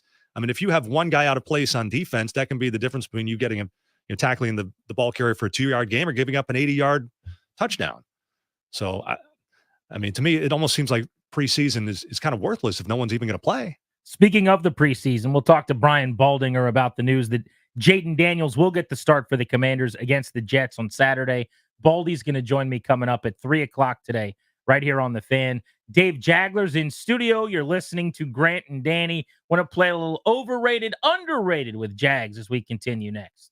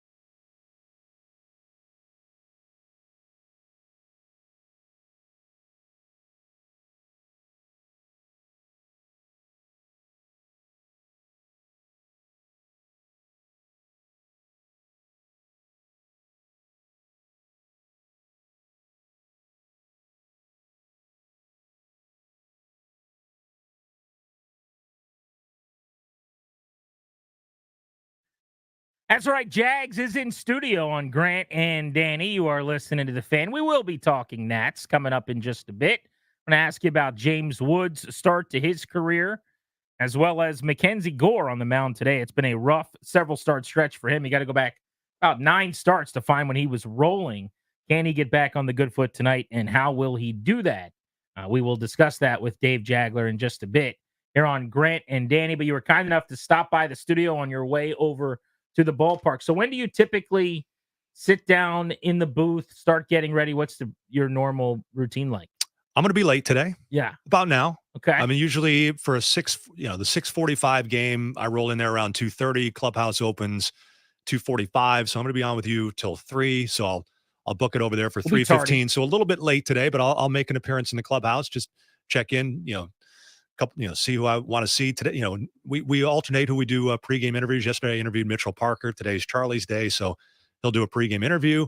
It depends when the lineups are out. It takes me 15 to 30 minutes to fill out my scorebook. Then I'll be down on the field watching BP, talking to the hitting coaches, maybe try to say hi to Matt Williams on the other side, former Nats skipper. Didn't see him yesterday. So just a lot of conversation. And, honestly, I mean, we deal in the information business. I like to find out things that you're not going to read about on X or read about in, on whatever article. I mean, I'm trying to find out things, just one-on-one personal conversation, stuff I may use or may not use, but just try to unearth that nugget. Yeah. That just you never know when it might come up. It's hard to even get them in now with the pitch clock, which I think's been a revelation for baseball and a huge success. But in your job, the storytelling, the pace of the game that was a little more romantic and there was time to fill and you could work in some anecdotes, it's got to be harder to get them in. Yeah, it makes it a lot harder. The only, and the game dictates, what you're going to do. If it's a close game or like last night, Logan Webb's, knocking out 10, 12 pitch innings and, Corbin had some quick innings, you're not getting anything in. And if you try to cram it in, it's too much.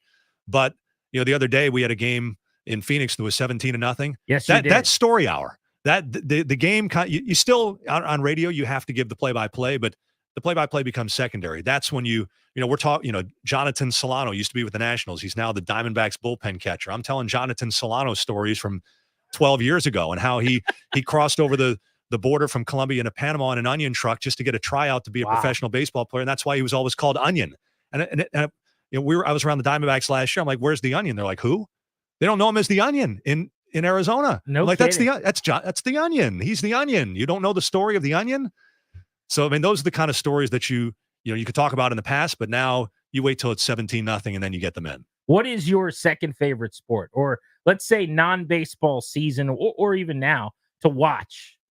I mean, I'll be dialed in on the NFL as soon as baseball's over. I'm in front of the TV every Sunday, but I mean, the sport that I have the biggest fandom for is college basketball, and that's my alma mater, Syracuse. I follow them, and it's gotten harder just because I used to know everything about all college athletics. Now I can't even tell you who's in the Big 12 or the Pac-2 or nobody can. Right. I mean, I grew up, Big East basketball. It was, Syracuse had great rivalries with Georgetown and St. John's and UConn and Villanova. And the fact that all those teams aren't in the same conference anymore is sad. But I still follow Syracuse basketball closely. So I follow college basketball probably more closely than anything else. Did you see that? I think it was the ACC put out a congratulations tweet. Stop. To Katie Ledecky. Stop. Who went to Stanford. Stop.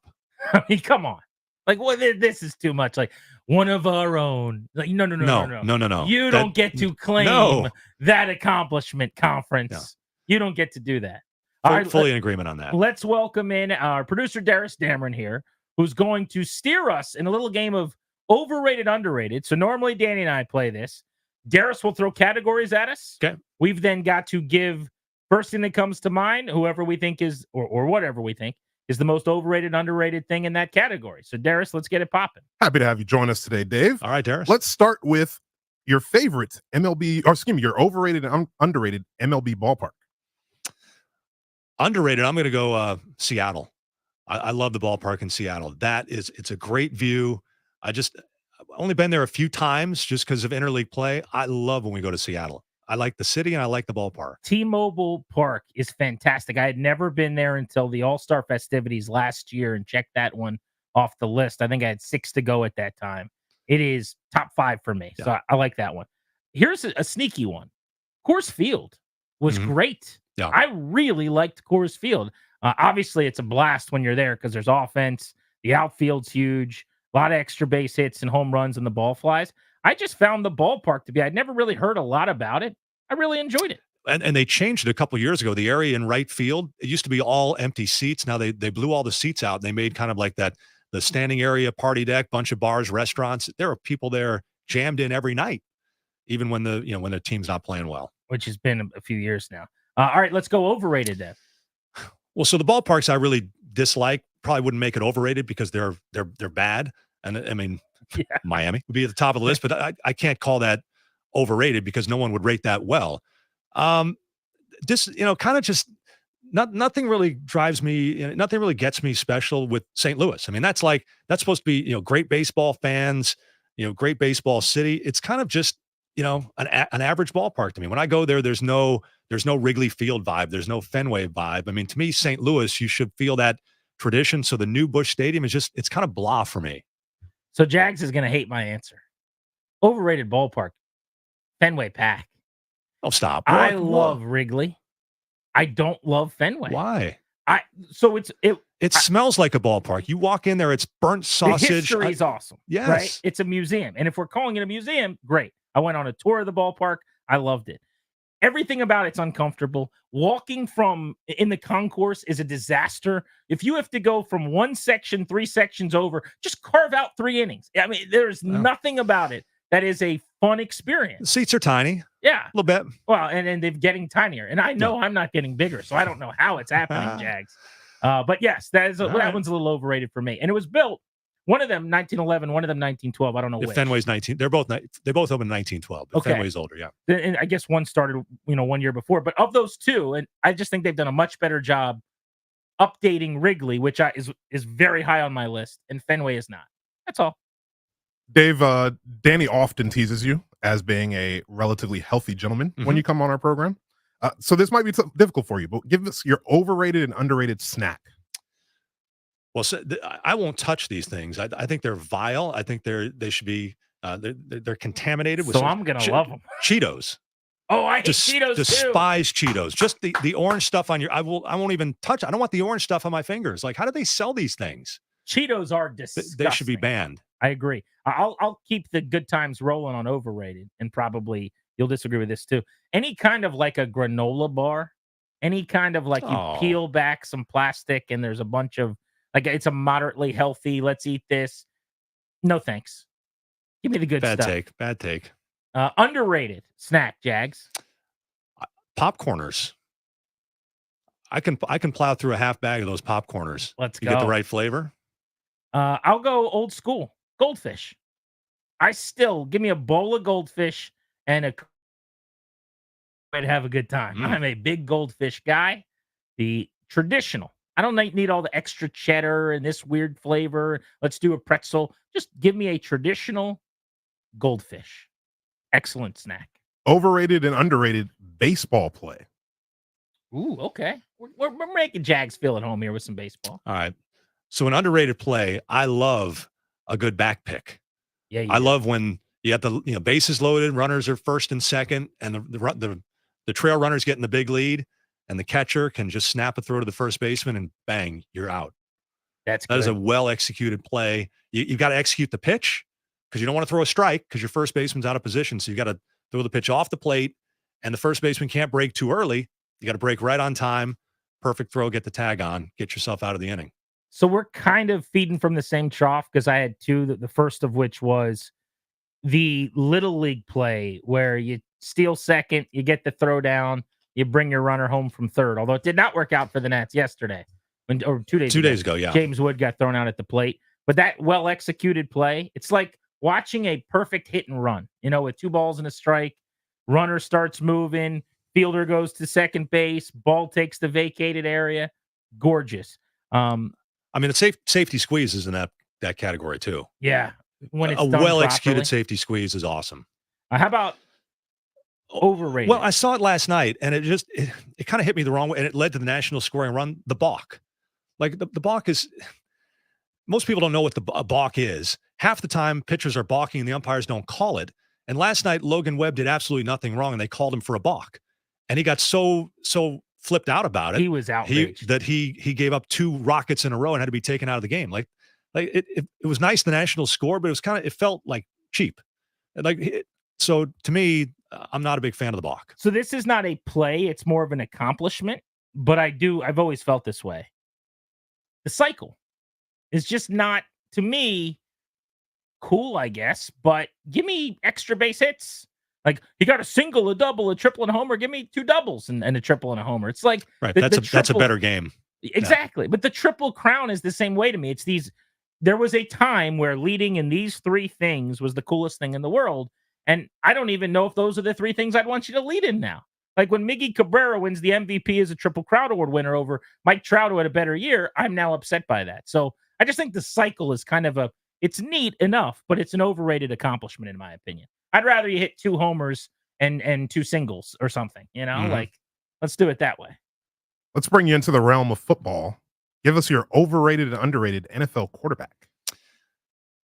So I might not be the best judge of who's rated to say that they're over underrated, but I would buy some stock in Jordan Love. And what that kid did in the playoffs last year, I mean, I hadn't watched a ton of Packers games. What he did in the playoffs, I'm going, okay, that kid's got it. He can spin it.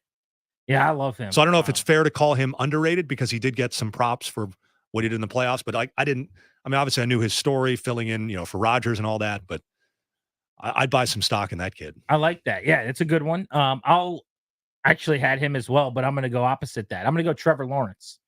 Everyone loves bagging on Trevor Lawrence right now. And I know that it hasn't been what it was. Sometimes Strasburg-esque, maybe Harper, like you become a villain because of the hype initially before people realize, oh, you actually are really good. And that's okay. I just think Trevor Lawrence, after he got paid this offseason, there was this dialogue about him as if he's some buster and how did they pay him and why is he a starter? I don't think that's the case at all. He's a franchise quarterback, top 10-ish, 11, 12, something like that in the NFL. I think we over talk about some of his struggles, and I think he's now underrated. What about an overrated QB?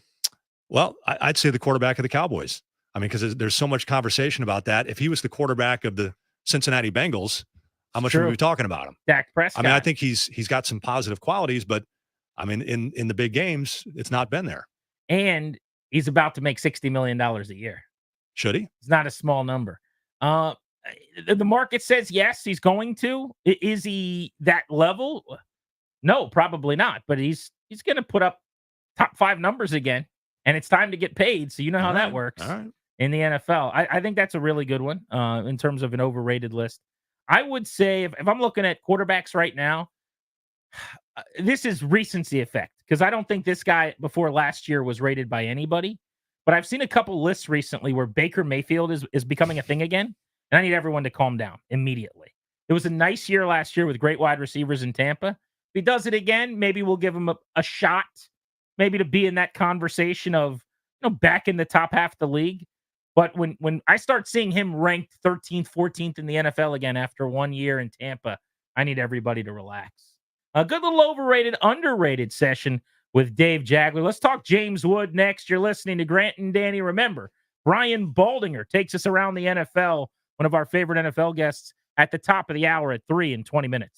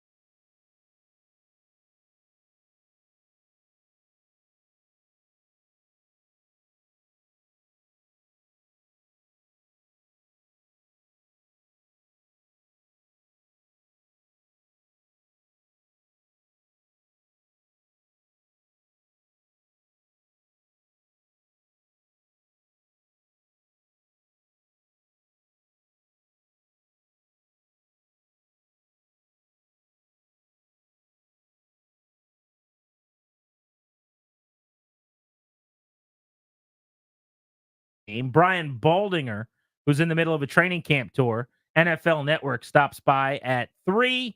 We're giving away Blues Traveler tickets at 4. Former executive Super Bowl champion, New England Patriots GM Scott Pioli is on the show at 5, and I had conversations with Jahan Dotson and Dante Fowler, Commanders receiver and defensive end. You'll hear those today at 4:30 and 6 respectively. So there's a lot going on. Jags, before we send you over to the ballpark to prepare for tonight's game, I did want to talk about James Wood, who continues to impress. If you look at the numbers, he's been on base, I believe, in 10 consecutive games. He is now hitting 348 over his last 7. His OPS is up around over 800 his last 15 games. Having really good at bats. What have you liked? What do you want to see more of moving forward? I've liked a lot. I mean, I've liked the plate discipline. I mean, he has that Soto ability to control the strike zone and limit the chase rate. Not quite what Soto was. I mean, no one's what Soto was, even at age 19, but he gives you a mature quality at bat. I mean, StatCast darling, right? I mean, everything he hits is over 105. And it was nice that he actually finally got some breaks here in the 10 games you're talking about. I mean, he was making outs routinely, 105, 110 right at people. He's gotten a couple of breaks, balls hit not quite as hard off gloves, deflecting for hits. The one thing, and again, it goes hand in hand with good plate discipline. And I get the sense that they don't want to put too much on him quickly. Hey, you got to change this. You got to change this. No, you're uber talented. Do what you do. But like last night's situation, he comes up in the 8th inning, 4-1 game facing the lefty Rogers, and he's got the chance to be the tying run at the plate. And there's part of me that would say, be just a hair more aggressive, right? When the situation calls for it. And in that situation, he took a first pitch breaking ball for a strike. So in his mind, he's going, well, he's going to throw me a slider. Well, Rogers threw a fastball dead in the absolute center of the strike zone. I mean, it was middle, and he took it for strike 2 and then chased a slider off the plate for strike 3. It's just like, I wanted him to swing at that 0-1 pitch and hit it in the second deck. So, but again, who am I to say that you got to change your approach and be more aggressive? We talk a lot about this with him taking third strikes as well. You'd like him to be a little more aggressive, but the secret sauce for him is right. the discipline and the spitting on pitches. That's why it's a fine line. You don't want him to all of a sudden be swinging at everything. And I mean, he's got such a big zone to cover. And the other thing that's frustrating, and you got a little angry, Jags, on the broadcast last night. First of all, you have Logan Webb, who's about the best ground ball pitcher in baseball. Everything he throws is to the knees and below. And there was the at-bat where Wood walked. He walked on a 6-0 count. And it was 3. Like there were 2 strikes in that at bat that were below the knees. They were not strikes, and they're called strikes. And it boggles my mind how repeatedly this kid gets called strikes on pitches that aren't strikes. And the reason is, for a 6'2" guy, that's a strike. But for a 6'7" guy, that's below the knees. And to his credit, he never breaks emote, never lets it show frustration on his face. And I'm not going to swing at a bad pitch, even if they're going to call me out on it. So that's, part of those strike 3 calls, I think, are bad umpiring. And if you had the challenge system, which, maybe coming in the next year or two, he's patting the top of his helmet, and that's going to be a ball. But again, if there was anything that in that spot, especially in the 8th inning, when you have a chance to be the tying run, give me some urgency to swing the bat. That's the only little nit, and again, very, very small nit to pick. Aaron Judge deals with the same thing. Sure. There's been a lot written about this the last couple of years in New York. Nobody gets more low strikes called on them. It's because of his size, to your point, and umpires have basically a strike zone in their mind, and they don't recalibrate. Right. It's a normal Giants. Right. It's a normal strike for a normal human being. Right. These are not that. Last one, real quick, is Mackenzie Gore. It has been a rough go of it. He's the guy in this rotation currently with the front of the rotation stuff. If you just peel all the layers back, fastball from the left side, he can run it up to 98. But it has been now a month plus of him really struggling. His ERA is 7.84 over his last 7 starts. His ERA is over 5 over his last 15 starts. What are we keying in on tonight to see if good McKenzie has made his return? To me, I'd like to see a reliance on the fastball to get outs. His fastball is a swing and miss pitch. A lot of guys need to go to their off-speed stuff to get swings and misses. He can get swings and misses on his fastball. And so I've got to see him establish that early. And the other thing is, it seems like left-handed hitters last year and this year are very comfortable in the box against McKenzie. Give me a fastball up and in on a lefty. I mean, because his slider is so devastating down and away, his curveball down and away. His changeup is a good developing pitch, doesn't throw it to lefties. Give me some fastballs in on the couple of left-handed hitters that he's going to face tonight. Because like in the start in Phoenix, he had a really good start going. Jake McCarthy, left-handed hitter, goes 3 for 3 against him. McCarthy in 2 games this year is 6 for 6 against Mackenzie Gore. Wow. Left-handed hitters consistently have had better splits against Gore the last 2 years. And to me, part of that is they're eliminating one side of the plate. Bust a guy up and in with the fastball, left on left, and then go to that slider, which is a wicked pitch. Lefties against Gore hitting 319 last year, 311 this year. Righties considerably worse in the low to mid 200s. With that stuff, that shouldn't happen. Great point. Yeah. Dave Jagler, one of the best in the biz, and we are lucky to have him and Charlie on the call night in and night out right here on the Fan. We should do this more. Thank you for hanging out, and we will be listening at 6:15 to pregame this evening. Yeah, on my own pregame show today. It's awesome. Leading into his own broadcast. Brian Baldinger is next, and then we got to discuss Dan Quinn. Making it official, Jaden Daniels gets to start against the Jets on Saturday. Grant and Danny without Danny on the Fan.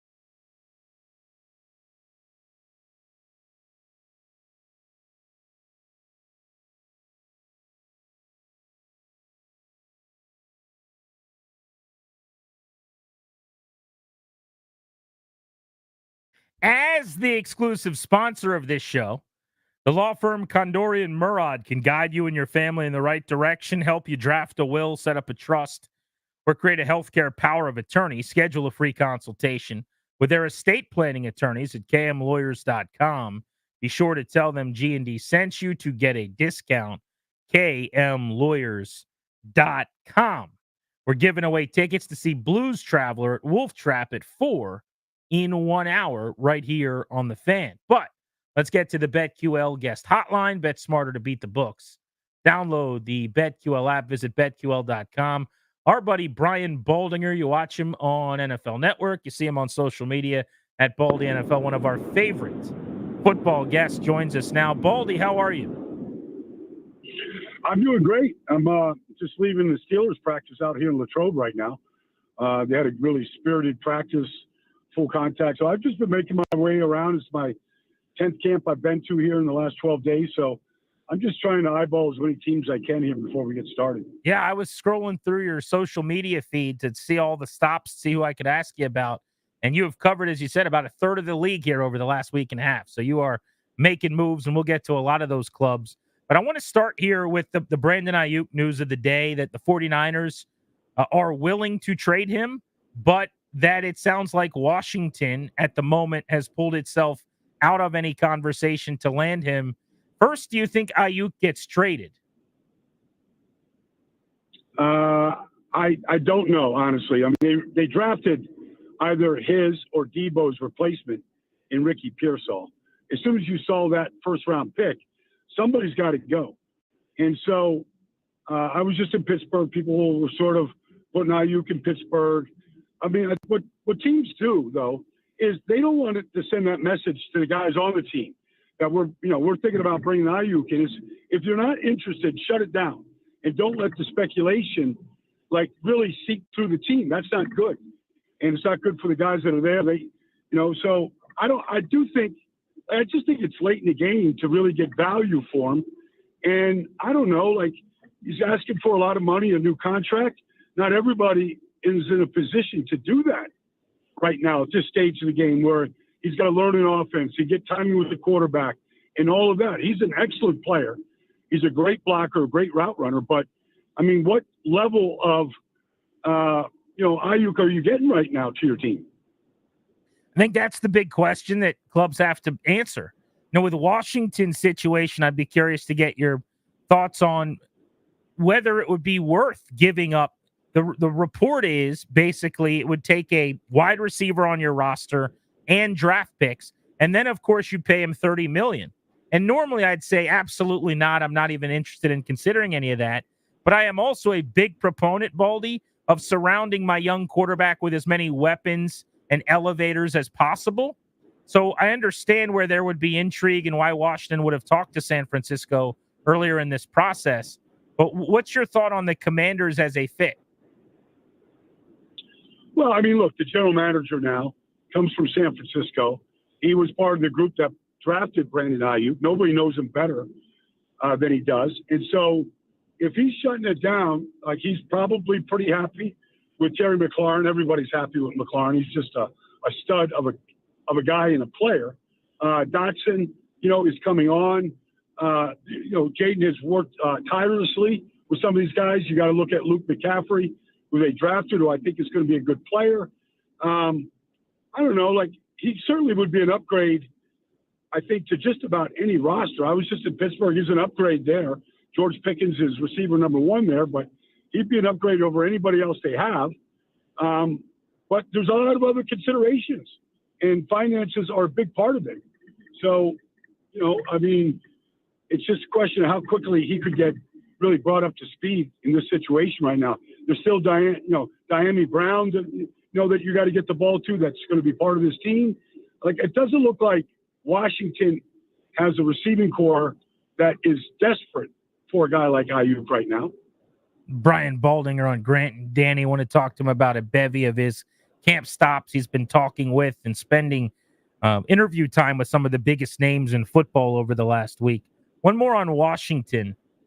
We found out today that Jaden Daniels is going to start their preseason game against the Jets on Saturday at noon in the Meadowlands. all the reports have been glowing about Daniels so far.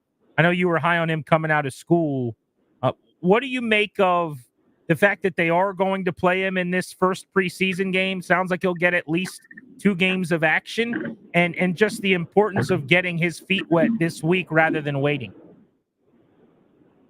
I'm all for it. I've been around the league. I see a lot of teams. Joe Burrow is going to play in preseason. C.J. Stroud is going to play. I think you got to get that timing. It's a new system for everybody, what Cliff is bringing. I'm going to see him scrimmage the Jets on Thursday. I'm anxious to watch him. It's not like he's getting pushed by anybody that's there. I don't care if it's, at this point, whether it's Mariota or Driscoll. Nobody's pushing him. Like, it's his job. And so get him as much timing as he can. He doesn't have to be out there for a long time. But Caleb Williams is going to play in the preseason. I saw him on Thursday night. These guys are going to get time. So, it might be a series. It might be 2 series. It might be a quarter. But it's good to work with Tyler Biotis, the new center, and get some timing down. Get a little work in during these scrimmages where he's not going to get hit. I think it's going to be pretty safe. But also get used to the scrimmage on Thursday, but then get used to the speed of the game on this weekend against the Jets as well. At Baldy NFL on Twitter for the great takes and film breakdowns of Brian Baldinger, who's joining us here on G&D Without Danny today. You just mentioned the scrimmages. I've talked to a couple players this week who have told me that they prefer the practices, the joint workouts, even to preseason games. And you know that there are some coaches that feel that way. But we always see these brawls, right? You see it with the Lions and the Giants this week, yesterday and today. It seems to me like that is the one thing kind of holding the joint practices back from almost fully replacing preseason action. Is there any way to other than being able to suspend guys or fine guys or something, is there any way to get the brawls to go away so that more coaches like Andy Reid and others are willing to do these joint practices? Not really. I mean, I've seen joint practices where the coaches were adamant that nobody throws a punch, nobody starts. But, look, I remember one time I was watching the Rams and the Raiders scrimmage, and Aaron Donald started every fight, and he finished every fight. And all Sean McVay did is run from one field to the other where the fight was going on, and all he did was pull Aaron Donald out of the pile. That's Aaron Donald. Like, how you can tell Aaron Donald you can't do this? Like, he's the leader of the team. He sets the tone, and he was. So it's kind of hard. What's going on this year is a lot of these scrimmages, like the Jets have 3 one-day scrimmages, once against Washington, once against Carolina, once against the Giants. What has been happening is when you go 2 days, and that's what it used to be, just 2 days of scrimmages. The first day usually was pretty clean, and then the second day you'd see all these skirmishes. So now teams are kind of cutting it down to just 1 day. And you hope that in just like the Lions and Giants were going 2 days this week. So you just hope that if you just go 1 day, you just get a good day of work in against another color jersey. And then, you could, get ready to play them in the game. So I see a lot of these teams are cutting it down to just a 1 day scrimmage, but that is an issue. You just can't get anybody hurt in these things. Nobody gets anything done when these fights break out. I'm guilty of it when I played, of starting it, finishing it. Like, I was just as guilty. But, you're competing for a job, take it out on another guy. That's what you're doing, trying to just be more competitive. Yeah, it's easy for me to say, standing on the sideline. I'm not mixing it up physically in the heat. But Malik Neighbors of the Giants and Kirby Joseph of the Lions today are punching each other in the face mask and in the helmet, closed fist. You're just asking for problems. You're asking for a broken bone. I mean, that's just stupid. No doubt. It is stupid. And I just got done watching Malik practice on Saturday, and he was phenomenal. I mean, he'd drop a ball, like, technically as sound as can be. Like, he's a star. Like, he can't be throwing a punch to Kirby Joseph. And Kirby, he's their starting free safety. He's a great player. Like, you can't afford to lose a player in any of those kind of situations. Speaking of, just to go a little deeper into Neighbors, I want to start bouncing around to some of your stops. You were at Giants camp. How good is Neighbors going to be this year, do you think? Well, Daniel Jones, has never thrown to a guy like Malik Neighbors. Never. They haven't had a player as dynamic as that, since Odell Beckham in maybe his first or second year. He's something else. I mean, he's route running, he's crisp, he's super strong. He catches everything with his hands. He just looks like an advanced student, and maybe that's why he broke all the records, at LSU, maybe for those reasons. Yeah, last year he and Jaden Daniels made some pretty sweet music in the SEC. All right, let's go to the Steelers. That's where you were today in Latrobe. Is there really a quarterback competition? That's certainly what's kind of being sold nationally now, is that Fields has crept up on Russell Wilson. Is that a thing? I don't know. I mean, I talked to Russell after practice. He likes the offense. Justin got his time in there. They one thing about Pittsburgh, man, they're old school. Like, they're tackling to the ground out there. I mean, it's a lot of contact.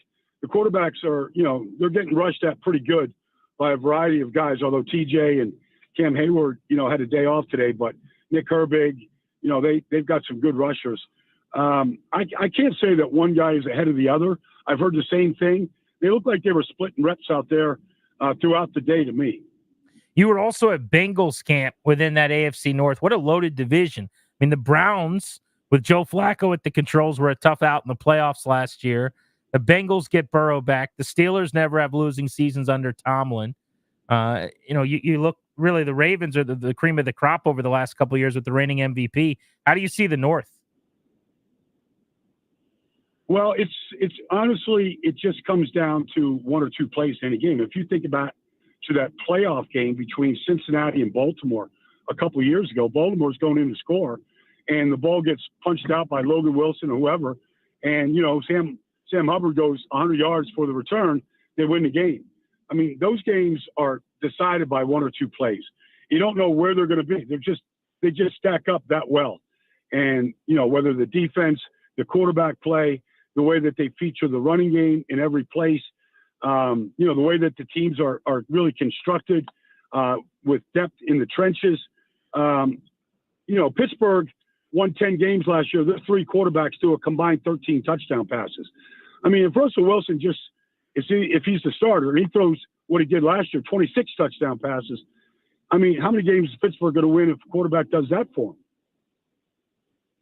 Texans, you made a stop with Houston. C.J. Stroud had a incredible season as the number 2 overall pick last year. Everyone in this town is hoping Jaden can be the next version of him, but we don't see years like that. What was the secret sauce for Stroud? Because I remember even the day or two before the draft, people were still suggesting, he could fall out of the top 10, and then he ends up putting on a clinic last year as a rookie. Well, I mean, first of all, the guy loves football. Okay, and he's an athlete. I mean, he loves basketball. He's got hands as big as any defensive lineman. He's got a big arm. But he's just technically very sound. I mean, his footwork is excellent.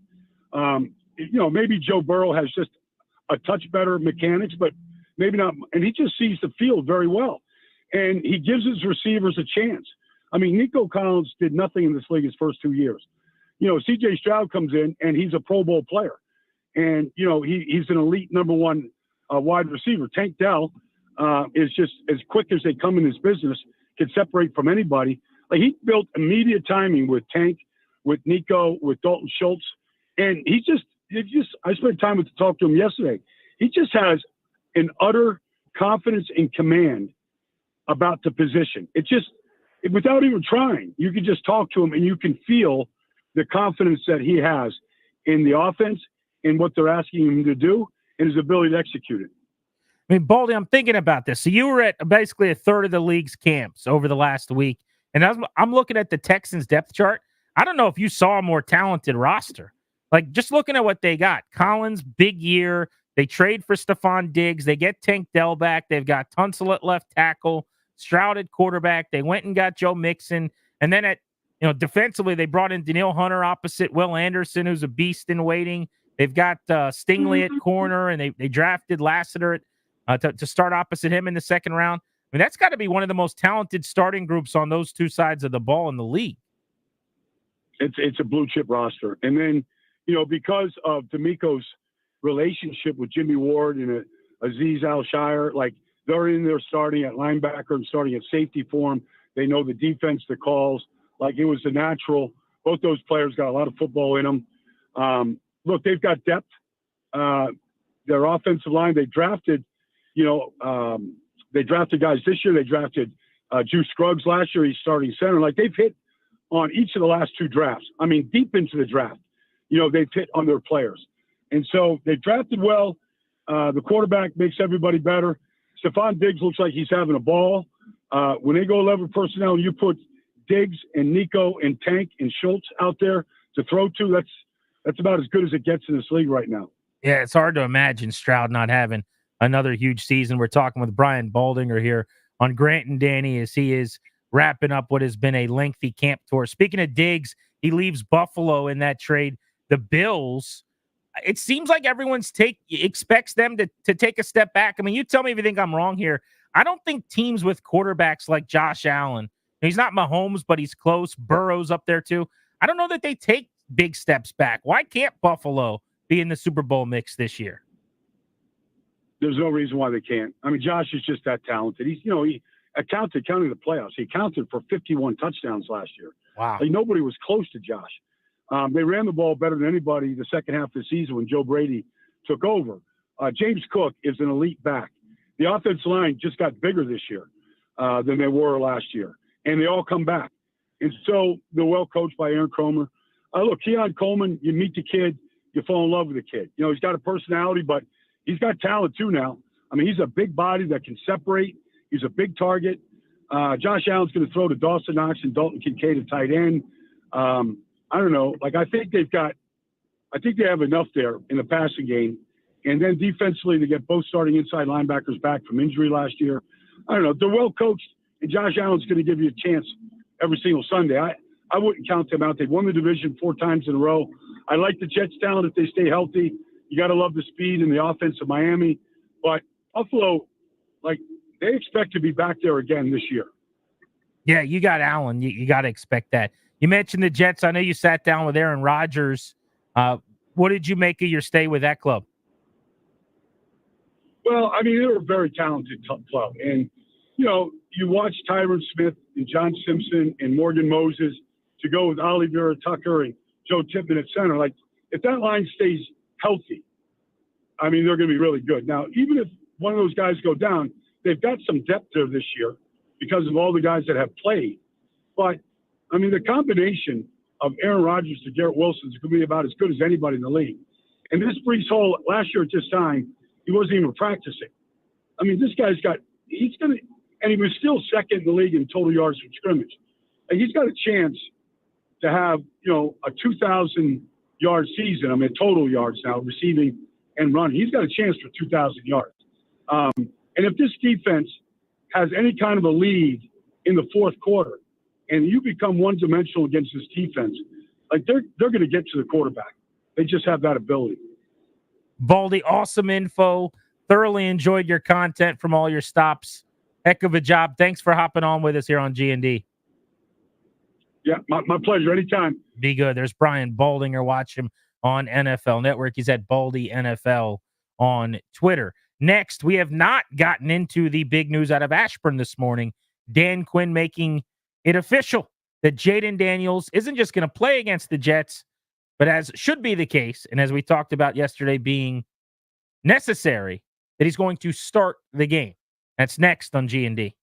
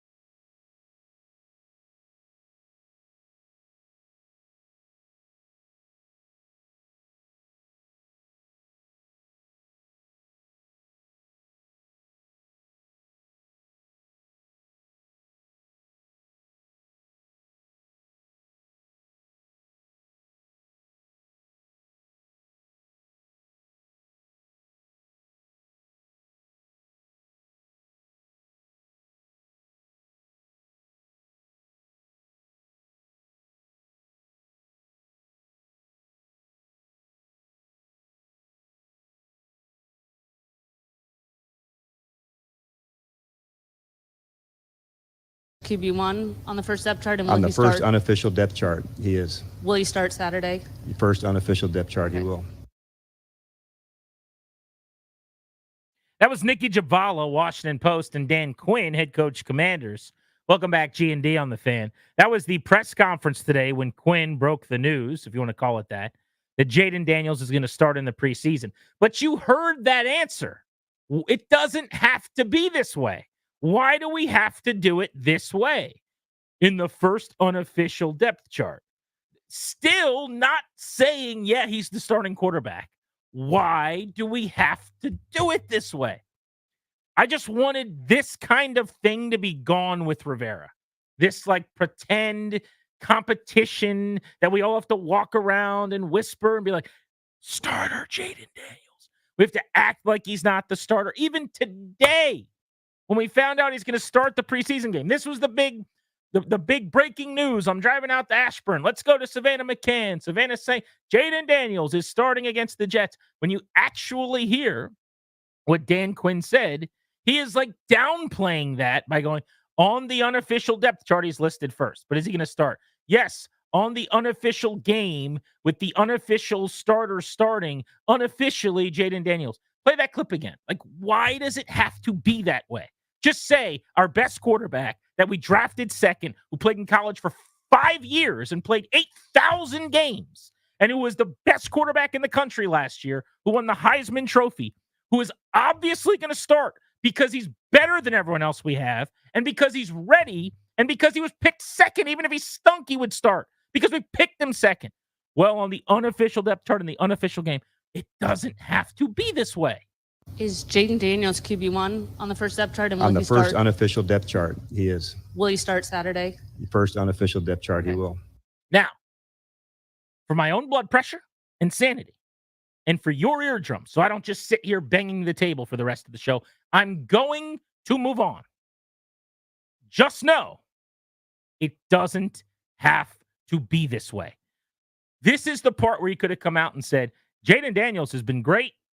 He has performed and checked all the boxes. He's done everything we've asked. He's earned the right to be the starter in the preseason game. He is performing swimmingly, and we're on a nice pace for him to be the starter in week one, assuming things continue to track the way that they have. Instead, it was this whole game continuing. Unofficially, unofficial depth chart, unofficial game, unofficial drive, unofficial series. Okay. First unofficial depth chart, he will. Thank you, Coach. All right, let's get into some other things specific to the Jaden Daniels debut against the Jets, which I know you guys are fired up about, which I can't wait for on Saturday at noon. Let's go cut 2 here. This is on snap count for the preseason game. Did DQ take the bait? Give a little info on how much the starters will play. I wouldn't say it's free flowing, but we're going to try to get, work for all the guys, as we're moving forward into this game. That makes it difficult to do, but all the guys have earned that right to try to do that. So, we're going to try to push that everybody can get some reps and some turns. Not all the reps will be the same for practice for Thursday, so you won't see those being exactly equal from practice into the game. For instance, some may play more in practice and play less in the game. Some may play less in practice and play more in the game, but that's really by design. And especially for some of the youngest players, I really wanted them to have their moment to, show what they can do and prove, whether it's here or elsewhere, that they got the chops to play in this league. All right, so here's what that means. A little translation. The younger guys he's talking about that he's trying to showcase for their careers and give an opportunity to be seen, that obviously is going to be in the preseason game on television, where everyone around the country will be able to watch the game. That doesn't happen in a practice in the Jets training facility that very few people are at, and that isn't televised, right? So that means Jaden Daniels is going to get a lot of work in that practice, as he should, and is probably going to get very little work in the preseason game, which we already knew. In fact, I was interviewing Dante Fowler after practice today, the defensive end, who I'm hopeful is going to get to the quarterback and have some sacks and help this defense out this year. I really liked my conversation with Fowler. I found him to be a cool, just a hungry, approachable dude. You'll hear that conversation at 6 right here on the Fan, so make sure you're listening. he feels like he's got a lot to prove this season, and he's motivated, which I dig.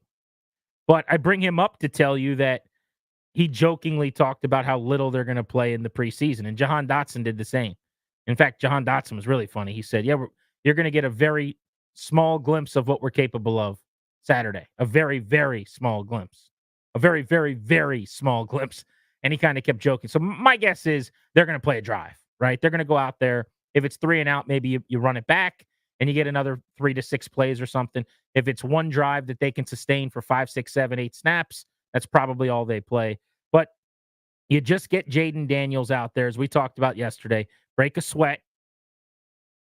Maybe you get hit for the first time, and I don't mean tackled or dropped on a delayed run, but someone runs by you and shoves you as you're throwing a football. You get a lot of those first out of the way. You have your first conversation with officials in game. You're figuring out in an NFL stadium how things are going to look and feel during an NFL game, right? You just do as many things for the first time so that it's not going to be the inaugural journey when you do it in Tampa in week 1. And you could do that with a drive. And if they want to play them a week from now against Miami for 2, 3, 4 drives, a quarter, whatever it is, they could do that too. That's probably what I would do. But I think Daniels is going to get a lot of work against the Jets starting defense. And that's going to be really telling. Because as I said when I was out there sometime last week, Daniels looked incredible. Today, I didn't think he was quite as sharp throwing the football, but they didn't have pads on, his shells. He was still very good. The first time I saw him was pretty tremendous in terms of touch and accuracy, and it was a nearly flawless practice throwing the football. But I kind of came away from that having made the observation, not only does he know what's going on with this offense at a high level, he also has a pretty good feel for what the Dan Quinn, Joe Witt defense is doing after all these sessions and workouts and the ability to access information in the playbook and whatnot. And I think what I realized was, as good as he looks, I need to see him now play against the defense where he doesn't know what's coming. That's the next test. He has aced this one. He's mastered this. He's figured this out. That's awesome. And it speaks to his acumen, his smarts. It speaks to the fact that this is a sharp guy who can take in information very quickly. Like, these are all really significant, important markers in his progress. But to get to a point where you feel like he's made another leap toward not only the starting job, but week 1 and being ready to hit the ground sprinting, I think you want to see him against just another defense that he hasn't seen, that he has no feel for, that's going to disguise a look or two up front, that's going to mask a coverage, that's going to try to fool him. And maybe all that doesn't happen in a handful of snaps against the Jets in a game, but it's sure as heck going to happen in 11s in practice. And that's where Dan Quinn's saying, we're going to have some guys do a lot in practice and less in games. They're going to use that practice to their advantage for a lot of those veteran starters, some of whom might not even play in the preseason game. That John Allen, Daron Payne group of players that's been around, your mainstays. Maybe you don't play some of your best defensive players in the game at all, but they're going to get a lot of work against the Jets. I can't wait to see how Brandon Coleman holds up at left tackle against a really high-end pass rush. Really, that offensive line in general about to get tested, that's going to be significant. But the headliner is obviously Daniels. That goes without saying.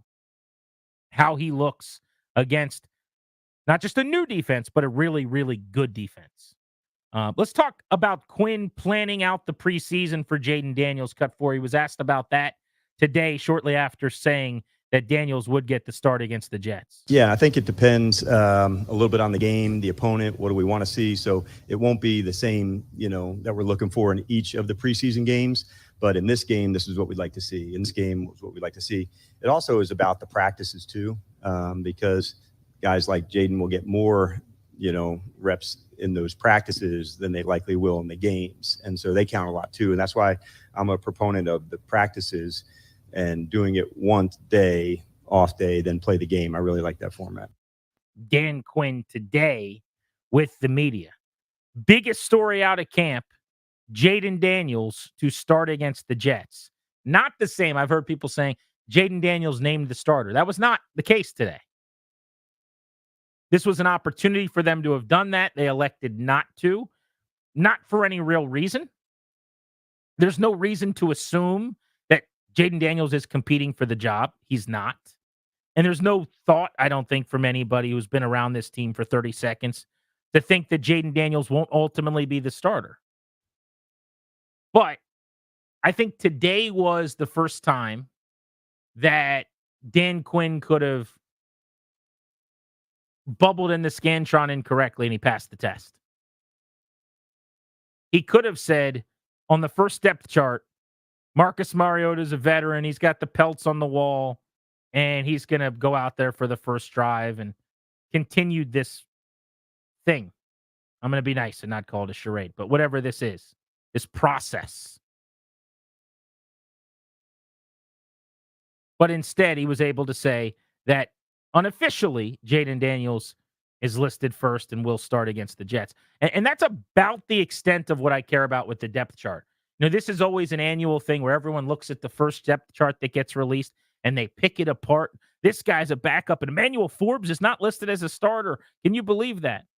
These depth charts do not matter at all right now. I need everyone to understand that. They really don't. Teams are going to do whatever they can to give you as little information as possible at this juncture. They've literally have to put one out by definition. They need to put that in the pregame packet. They have to, by league rules, provide a depth chart for this game. There have been guys, I think Belichick was one of these dudes over the years where they've done it like alphabetical or just listed everyone on the same line, you know, if they really want to be a pain about it.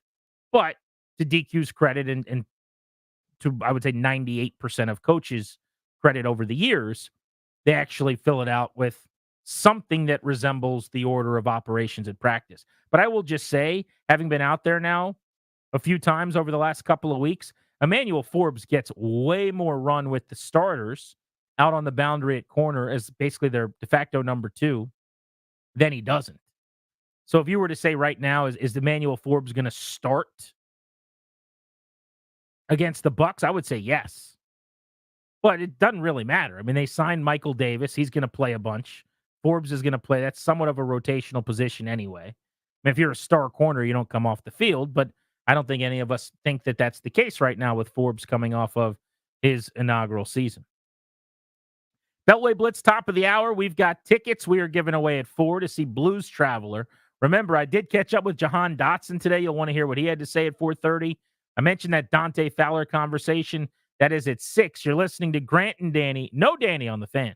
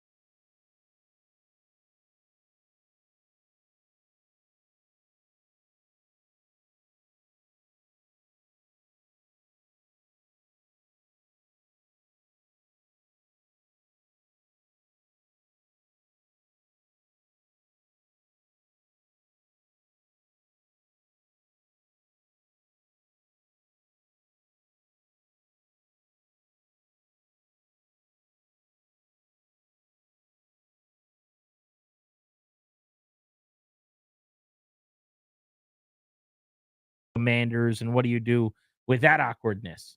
But as I got into camp today, so I'm walking into training camp.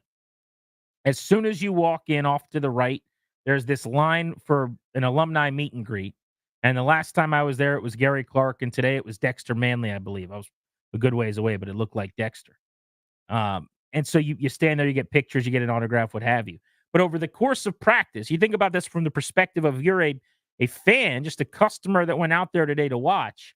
Some of the people that I saw, interacted with, bumped into, or just from afar noticed were there and were spending time with fans. Joe Gibbs was on site today. You have not lived unless you've seen an unsuspecting collection of fans of this football team realize that Joe Gibbs is in their midst. It's the equivalent of just kids at a mall when Santa takes his seat on December 20th for picture time. And when Gibbs comes down to do his Q&A with the media today, and one by one, almost like a wave in a stadium, each fan down the line finds out, oh, that's Joe Gibbs. Oh, Joe Gibbs is over there. I'm getting chills thinking about it. Just the reaction to this living legend being there was awesome. But you had him on site today. Darrell Green was there. I think he brought a couple of hundred folks as part of a charity endeavor he was doing. He was on site. I mentioned Manley, who's the great pass rusher in team history. I posted a picture, as a matter of fact, at Grant H. Paulson of London Fletcher side by side with Brian Mitchell. We were sitting there on the sideline watching practice, and it dawned on me, two guys that I think should be in the Hall of Fame who are greats in this organization. Fletcher, I'm not going to tell you he had the same career as Ray Lewis because I don't think that's accurate, but his numbers rival a lot of Ray Lewis's over the time that he played in the league. That's a guy, in my opinion, that should be in Canton. And Brian Mitchell, who was the greatest return man of all time at the moment that he retired and is the most accomplished, successful with longevity and consistency return man in history. And they were standing side by side watching practice. Obviously, Brian's going to do TV commentary on the preseason game. London Fletcher's a part of the radio team. But I said, hey, let me take a quick pic of you guys, and I posted it. This is how weird it is. I tweeted it out, and when I started to type it, I said, two Redskins legends who should both be in the Hall of Fame. And then I kind of stopped before I hit send, and I'm like, wait a second. I can't say Redskins. So I said, two Washington legends, and then I'm getting ready to hit send, and I'm like, all right, people are going to be a bunch of crap for that. So I'm just saying Washington.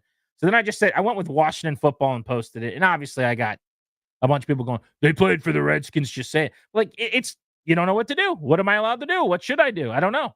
But they played for the Redskins. They're two Redskins legends. But anyway, it was just one former great after another. And then I see Sean Springs, and you kind of go round the horn with just a bevy of the former players that were out there. It was awesome. And I think they've done a really good job with that. But here's hoping that London Fletcher gets that call, Joe Jacoby gets that call, and Brian Mitchell, our own here at the Fan, gets that call. This was Devin Hester, for those of you that didn't hear it, as he became the first return man to get inducted to the Pro Football Hall of Fame this weekend. I hope me being here today opens up the doors and brings some attention to other guys like Brian Mitchell and Josh Cribbs, because I'm not the only returner who deserves to be in the Hall of Fame. I'm just the first. That was classy. I think that was really, really cool.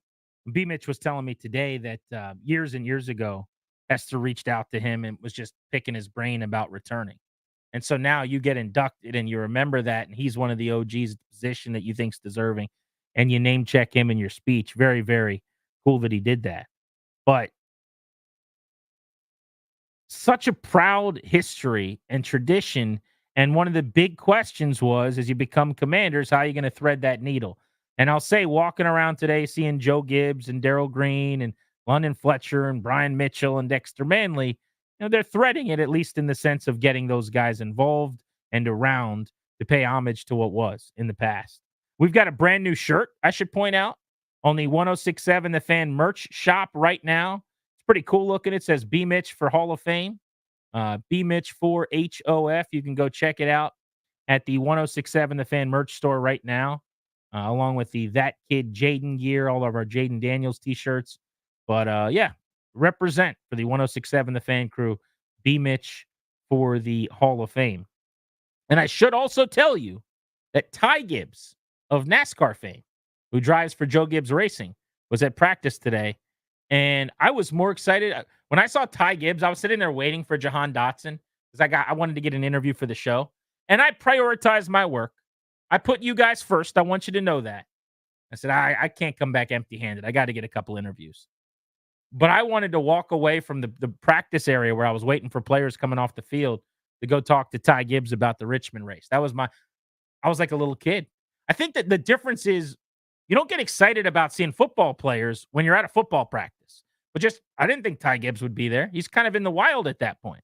It's like seeing an actor or an actress when you're not at the movies. You just bump into him in a grocery store. Like if I saw Jahan Dotson at Glory Days Grill in Lorton, I'd be pretty fired up. I didn't think Jahan Dotson would be here. But I knew Jahan Dotson would be walking off the field after practice. If I saw Ty Gibbs at the Richmond Raceway this weekend, maybe it doesn't move the needle the exact same way. I was steamed up to see old Ty Gibbs. What a tiny little kid he is, by the way. What a wee little boy. Just out there driving a big car in NASCAR for his grandpa, Joe Gibbs. Go get him, Ty. Get your first win of the season. Get yourself into the playoffs officially. All right, next, your Beltway Blitz. And here on Grant and Danny, I am giving away Blues Traveler tickets. They're at Wolf Trap. We'll do that next ahead of the Blitz on the Fan.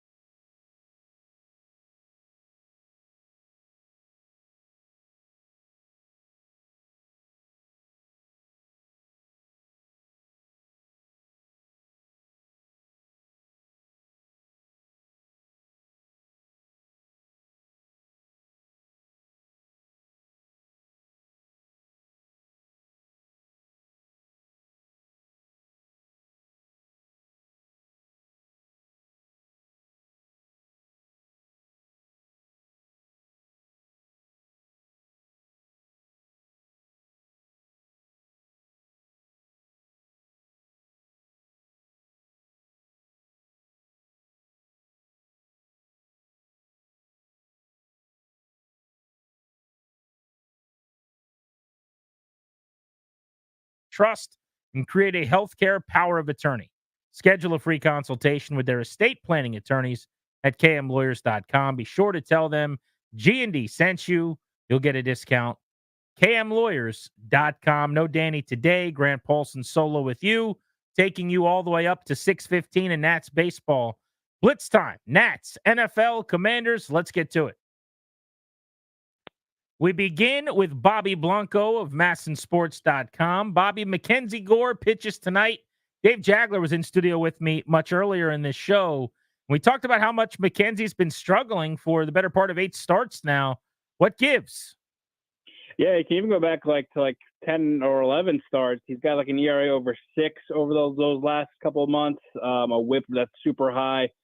And, going into the season after his first couple really strong months where he posted an ERA under 3, the idea was that, okay, if he finishes the season strong by, extending his outings a little bit, he always got beat with high pitch counts. And then we were trying to figure out if he can get his pitch count down, maybe get deeper into the game, this would be a pretty solid campaign for Mackenzie Gore. And yeah, he's just been getting kind of lit up over the past couple of months. He needs to get the ball down a little bit more.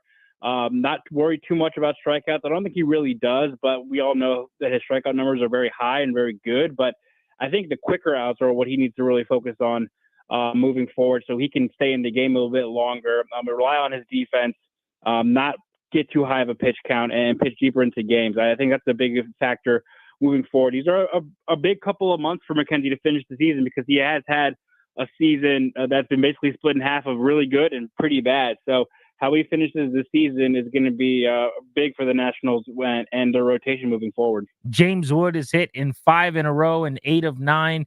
Been on base in 10 straight. What do you make of the 21-year-old here lately? Last 7 games for James Wood, he's hitting .350.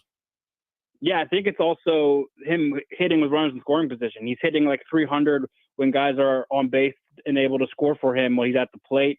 I think that the where he's hitting in the lineup, sometimes as high as 3, no lower than 5, is good for him. Davey's putting him in good situations to drive in runs and be the big bat that the Nationals have waited for him to be. I think that what we're seeing right now, specifically at the plate with James, that the Nationals' patience with him this season is definitely paying off. I know he had the injury that delayed his debut earlier in the year, and he probably would have debuted sooner had he not had that hamstring issue.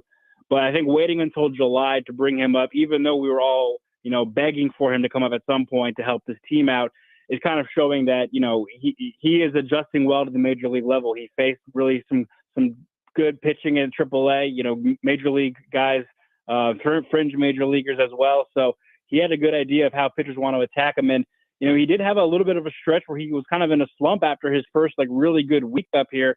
And he's kind of made the adjustment back to what pitchers have adjusted to him. So I think that's important to see from a young guy, and that he is becoming one of the more dangerous bats in this lineup and driving in runs for them. Hopefully he can get the ball in the air a little bit more because we've seen them, he hits them so fast and hard. If he can loft them a little bit, we're going to see that ball fly out of the yard more often than not. Patrick Corbin pitched last night, and there was a moment in the 3rd inning where his ERA had hopped over 6, and it looked like his 6.31 ERA from 2022 was in his sights. He might be able to catch it, but he's now back down to 5.88. He does have a chance to lead the league in losses for a 4th straight year. He'd be the 3rd pitcher to ever do that. Stretch run here of this contract for Corbin. Your thoughts on where we're at with Pat? Yeah, we're down to the last 8 to 10 starts for Patrick Corbin. Mapping it out, he'll probably have around that many starts, maybe less if the Nationals at some point decide to go to a 6-man rotation. I know injuries have kind of not limited in them doing that, so he might have to go as many as 10 probably down the stretch, but maybe less. And I know Nationals fans are kind of counting them down, so we can kind of move past this situation that, for as great as 2019 was, has definitely, not really panned out the way anyone wanted to over these past couple of seasons. But I think, Davey Martinez always mentioned how much Corbin gives them innings, gives them length. Takes the ball every 5 days. He doesn't really battle injuries. So you got to give him some credit for that. And I think it's easy to jump on Patrick, especially after the outing in Arizona where he became the first Nationals pitcher to give up 11 runs in an outing. And the track record and everything, it's easy to put him down after, 2 home runs last night. But I think we have to give him some credit for finishing 6 innings last night and only giving up 4 runs ended up striking out 6 as well. And I think you look at that 4-1 loss, you got to think it was more the Nationals not scoring for him. I mean, they only put up 1 run and left like 9 guys on base. So I think given everything with Patrick Corbin, last night was probably as good as you're going to get at this point. And it's kind of more on the offense to do something at that point and put the team more in a better chance to win. But like I said, there's only like 8 or 10 of these left. So I think everyone's kind of just counting down so both sides can kind of move forward. Bobby, good catching up. We'll see you over at the ballpark. Thanks, bud. Yeah, thanks, JP. Have a good one. Yeah, be good. Let's talk football. Our buddy Mark Schofield of SB Nation joins us now on the Beltway Blitz. Mark, why don't we begin with the second day in a row of tussles between the Lions and the Giants? And do they think they're playing some UFC mixed martial arts matchup or something in this joint practice?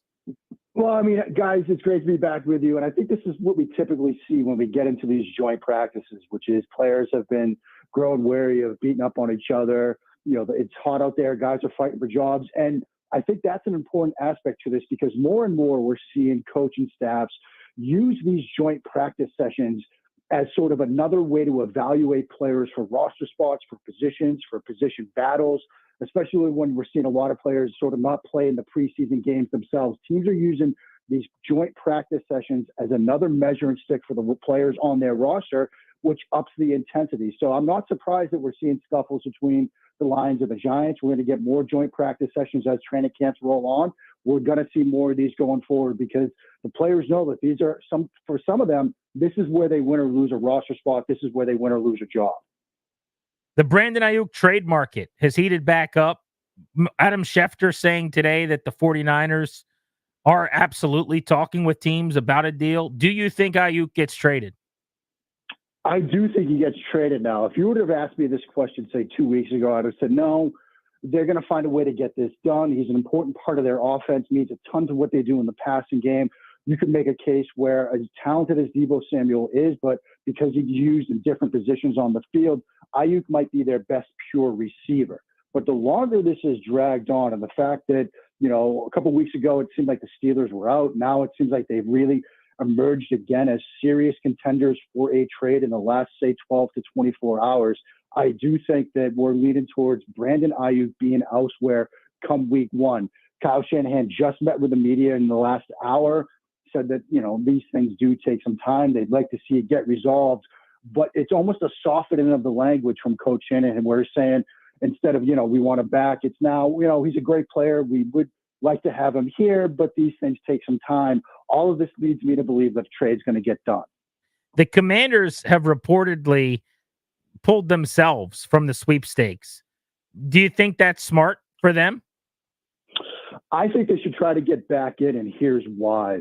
One of the trends we're seeing around the league is players, quarterbacks being reunited with players they played with in college, with receivers they played with in college, because it helps you build that chemistry. And these two, Brandon Aiyuk, Jaden Daniels, spent some time together at Arizona State. I think if there's an opportunity to give a young quarterback a receiver that you might have some built-in chemistry with, you pursue every avenue to get a deal like that done. So if I'm the Commanders, if I'm in the room, I'm saying, look, let's get back on the phone. Let's call Kyle. Let's call John Lynch. Let's see if we can get a deal done. Because if you could reunite these two, I think it would be huge for young Jaden Daniels in his rookie season. Is Bo Nix going to end up starting for the Denver Broncos? I do believe he will. I know they released their sort of unofficial depth chart where they had him at QB3. Bo Nix was built in a lab to play quarterback for Sean Payton. He's that paint-by-numbers QB with some athleticism and arm talent, but Sean Payton wants somebody that's going to run his offense. That's why he turned to Jarrett Stidham. That's why there was that fractured relationship with Russell Wilson. I think Bo Nix is the perfect quarterback for Sean Payton, and I would be very surprised if he is not their week 1 starter. Mark Schofield of SB Nation. Why isn't Bryce Young playing in the preseason opener? He's healthy, right?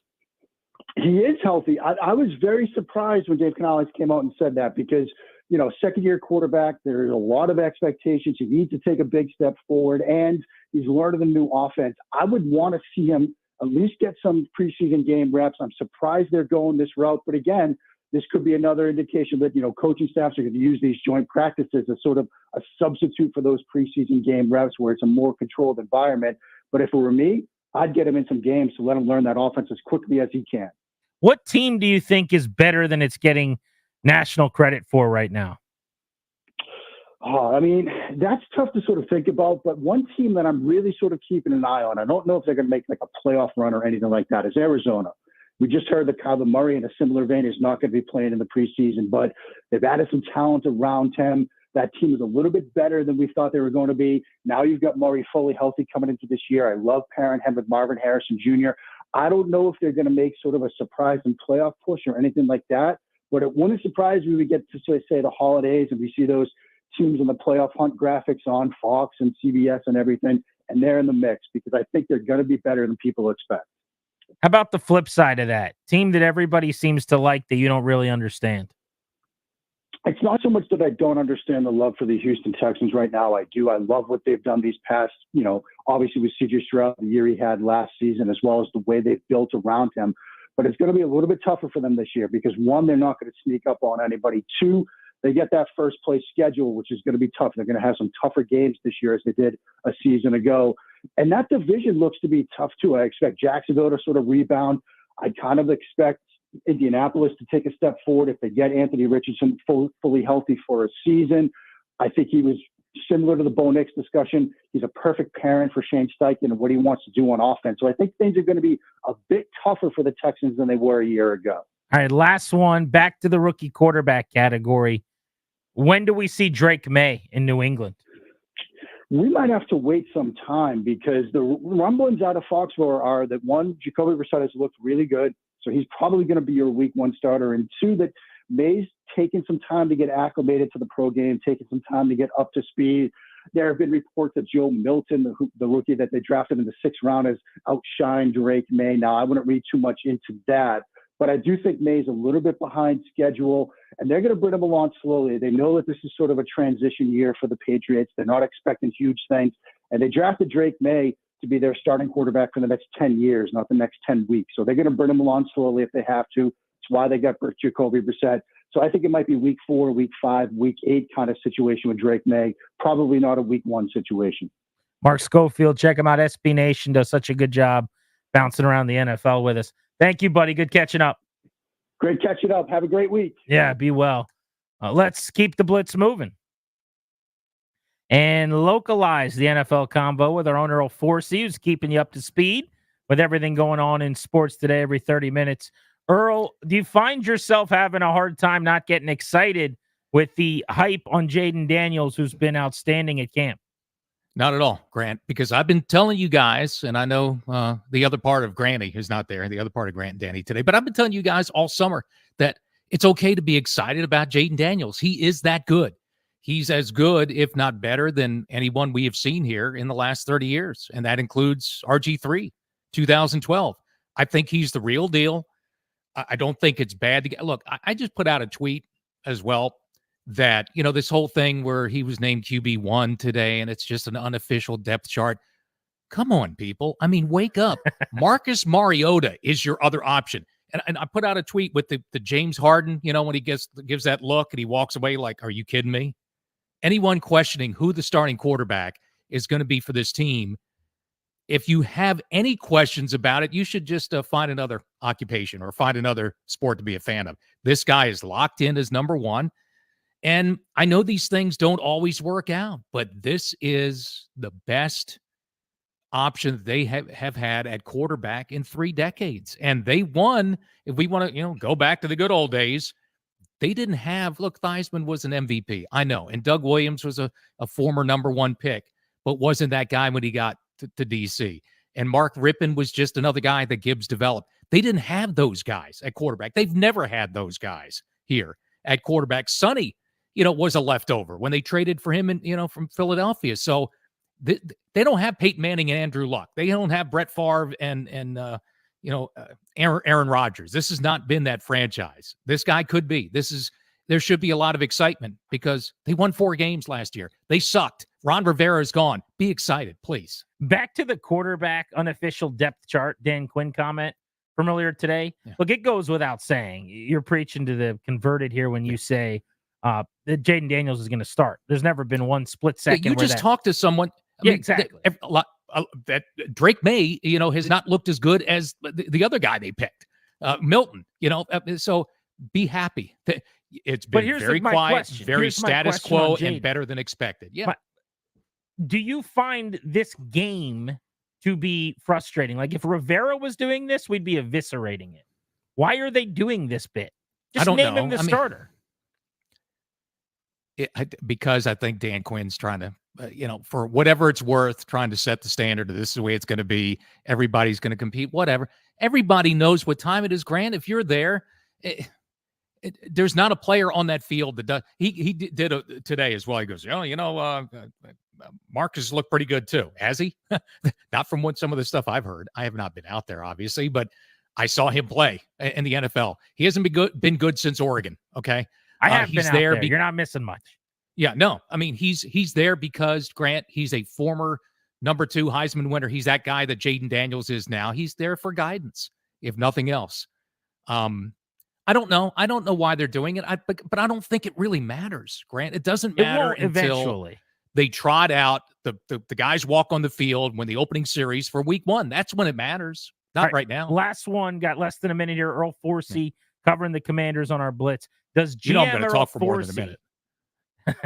Does GM Earl Forsey trade for Brandon Aiyuk? Yes, I would love to. And you saw now the new report, and I just gave it, Schefter putting out today that now, Pittsburgh is re-engaged. And I tweeted out on top of the Schefter tweet a little while ago that, I always thought when I heard this thing late last night that, it's down to the Patriots and the Browns. He doesn't want to play for those two teams. Who wants to play in New England right now? He wants to be with his buddy, Jaden Daniels here in D.C., or wants to play for Mike Tomlin in Pittsburgh. So to me, that was San Fran's putting out there that, we're close to dealing them to the other teams. Windows starting to close. Make your best offer. So now Pittsburgh's re-engaged. It would be expensive, yes, but whatever. Yeah, the more good players you can bring in here, the better. And Adam Peters was in that building. So if he would think it's worth it, I'm on board with him. Yes. Earl, love it. Thanks, buddy. Yep. All right, man. Keeping you up to date on Olympics. Yeah, back to I got women's volleyball on here in the studio. The Americans are playing the Swiss. Brant, it's done. It's over already? Yes. Yes. Who wins? Women. You're watching women against France? No, I'm not talking about soccer. Women's volleyball. It says it's live. Volleyball against. Okay, that was I think this weekend, Grant. No, USA France. Swiss. It says right now it's happening. Women's volleyball today beat Poland in 3 sets. It's over. I don't know what you're watching on TV. The doubles volleyball. USA. Oh, you're what? That's beach volleyball. That's different. Beach. Okay, thank you. I'm about to. That's so they can show the Eiffel Tower in the background. I'm like, what the hell is? No, that's a different thing. Gotcha. I don't have time for that. All right. 2 more golds on track, and the U.S. basketball teams opening things up pretty easy against Brazil. That's chopping wood. Jahan Dotson, I caught up with him out at practice today. You will hear that conversation next on G&D right here on The Fan.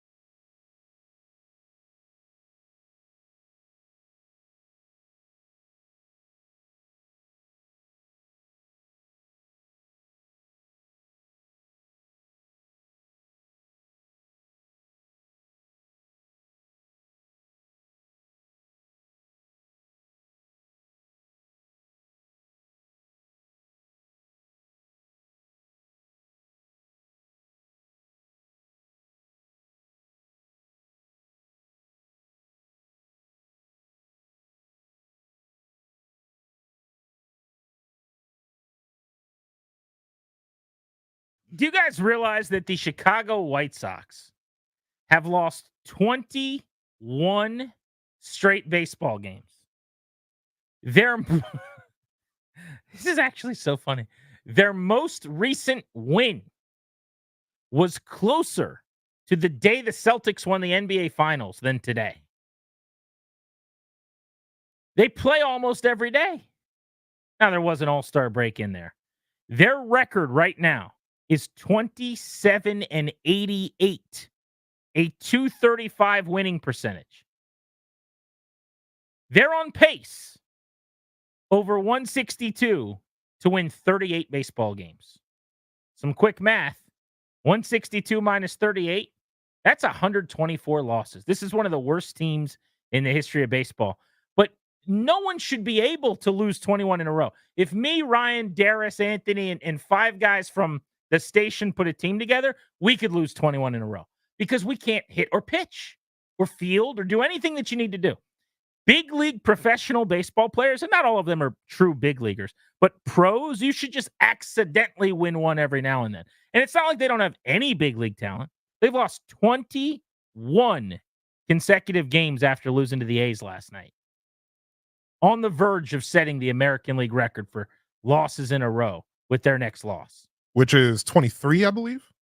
No, they have tied the American League record. Oh, my goodness. So they will set the record, I guess, potentially tonight when they play the A's at 9:40. And what's funny is, remember, the A's was the team coming into the year that everybody said, that team's dreadful. Don't pay to see them play. The A's are actually frisky. They're fun. They score runs. They're pretty good lately. They're bad overall, but they've been playing okay baseball. This is the team you'd want to play, and they 5-1 Chicago last night. I came across this from Bleacher Report Betting. Says if you bet $100 on the White Sox to lose back on July 10th, and then rolled that over each day, betting for the White Sox to lose, at this moment, you'd be up $765,000 right now. Just rolling over your winnings. Correct, yes. A lot of people this year decided every game they were going to bet against the A's. They should have done that against the White Sox. That would have been the play. But my God, is their rebuild just gone disastrously. So if you're a frustrated Nats fan, think about White Sox fans in a major market where they care about baseball. Just gross, the product they're putting on the field. All right, let's get to Jahan Dotson. I caught up with him at training camp. He had a disappointing year last year. Not White Sox bad, but it wasn't good. And he knows that. He's trying to make amends, and he wants to make sure that last year is the outlier in his career. It's not a regression that becomes the norm. As a rookie, he looked like he was on his way to stardom. There were some silly geese in this town. One of them is a portly bearded fellow with 2 thumbs who's talking to you right now, who said he was going to go out and catch 70 balls and go for 1,000 yards as a sophomore. And then Jahan Dotson didn't do that. He got really close, though. It wasn't 70 catches, like not 70. It was 49. And it wasn't 1,000 yards. It was close. It was 518. But the point is, not that I was so wrong, the loudest, wrongest I've been on anything in a long time.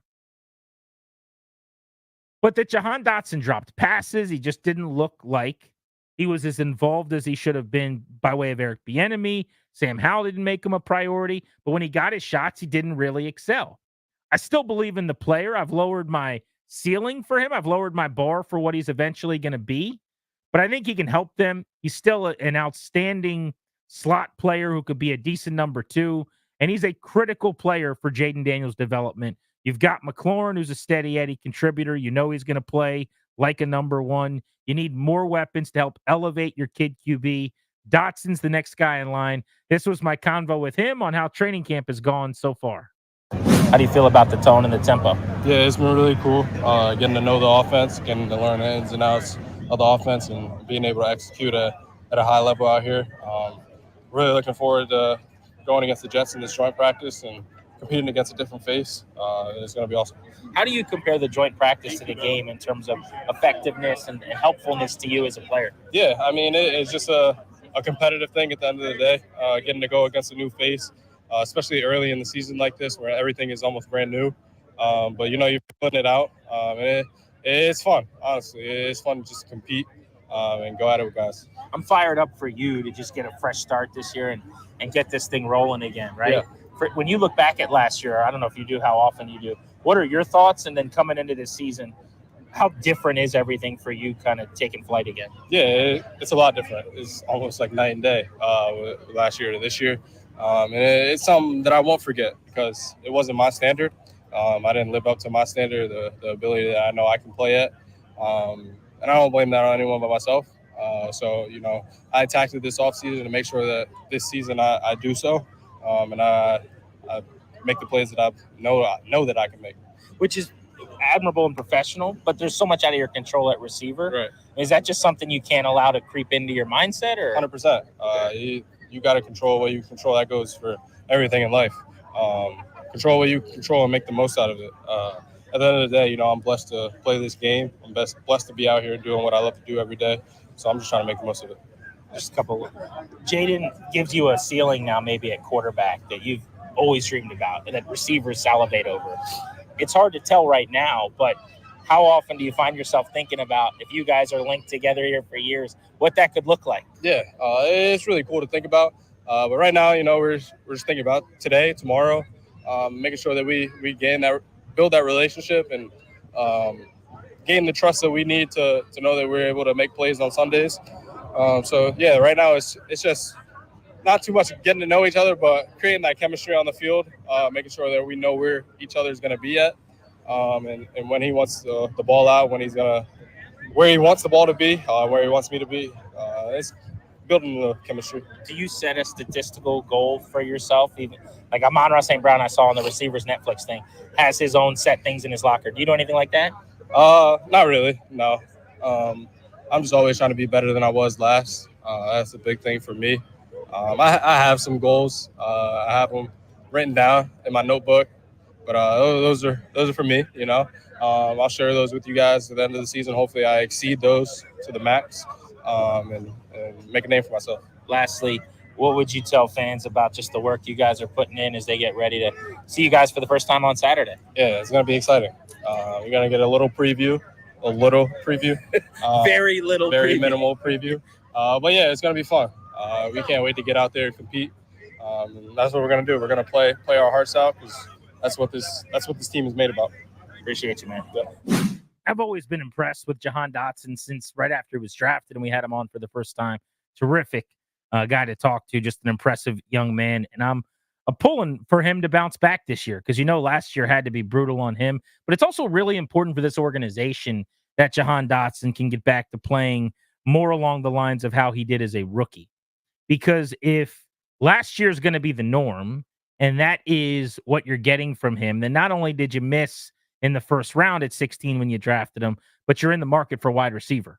And you massively now need to go find an upgrade. It's a significant, major dilemma going forward with your rookie contract quarterback to have, rather than just McLaurin and a bunch of down the depth chart guys, you need to go out and get another X factor. You need to go out and get a player who can stretch out defenses and really give coordinators fits, which brings us to the Brandon Aiyuk news of the day, which we have not really gotten into in much detail.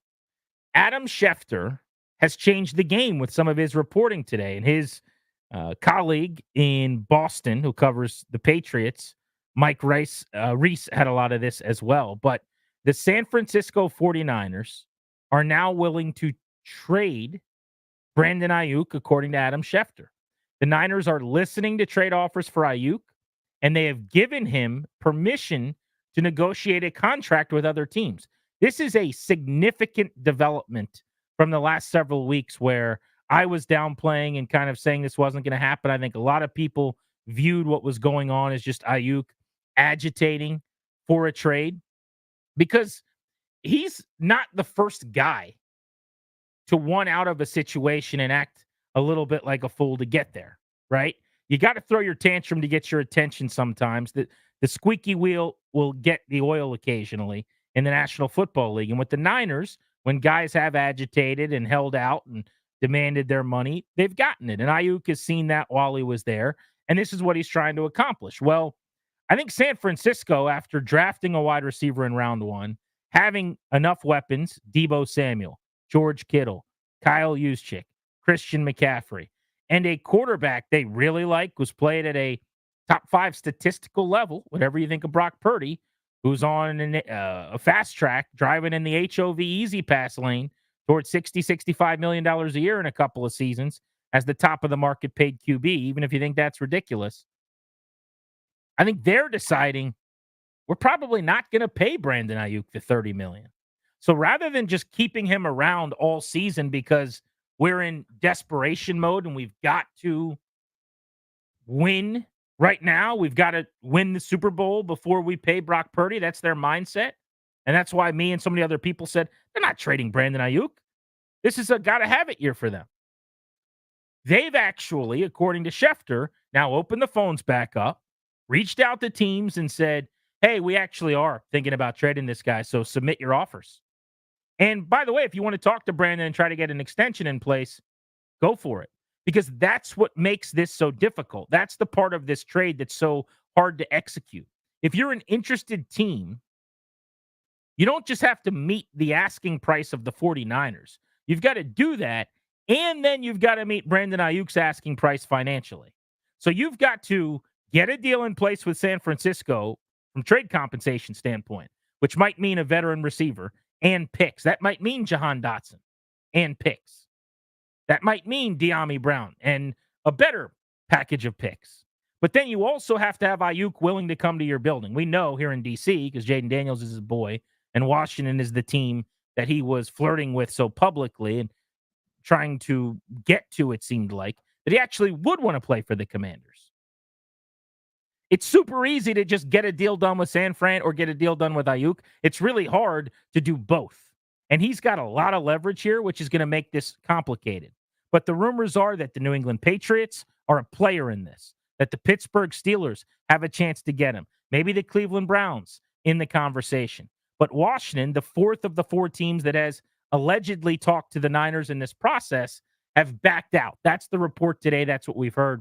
This is Mike Garafolo on the Aiyuk scenario today, just recently on NFL Network. He is still a member of the 49ers. I continue to say that I feel like we're getting closer to a resolution. We are just not there yet. You saw the reports that came out about the Browns and the Patriots having the framework of a deal in place with the 49ers.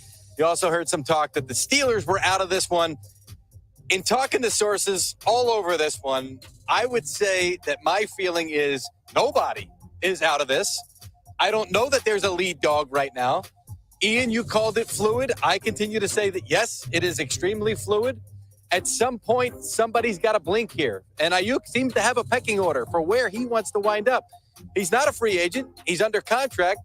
But he's using as much leverage as he could possibly create with this hold-in that he's got going. I know that we're told Washington's out. But you know that Aiyuk would want to come here. You know that he's super tight with your quarterback. You know that Adam Peters has more ties and is more plugged in San Francisco than any of the other executives that are in this ongoing sweepstakes. If Washington really wants Aiyuk, they could get this done. I don't think they do, or else it would be done. But if they wanted to trade for him, it seems like they could pretty easily. Based on Schefter saying today, the 49ers are open for business. Over the last 24 hours, maybe they've had a change of mind or just there's no progress being made and they want to end this hold in, as it were. My question for you guys is, first of all, why do you think Washington supposedly is out on Aiyuk? Why do you think they've pulled themselves out of the conversation? 800-636-1067. And do you agree with the decision to do so? Or if you were the GM, you were Adam Peters, would you get back in and make an offer and try to make this happen? 800-636-1067 is the number. On the MGM National Harbor listener lines, looking forward to hearing from you next on Grant and Danny.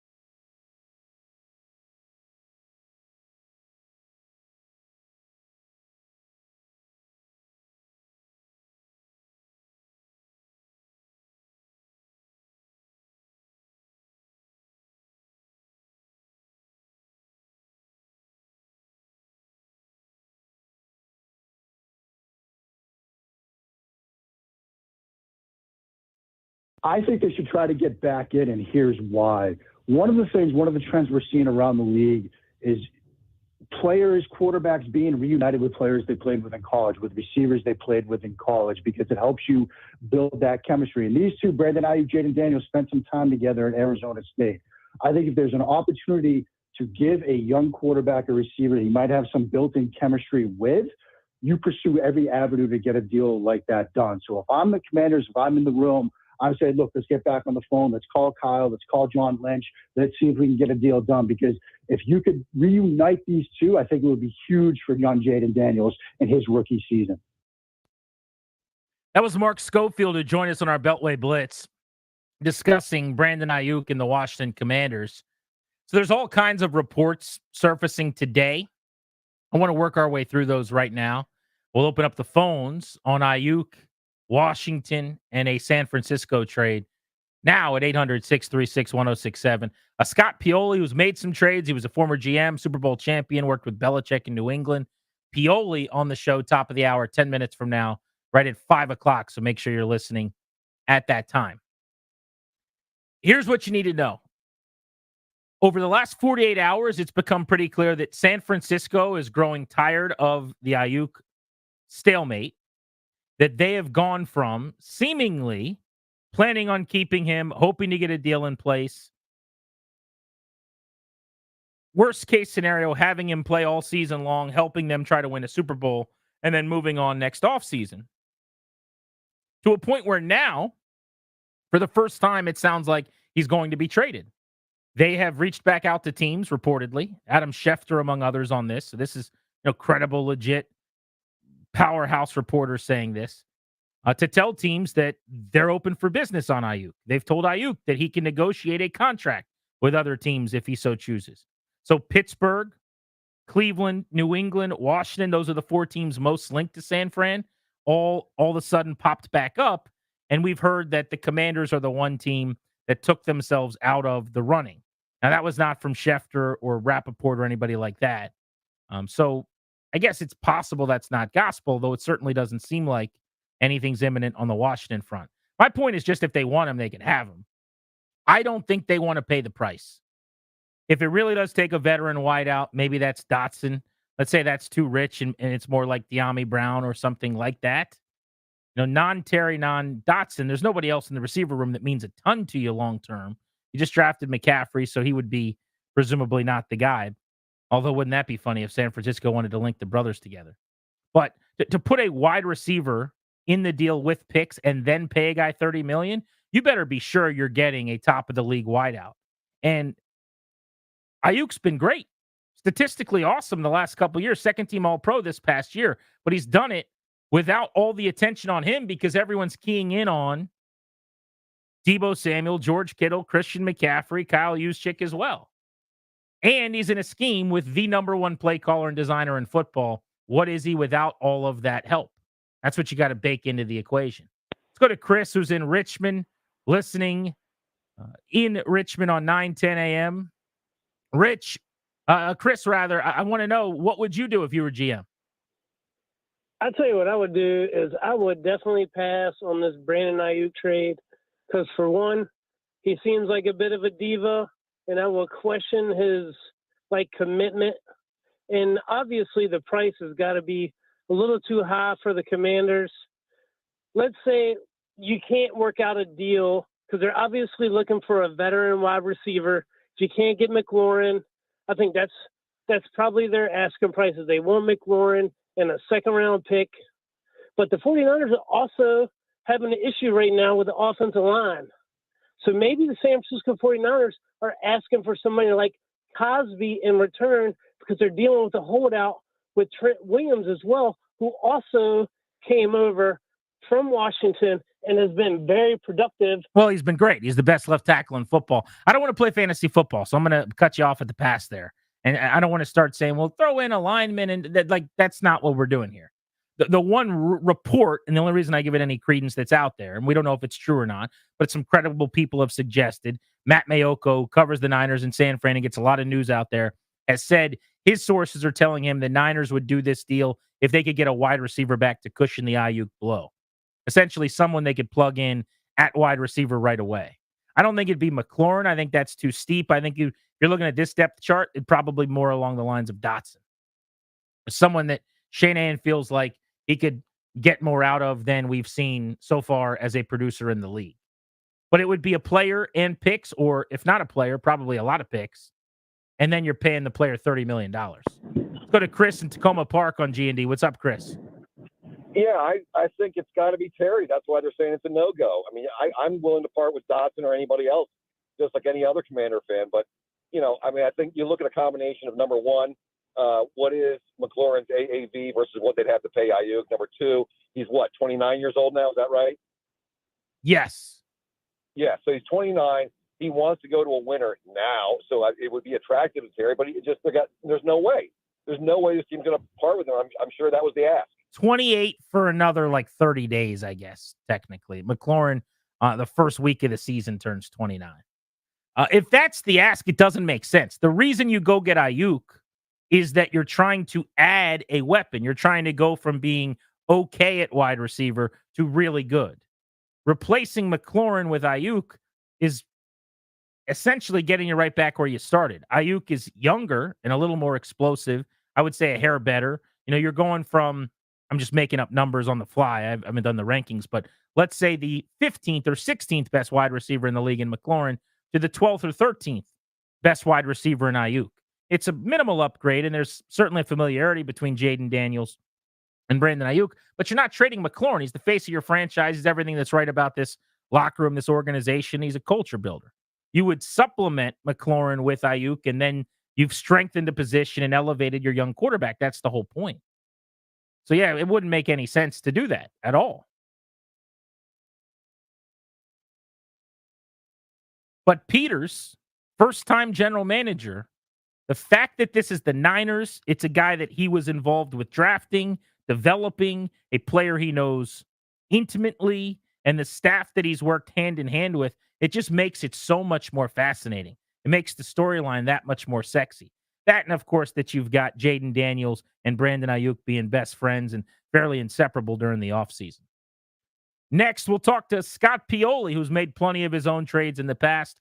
Former GM, a Super Bowl champion with the Patriots, stops by. Grant and Danny, no Danny on the Fan.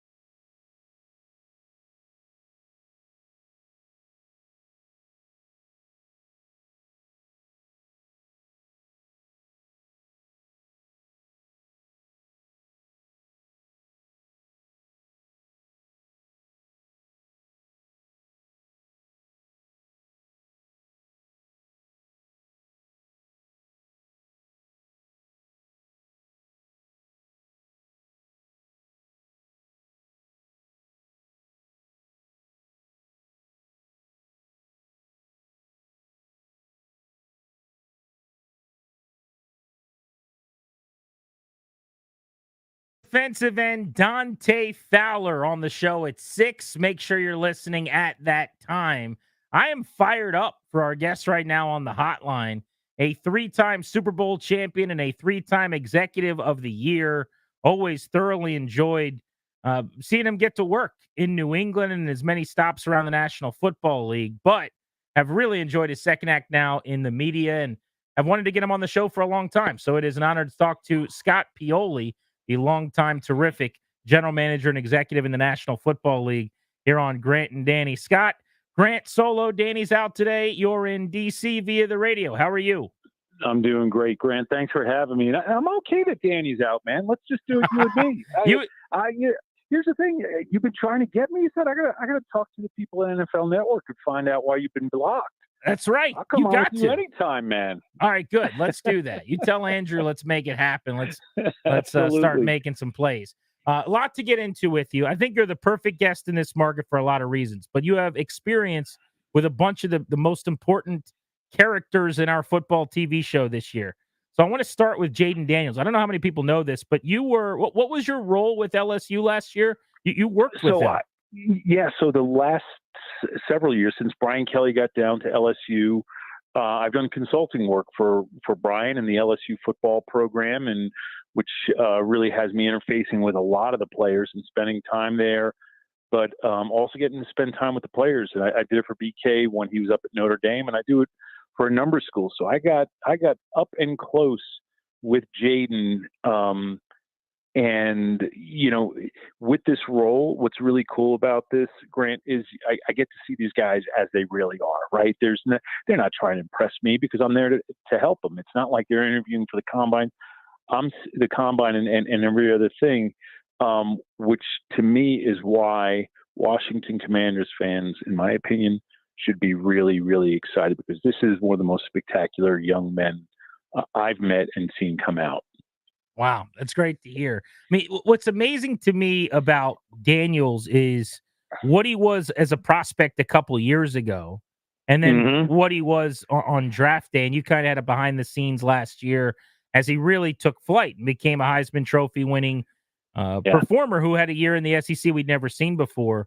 But you mentioned the personality. I mean, what did you make from an eval standpoint of just the growth and the progress he made? Well, here's the first thing. It's interesting. You go back, you know, after those couple of years at Arizona State, he was just like, yeah, meh. But then he got in there and he got into a program where he was being really developed well. Brian Kelly and his staff, incredible staff down there. So he started to develop. He also began to mature. He kind of grew into his body. But I'll give you a perfect example, Grant. Here's one thing. So I was down there last year, and every Tuesday morning I'm on Good Morning Football, and I keep myself on Eastern time. They're on Central time in Baton Rouge. So I'm in there early in the morning, and I got to get set up to do my hit on air, which is like a 10-minute hit. And it's about 5:20 Central time. And I'm getting ready to put things together, and I see Jaden come walking out of this room, one of the player meeting rooms, with these two dudes that I know aren't coaches. And I'm like, what's going on here? I go, hey, Jaden, what's up? He goes, hey, P, what's going on?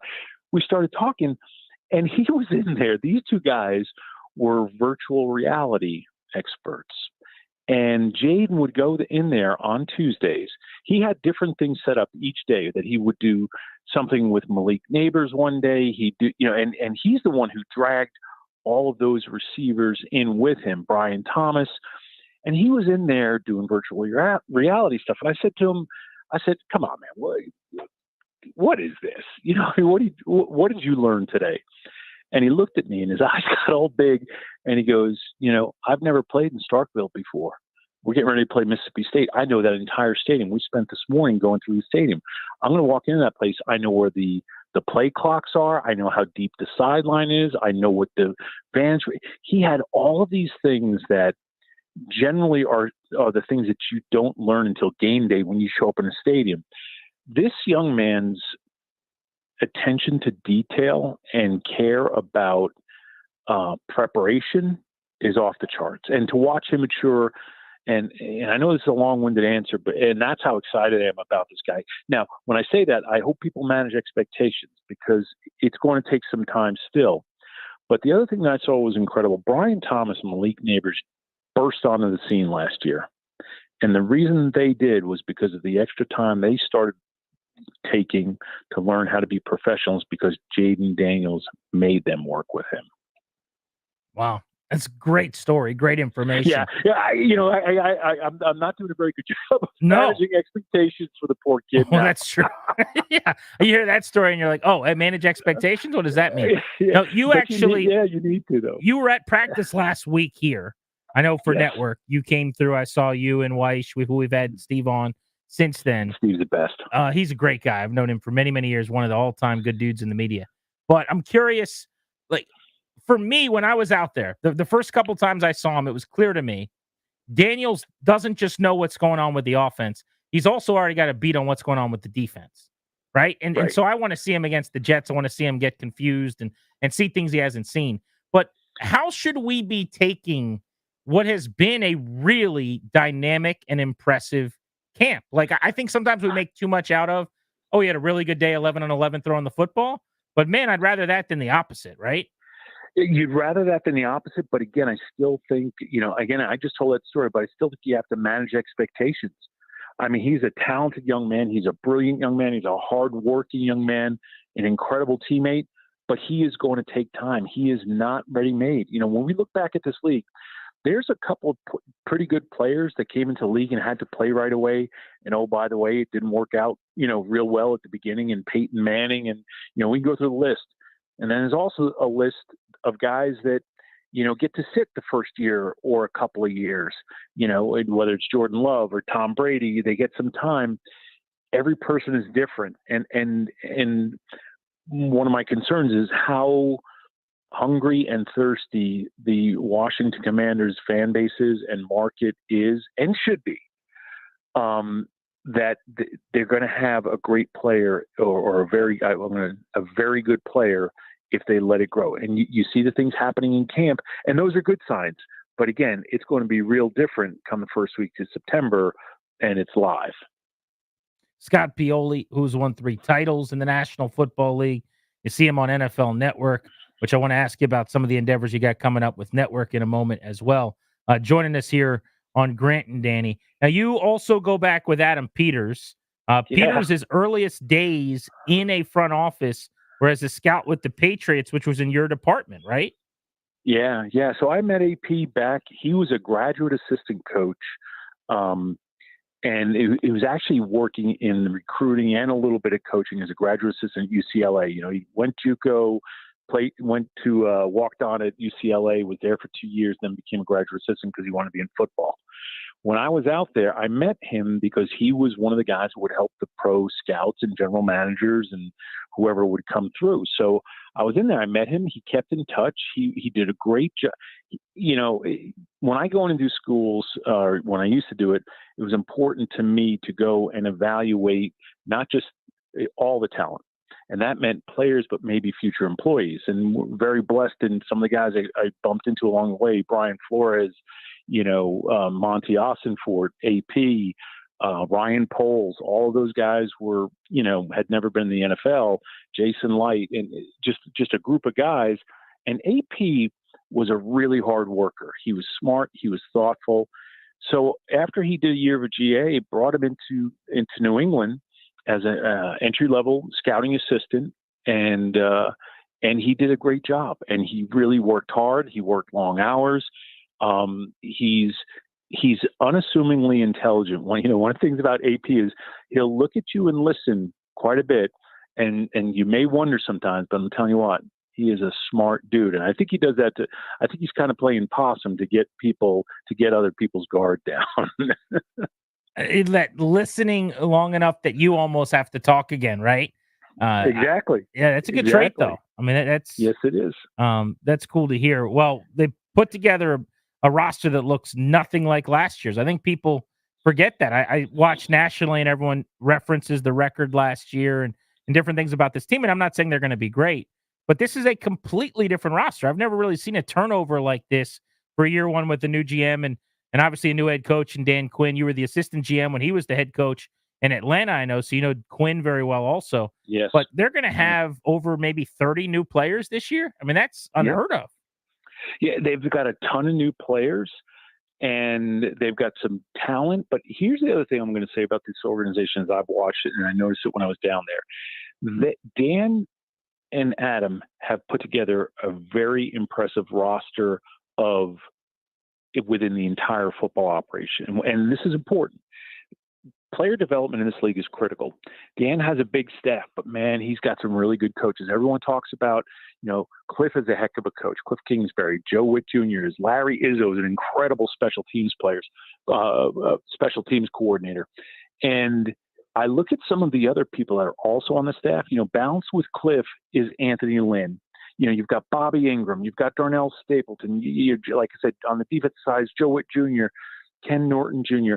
There's all of these people that are there that understand how to develop football players. Then they also brought in, again, some of the other football operations people they've got in there, like Sarah Hogan, who's the chief of staff with DQ, who was with us in Atlanta. People, again, don't know her. Her maiden name is Gigatino, and she is from the famous football family of Gigatinos that coached for 100 years. Sarah is football through and through. And all of those roles are critical. I watch how AP is surrounding himself with former GMs and not being worried about things that don't matter. He's just surrounding himself with talent. This organization has a bunch of really, really good people in place, and it's going to be interesting, Grant, to watch how they fully develop. Yeah, it seems like they've got a real shot, which is all I think around these parts we've asked for a long time, is have a football operation led by an actual general manager and some people that are empowered. And then you sort out really, to me, it's owner, GM, head coach, quarterback. Everything else is kind of, rotating around that. Those are the solar system pivot points. Yeah, and hopefully they'll have relationships. You all mentioned another guy who's going to help in the front office part is Dave Gardy, who no one knows unless you've been in the NFL and dealing with the league office for the last 3 decades. And Gardy, worked in management council. He worked in football operations. He's a lawyer, but he's a football guy, right? His dad was a football coach. He knows football. And I bring that up because, again, when you look at the people that are there, if this organization, if this ownership gives this group time, I think they're going to do an incredible job of developing players, developing a staff, and it's really, I think it's an exciting time again for the Commanders for sure. Scott Pioli was just out at training camp this past week, NFL Network analyst on G&D. Last one, this is kind of a timely, topical football headline today with Brandon Aiyuk's trade. Rumors coming back up. From both perspectives, do you think San Francisco ends up moving him? And then if you were running the Commanders, if you've been a many-time executive of the year and a GM running your own shop, with a young quarterback, would you be looking to add Aiyuk just to add another weapon, or is the price if they want a veteran plus picks plus you got to pay him $30 million, is that too steep? Yeah, again, what matters is the total compensation package, as you mentioned. What is the cost of the contract? What is the cost of the compensation to make the trade? How well do you know the player, right? And again, to me, this is one of the things is we always, a lot of times when we in the media, and I say we because I'm a part of that now, if there's players you don't know and you don't know what their strengths and limitations are and what kind of culture person they are, and what kind of locker room person they are. One thing about DQ that he did a great job of and learned along the way and got better at, I felt, was making sure that he brought in guys that fit his culture and the way he wanted to do things. Whether Aiyuk is a fit culturally or not, I don't know that. And again, because when you bring in a veteran a veteran receiver, or a veteran skilled player to a young quarterback, that can go one of two ways, right? You can come in and have someone come in and want an alpha and be disruptive to the growth and maturation of a quarterback. And I'm not saying that's the case at all. I'm saying I don't know if he's the right fit for them or not. Is he talented enough that could upgrade them and help them? Heck yeah. But again, there's so much more that goes into it. It's not just, I think sometimes people play fantasy football and do just look at just stats. this is a chemistry experiment. And when we went to a Super Bowl in 2016, after the 2016 season with DQ in Atlanta, one of the things that we had done there was an incredible chemistry experiment that worked out really well, where we had this dynamic infusion of veteran players that were the right type of veteran players, some that were near the very end, that really helped our football team. You mentioned chemistry, which I think is the ironic word, right? Because nobody would know him better than Peters coming from San Fran. It's Daniels, his best buddy off the field. They played together at Arizona State. So there's some really interesting ties there, but doesn't change the fact that if you got to give up picks and a player and $30 million a year, that's a lot. Yeah, because again, the Commanders and giving up picks, an AP, I think, is similar to me because he learned under myself and Bill, we love to gather picks, not give them away. And you gather them so you can give them away. Like that draft pick currency is a real thing. And if you're going to give them away, you better be smart. And this is a young football team that they're building, and they're going to need a lot of picks in the future. Scott, what is NFL Votes? Tell me about the program that you're working with. And thank you. I know I asked you to bring this up. This is a league-wide initiative that is completely, totally, absolutely nonpartisan, and the league has been doing this for a number of years. And really what it is, it's an initiative. It's about that isn't supporting any particular candidate or political party, but it focuses really on three key areas for the clubs and the league, which is the three areas of the electoral process of education, registration, and activation. And the league has now made certain things mandatory, and all 32 NFL clubs are already set up and offer to use either their practice facility or their stadium for election-related activities, which include, either voter registration, ballot drop-off, early voting, or election day sites. And I think it's an important thing that we are, this league, I get that we're a business, but we also serve the community. And one of the ways we can serve our community as a league is to give back and to make sure that our democracy is real and that it's safe. So the NFL has partnered with, a group of folks, Rise, Vet the Vote, Rock the Vote, and I Am a Voter. And it's a really cool thing that's going to be building up. They made a big announcement at the beginning of the month, and it's going to continue to build up. And the NFL is going to help us be better at the ballot, I hope. Admirable effort, and we appreciate you not only spreading the word on that, but breaking down the Commanders with us. Hopefully we will do it again soon. Thanks so much for hopping aboard. No, Grant, thanks for having me. I appreciate it. And tell Danny to quit taking days off. He's beaching it right now. He's slacking in the middle of the training camp preseason. No less. Come on. Someone give him a calendar. Unbelievable. Thanks, Grant. Thank you, Appreciate it, Scott. man. There's Scott Pioli. You know him from his work with the New England Patriots, winning Super Bowls with Bill Belichick. Of course, was the GM in Kansas City and an AGM in Atlanta with Dan Quinn. But when you're that plugged in with Daniels working at LSU last year, hired Peters years ago in New England, and then having worked with Dan Quinn, that's a perspective that I think would be well served to be on the show from time to time. So good to catch up with Scott Pioli. You will hear my conversation with defensive end Dante Fowler coming up at 6 o'clock on Grant and Danny. We're taking you up to 6:15 today. What would a successful season for Jaden Daniels look like this year? I want to get into that next on The Fan.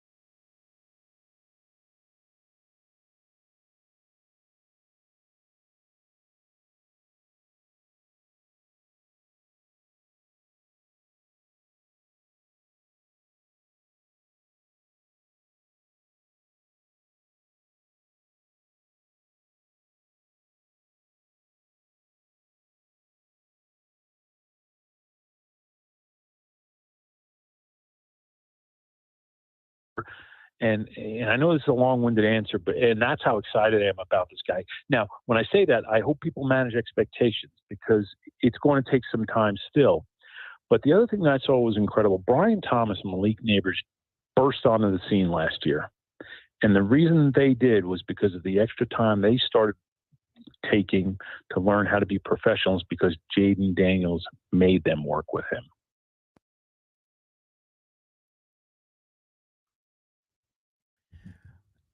Loved hearing all of those stories and anecdotes from Daniels at LSU via Scott Pioli, who worked with Go Tigers, the LSU football program, last year. As we welcome you back on Grant and Danny, I should remind everyone that the exclusive sponsor of this show is the law firm of Kondori and Murad. They're going to guide you and your family in the right direction and help you draft a will if need be. If you need to set up a revocable trust, they could do that. If you've got to create a healthcare power of attorney, they handle those things as well. Schedule a free consultation with their estate planning attorneys right now at kmlawyers.com. Be sure to tell them that me and Danny sent you, and you'll get a discount. That's kmlawyers.com.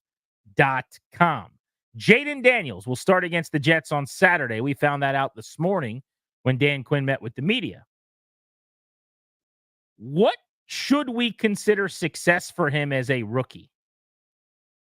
I want to open up the MGM National Harbor listener lines on that. I think it would be short-sighted to go with statistical numbers. Like if he throws for X number of yards or touchdowns, because some of that's out of his control.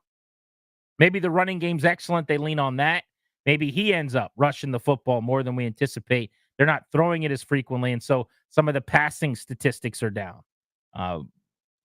Maybe in the red zone, they have a lot of success on the ground, and so there's not as many passing touchdowns, or maybe they just play lower scoring brand of football. Their defense excels more than we're anticipating. Joe Witt and Dan Quinn fix that side of the ball, and they're trying to win 17-13, really manage the game and be ball controlled. And he's out there making the right decisions, the right reads, being smart, not turning the ball over, but maybe it's not as prolific or dynamic statistically as we anticipate. I think for me, it's going to be more of a feel thing than a numbers thing. But here's how I'm going to define success. At the end of this season, if you are confident that they've got their quarterback of the future, that's a win. I don't know that we've got to make it any more complicated than that. That's how I feel. If at the end of December, I know for sure that Jaden Daniels is the guy. If he could stay healthy, if he could continue to develop, that this is the future, that he is a second contract quarterback here in the nation's capital. I think that is the bar for me. Because if you think about their previous young quarterbacks, most recently their last first-round pick, Haskins, there's no way at the end of his first season that you would have been able to say that. He didn't even play until midway through the year, and then it was a real struggle in the stretch run of his first season. Griffin was outstanding, and it got derailed. It's not to say that you can't be fooled into years 2 and 3, but that was obviously injury-related. There's major complicating factors there. He was unbelievable in 2012, and we had thought that they'd solve the dilemma. But I think for me, the way I'm going to judge success for Daniels is, at year's end, did he show enough? Did he flash enough? Did he put in the type of work that everybody's raving about, that you just heard Pioli address and talk about last segment from his LSU days, that you were right in betting on the person because he is a CEO of your company? If you have a quarterback that can play CEO and that is a worker, a studier, lives in the film room, a leader, I don't want to say that the physical stuff beyond that is insignificant, because that would be way overstated. But you've at least got a chance now. It doesn't matter how special you are physically if the other stuff isn't there. And that's where in the past, a couple times over, I've checked out really fast, because I don't care how big your arm is. Doesn't matter to me how quickly you can progress through reads, how fast your 40 time is, how many plays you're going to make. If you don't put in the work, if you can't grind, if the players in your locker room don't see that you're a guy that they want to go into a game and a battle with, you don't have much of a chance. The rest of the stuff eventually isn't going to matter as much. But the reason I'm getting excited about Daniels as we sit here now in August is just the amount of positive things we're hearing about all of the non-football stuff. And then you watch him on the field, and you're not surprised with a Heisman Trophy winner at LSU that he's making all the throws. We haven't even really seen him in a game where you're tackling yet, run away from people and break off a 50, 60-yard run, because those are coming. Watch the tape from Florida. Let's go to Larry, who's in the plate on Grant and Danny. How are you, Larry? I'm good, Grant. No, Danny, how are you? I am well, sir. Thank you.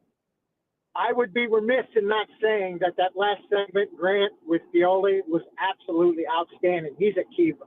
Yeah, he was awesome. Yeah. I agree with your assessment. At the end of the day, if he finishes healthy, if he has thrown more touchdowns than interceptions, if the team is competitive week in and week out, and we finish at 500, I will be a happy man, Grant. I'm not asking for a lot. It's funny how low our bar is at this point, isn't it, Larry? We've had so many bad relationships where we're like, yeah, if she just comes home and she's still there, that's good enough for me. Oh, that's perfect, Grant. Have a good evening. Thanks for the call, man. It's not going to take a lot, I don't think, to get this fan base behind you when the season starts. If you're Jaden Daniels, because they're so ravenous for it. They have been waiting for so long, and he might be able to finally deliver the goods. I'm glad he mentioned health, by the way. That's something we should hit on here, because I don't think you can really, truly address a successful year one for Jaden without talking about proving some durability, showing that he could take a shot or two. And maybe more importantly, showing that he could avoid a shot or two, avoiding contact. Is he going to play the same way he did at LSU? Because that's going to be an issue.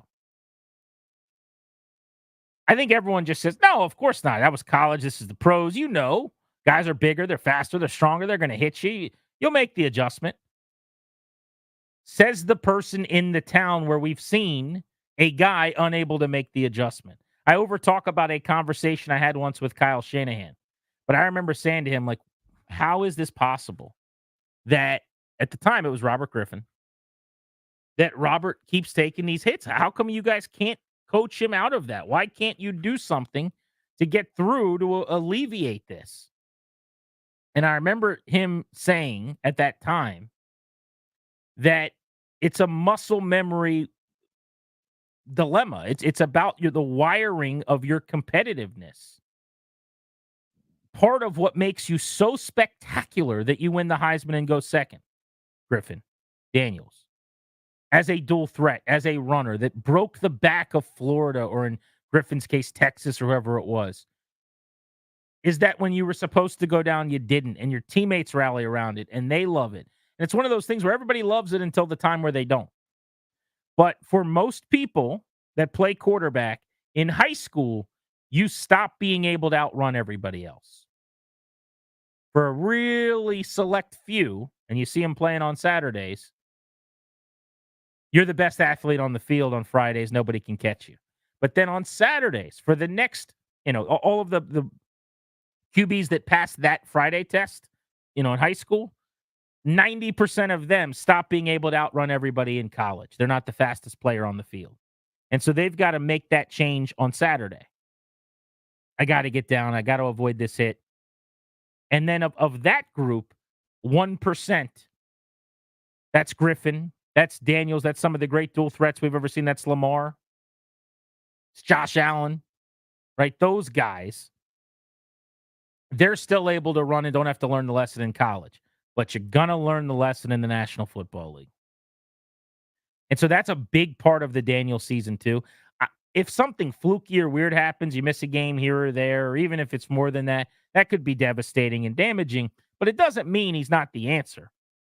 What I'm talking about, though, is avoiding hits, protecting his body, being able to fall in a way that isn't debilitating. Something Tua Tagovailoa in Miami had to learn. He's taking jiu-jitsu so that he could figure that out. I think that's going to be part of my math equation this year for the Daniels success story. How could it not be when one of the real concerns for people like me who had him third on my draft board, not second, was his slender frame and the size and the hits he's going to take. So he's going to have to show some durability and strength in that regard. Because if you were to have guaranteed me several months ago that this guy will not be injured and that his size isn't going to be an issue, well, then you probably look at him through a little bit of a different light. Dante Fowler, 20 minutes from now, I think you're going to enjoy my conversation with him. He's pretty cool. And he's very confident that he's going to have a good year for Washington. Thinks he can get back to being a double-digit sack guy in the National Football League like he was with the Rams at one point in time. So you'll hear from him at 6. Next, let's buy or sell some of the headlines from training camp right here on Grant and Danny.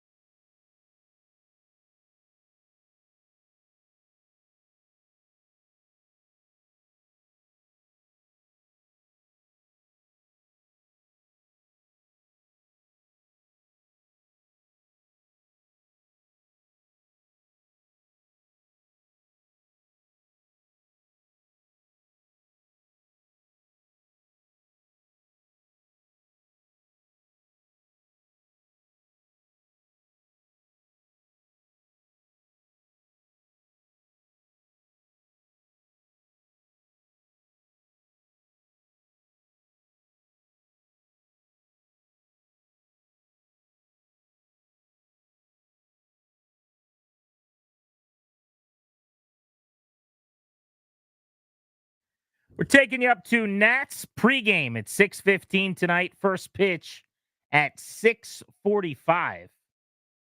Charlie Slows and Dave Jagler. Jags hung out with me in studio earlier today. If you missed any part of that hang or Scott Pioli, Brian Baldinger on the show today, we had an interview with Jahan Dotson I got at training camp. That'll all be available for you at thefandc.com when I am done. Speaking of interviews from camp, Dante Fowler, defensive end, joining us at 6. He's going to be on the field for all of the key pass rushing situations for the Commanders from week 1 on. And he'll be on the field against the Jets with his teammates in practice end of this week. And then Saturday at noon, we're doing this thing. Preseason football. I know I'm a nerd, but I get fired up. I love preseason football. In fact, I was looking up the schedule today for other teams' preseason games so I could see some of the rookies that I want to watch play Friday, Sunday around the NFL. So there's going to be all kinds of action. We'll get you a full schedule of some of the big headliners making their debuts later in the week here on Grant and Danny. Nats, as I said tonight, looking to get even in their series against the San Francisco Giants, continuing a 10-game homestand. James Wood looking to make it 11 straight games on base during the streak, hitting .361. Luis Garcia has also been red hot. He's hitting .429 over his last 9 games. Had a breakout year at second base. More on the Nats before we get out of here. But, producer Darris, I've asked you to put together some of the big headlines from camp. I'm going to go in or out. Am I buying or selling some of the big stories from camp this week? Let's do it. All right. One of yesterday's headlines was a story on commanders.com about De'Ami Brown being ready to make an impact. Grant, are you buying or selling De'Ami Brown ready to make a leap as a steady contributor for the Commanders? I'm going to sell this in that I don't think De'Ami Brown is going to get the volume to be a guy week in and week out who's influencing games. Now, if you're asking me, do I think he catches more than 12 balls this year? I do. That would be a career high. Is he going to go for more than $168, which he had last year? Yes, I do. I think he'll set new career highs in catches and yards. That's probably more like 20 catches for 250, 22 for 200 or whatever, than it is going out and catching 40 balls or something like that. But here's where I always get fooled with De'Ami. He is awesome in practice. And he really has consistently, as long as I can remember back to his rookie year in 21, he always flashes in training camp. And I don't think the preseason will be any different. I'm sure he'll go out and grab 4 balls for 59 yards against the Jets, and you'll think we're going somewhere. But then the games start, and it just seems like the production dissipates. Remember, too, usage at receiver is such a big deal. And I sneaky love Olamide Zaccheaus. I think they're going to use him a lot. I think he's going to make the team. They're going to throw him screens. They're going to involve him. He might be their 4th wideout at this point. So if you're incorporating McLaurin, Dotson, McCaffrey's on the roster, Zaccheaus is on the roster, maybe De'Ami starts as a 3rd receiver type, but I just don't know how much opportunity he'll get to really be an impact player. So I'll sell a breakout. Multiple people who have visited Commanders training camp continue to say that Jaden Daniels is impressing. He looks like the real deal. He is shining like a star. Buy or sell that Daniels is on his way to a monster rookie season, Grant? I'm buying right now until we hear something negative or see something that isn't great progress. It's all been good. I've been blown away by pretty much everything that has been reported that I've seen. Now, there is a possibility that they just have their act together in messaging more than any staff has previously. And it's all positive incessantly. And you're not hearing any of the rumblings of he doesn't do this well, or this has been an issue, or this is something we have to clean up, because maybe they're just not airing any of that laundry out. But I will say, when you go to practice and you watch him, he looks comfortable. I am waiting to really get truly jacked up until I see him against another team. And it doesn't mean the Jets in the preseason in one drive. Like this practice, I wish I was going to be in New York, because I think 90 minutes of watching him go 11 on 11 against the Jets is going to be super helpful in figuring out where he's at. But it really doesn't matter if he's ready to go dominate in September. He doesn't need to be. You just need him to be comfortable. You need him to feel confident on the field, and you need him to not hurt you, basically. He doesn't have to be a hero.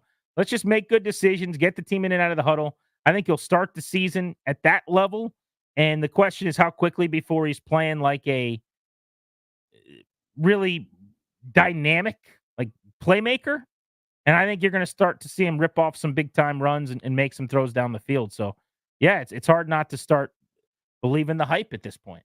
The first unofficial depth chart released today, and Emmanuel Forbes was listed as one of the backup cornerbacks on the depth chart. Buy or sell, Emmanuel Forbes won't start against the Bucs week 1 to begin the season. Sell. He's been on the field at corner as a starter almost every practice with the first team that I've seen. And in terms of the reporting as well that I've seen. So he was a second team depth chart guy. He wasn't with the top 2 corners. Didn't really make sense to me. I didn't really understand it. But it also doesn't matter. That depth chart that they put out today, it doesn't matter. How are they using guys and what will they ask someone to do against the Jets versus week 1? 2 very different things. Grant and Danny here on the Fan going through these storylines coming out of Ashburn and whether I'm in or out. Speaking of the depth chart, Brandon Coleman, our 3rd-round pick, was listed as the first team left tackle, even though Cornelius Lucas has still been getting reps with the ones. Buy or sell, Brandon Coleman makes more starts at left tackle than Lucas in 2024. All the way in. Buying. I will go this far, too. Yes, he'll get more starts than Cornelius Lucas. I think he starts in week 1. And I think if he's healthy, he starts 17 times. Brandon Coleman's going to be their starter. He looks the part. He is huge. He's got a guard body with tackle length. And when he locks in on you with those arms, you don't get away. I think he moves well. In fact, after I interviewed Fowler, you'll hear the interview coming up top of the hour, I was just asking him about the tackles, and he had really, really nice things to say about Coleman. It's funny because I brought up Coleman, and he's like, what number is he? Who? And I'm like, the rookie, Brandon Coleman. He's like, which one is he? And I'm like, number 74. He's like, oh, that dude. Like, he's so locked in on the defensive part of it that I had to decipher with a number which tackle. And he's like, yeah, he's really, really good. He's like, for a rookie, he knows what he's doing. And then he went on to give him some more compliments. But you'll hear that next right here on Grant and Danny at the top of the hour on the Fan.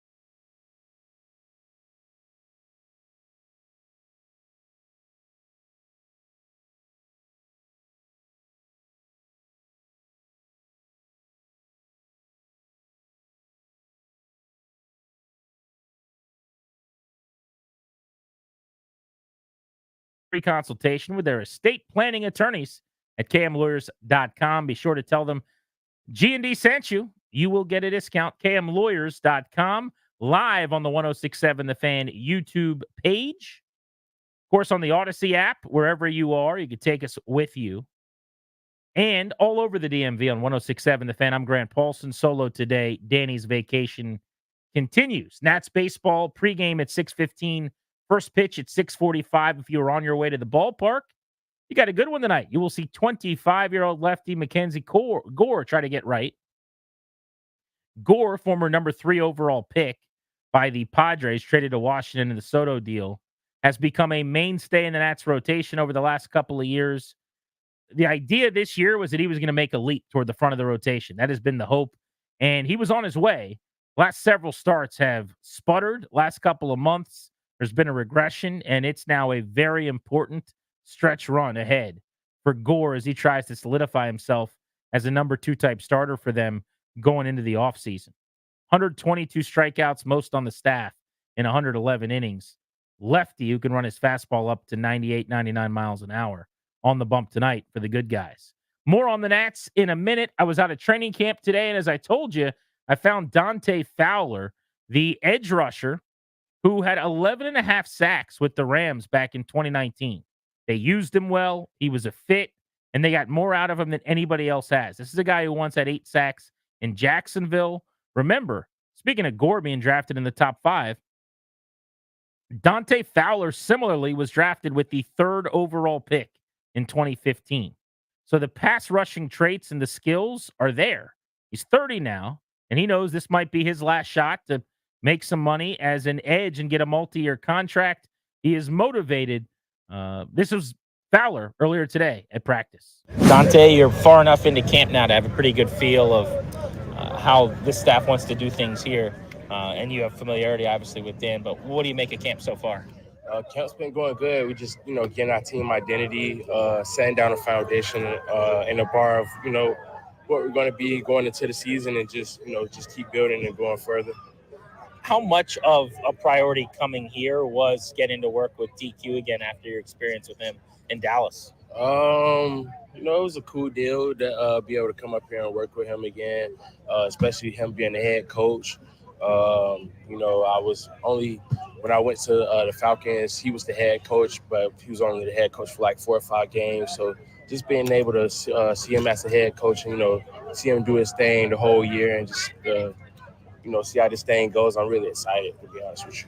I've been so enamored with Joe Witt at the mic, just at the podium. Yeah. That's the kind of guy you'd want to play for. Facts. I mean, it's just, he's different, man. Did you know it would look like this from him as a coordinator, or did he already kind of act the same way when he was position coach? Yeah, he was always like this. That's just him. He's been that type of guy ever since I met him when he was the DB's coach at the Falcons and the pass coordinator at the Falcons. Always been that type of guy, always went about his business the right way. Love family and football. And, he's like something like a father figure, like an uncle that'll put his arms around you, but he'll get on your butt too when he needs to. So definitely have the utmost respect for Joe Witt. I love playing for him. I love playing for Joe Witt. You had the monster season where you had 11-plus sacks with the Rams, and it kind of put the pelts on the wall now. From the outside, it would seem like your role is speed pass rusher, obvious passing downs. Is that about right, or do you see yourself playing a lot of snaps even on rundowns? Yeah, I see myself playing a lot of snaps and working my way to playing rundowns. I think people just kind of got a misconcept of what I am. People like to stereotype me, but all that's getting nipped in the bud this year for sure. I'm a guy that can play rundowns. I'm a game record, and I feel like a game record need to be out there for every 3 downs. And that's what I do. I'm just a special pass rusher for sure. It's just a bonus when I come out there on 3rd down. We're for sure going to try to get to the quarterback and get off the field. And that is my job, to go get the quarterback and put pressure, but also get TFLs, nice explosive plays in the backfield, and game-changing plays for my team. I like that idea of a T-shirt for you, Dante, and we're talking to Dante Fowler. I'm a game wrecker. Yes, sir. Just rock that to the practice field every day. Yep. That'd be cool, but that's definitely my mindset going into practice every day, just trying to get better, strengthen up my skills, tone those up so I can be ready going forward in September. But definitely, I'm going out here to let people know that I'm not just a pass rusher. I'm a guy that goes out here and rep games, rep plays, and get my defense off the field when needed. You guys are getting ready to head to New York, joint practice with the Jets. These have become ubiquitous and basically now are viewed as maybe more helpful than even a game. But it does seem like there's brawls every single time these happen. Yeah. And it's one of the reasons why some coaches are pulling back the reins on doing them. Is there any way to avoid that? Because there's no real ramifications if you get into it in practice. You don't want to let anybody punk you. Like, Yeah. How does that work? I think just being smart, the other team have to be smart too. Some things, like it just be certain things people don't understand. Just having clean plays, having clean reps, and get on and get off the field. You don't have to be out on the field for 2.5 hours and like that. Just do what you got to do. Practice, do your individual with your guys. Whatever amount of team reps that we have with them, make sure they're clean reps. And then after that, we can go on about our business. Do you like the joint practices? I should say it this way. Are they as helpful as a preseason game? Yeah, they're super helpful just because you go against your team so often, so you get comfortable with the offensive line or just whatever position that you're going against. And then when you get to going against another team, you get to, get another feel for other offensive linemen because you're not going to be going against your offensive linemen in a regular season. So be able to go against other teams during camp and be able to practice and get some stuff like that, it definitely gives you a better feel and gets you amped more ready for the season for sure. Last one. For you, statistically, when you look back at a year, is it sack total, pressures, pass rush win rate? Like, what do you care about? I care about just solidifying myself as being one of the top dogs in the league again. I was top dog in 2019, 2020, 2021. My 10 years with Atlanta, I was hurt. And then when I was in Dallas, I had to, sit back and learn from a lot of great players. So Marcus Lawrence, Michael Parsons, learn how to go up about myself as a pro and stuff like that. Sit back and just be in a room for 2 years with great defensive line coach and really good defensive ends and good defensive line. I think this year is going to be my best year yet. Appreciate you. Thanks so much. Thank you. Dante Fowler after practice today. The opportunity is going to be there for him. Dorrance Armstrong is one of the starters at the edge. Who else? I think it's Cleveland Farrell who's going to play more on running downs. And then almost like a platoon in baseball, Fowler's going to come out on passing downs, although you heard him say he thinks he's a game breaker and can wreck games, and he should be playing all 3 downs. He'll get a chance to prove that, I suppose. Dan Quinn knows him better than anybody else. Was with Dan Quinn for a very short time in Atlanta, and then with Quinn and Witt in Dallas the last couple of years when he had 10 sacks. But he's the only guy on this roster with an 11.5 sack season on his resume. He does have a chance, he gets off to a quick start, to put up some sack totals this year. That opportunity is going to be there for him. But I still think the majority of the pass rush is going to have to come from the interior. Allen can push the pocket. Payne had a double-digit sack season 2 years ago.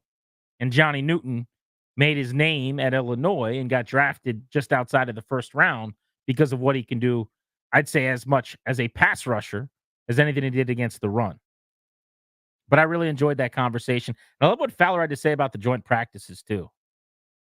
Going up to the Jets, trying to avoid some kind of team melee. Seems like it's just an inevitability, and it's why some coaches don't like those practices. But I think eventually we're going to get 2 preseason games because there's going to be 18 regular season games. That's how the 20 games will shake out. We'll go to an 18th regular season contest. You only have 2 preseason games, and then there's basically going to be joint practices before each of those 2 preseason games. And if that is the case, then the league's going to have to crack down on the fighting in these practices. The only way to do that is to make it possible to suspend guys and fine guys, because otherwise I just don't think there's any way to get players to stop fighting with guys on other teams in these sessions like you saw today. All right, let's get you ready for Nats baseball coming up in just a couple of minutes. Pregame with Charlie and Dave. We'll start with your weather report today. Game day weather presented by Pepco. Storm season is here, and we know a little prep makes a big difference. Get storm informed at pepco.com/storm prep. Our show meteorologist ahead of Nats games is Ryan Clary. And at first pitch tonight, it'll be 87 degrees, 14-mile-per-hour winds coming in from the south side of D.C. That could make it for a little bit of interesting action, but ultimately, clear skies. It'll be a hot, humid night. If it does get pushed to extra innings, do not be surprised for a rain delay, GP. Am I going to be hot sitting in the crowd on the third base side under the overhang? I don't think you'll be too hot, but it's kind of one of those humid, sticky nights. So it just kind of depends what you can take in. I was at training camp all morning. Nothing can be worse than that. That's fair. Was pretty brutal. Your Nats starting lineup presented by the Window Man. Since 1989, the Window Man has been the educational window company. Get your free no-pressure in-home estimate at thewindowman.com or at their Fairfax showroom. Nats are throwing Mackenzie Gore, as I told you earlier this segment, behind Gore. Leading off and playing shortstop, C. J. Abrams looking for home run, number 17. Batting second, playing first, Juan Yepez, who's hitting .317 on the year. Batting third, playing second, Luis Garcia, who's homered in 2 of his last 3 games. Batting average up to .290. Cleanup hitter, your catcher, Keibert Ruiz. Batting fifth, playing left field, the James Wood.